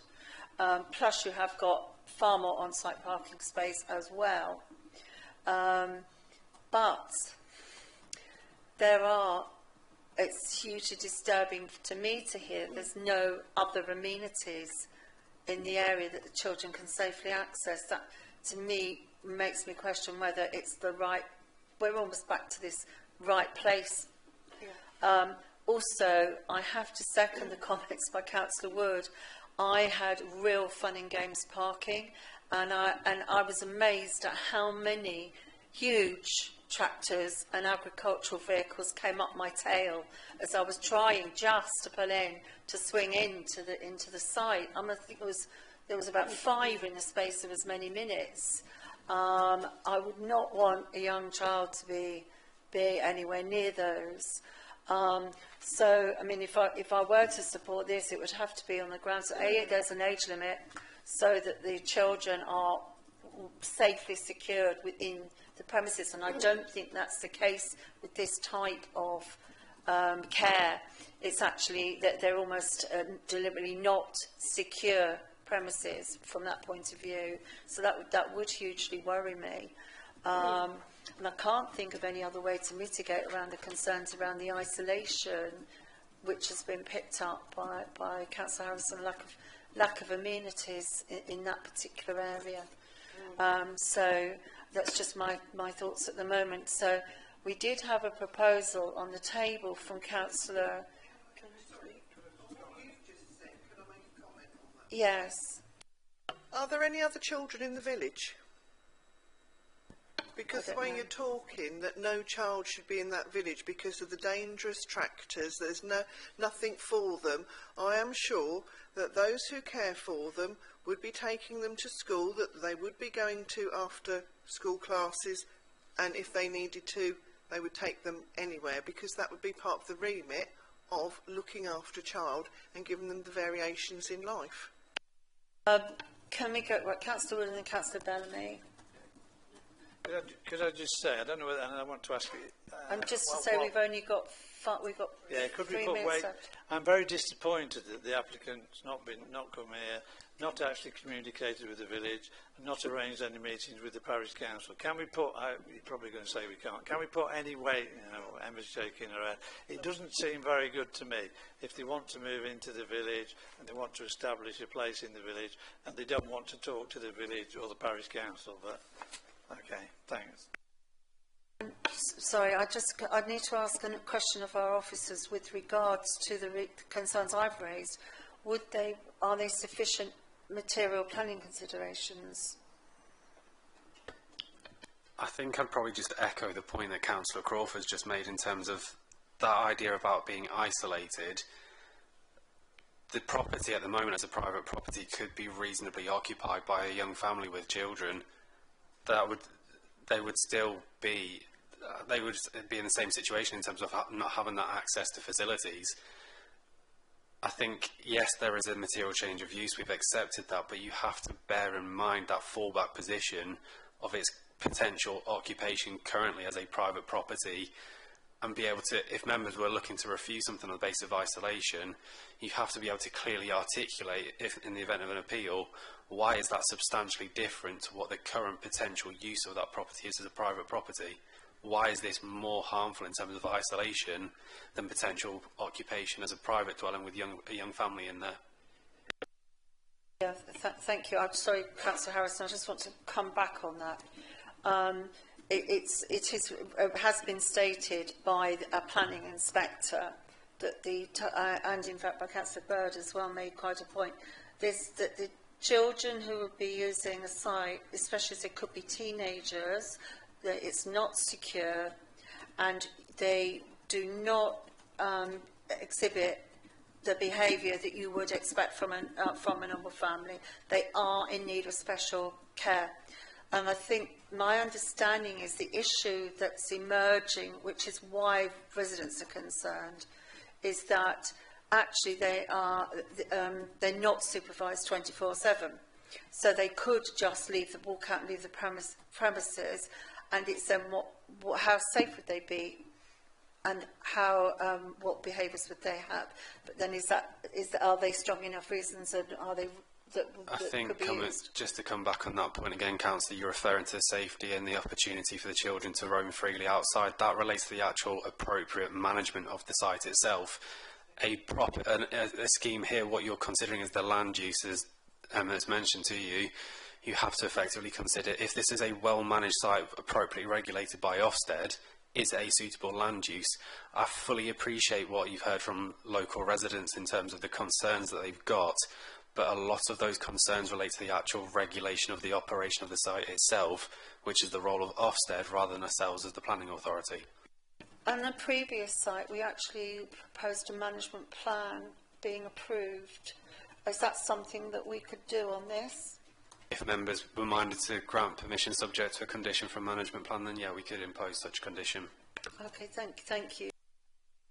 Councillor Sawyer, I think, had a hand up.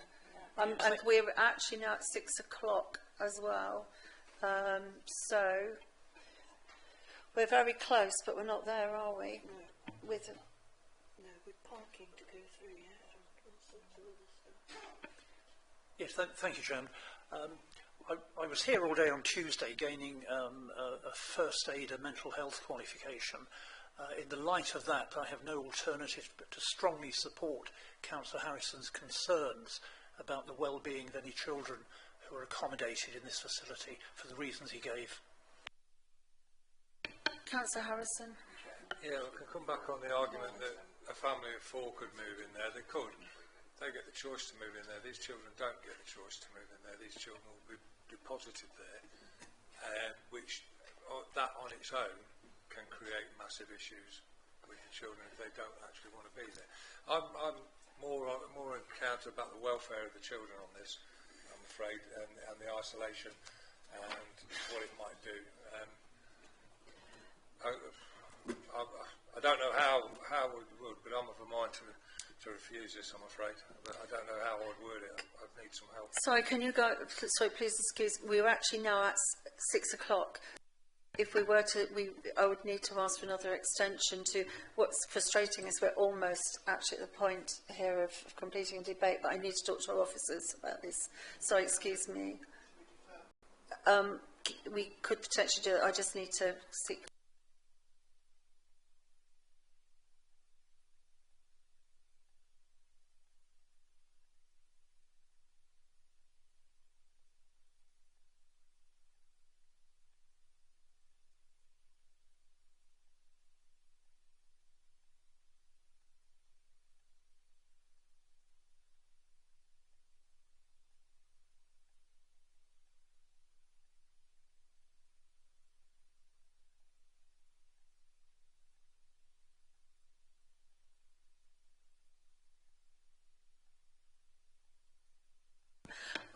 What we're proposing to do, we're very mindful, we've already extended, because we're so close with regards to the debate finalising a debate.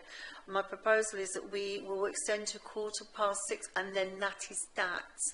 Wherever we are, if we haven't completed that, then it would have to be deferred or moved forward. But given where we are now, I'm going to propose, if I could have a seconder for that proposal, but that's it. We can't extend beyond that. Thank you. So, Councillor Crawford, and then Councillor Bellamy, is your hand raised? Or just a second? To speak. Thank you. Thank you. What I ought to point out as well is we do actually have a proposal from Councillor Crawford to approve the application, which hasn't yet been seconded. So I'm going to allow just one more speaker, and then I think we need to then go for a seconder on that. Thank you. Also, I was going to say, on sort of backing up what Councillor Wood said about whether it's a sustainable location for such a business. So, thank you. I think Emma would like to respond. I think obviously we've heard a bit about facilities. We've heard about, you know, whether it's the right location for a children's home. You know, they're good points to raise. We've got to bear in mind that there is an existing dwelling here at the moment. It's a large dwelling, can be occupied lawfully for a family to move in. We don't know that family that moves in, if there is one, would not have children that may have some special needs and are just accommodated within the family. But what you need to do is do a compare and contrast. Yes, it's a material change of use, but what's the additional, what are the differences between how this would be occupied as a single dwelling and then how this would be occupied in its proposed use, and do those differences cause any particular impact? So, you know, family use, children isolated, children's home, children isolated, but what's the material, what are the differences, and do they cause any harms? Thank you. What I'm going to do now is I'm actually going to seek a seconder for Councillor Crawford's proposal to approve. Do we have a seconder for that? Councillor Bird, are you seconding? In order to move us forward, I will second it, because if it's about the use of the building,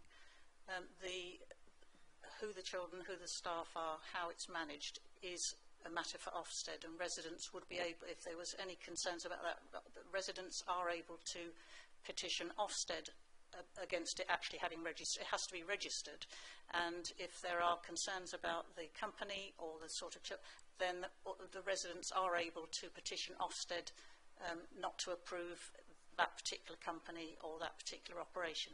If we're here on a planning point of view, if you look at it, the house would make a nice children's home. I can't deny that, and that's sort of. So I'm seconding it on the basis that that might help us to. If no one agrees with us, then we'll know where we're up to. Sorry. All right. On that basis, I referred earlier to having a site management plan, which we have used before, which basically would require conditions around the management of the children, access externally, things like that. I think in particular actually it covered evening outside supervision was the key thing that was actually included as a request when we looked at the previous application. Would you be willing to accept that? If we can lawfully do that, I'm quite happy to accept that. Thank you. Yeah, would that be acceptable to you? Right, so we're looking at the table then on an application for approval of the plans before us with an additional management plan. Thank you. So all those in favour, please raise your hands.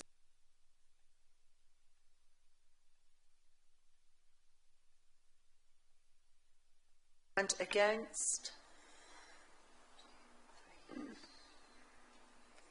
And any abstentions? So in this case I have the casting vote and I am going to recommend approval.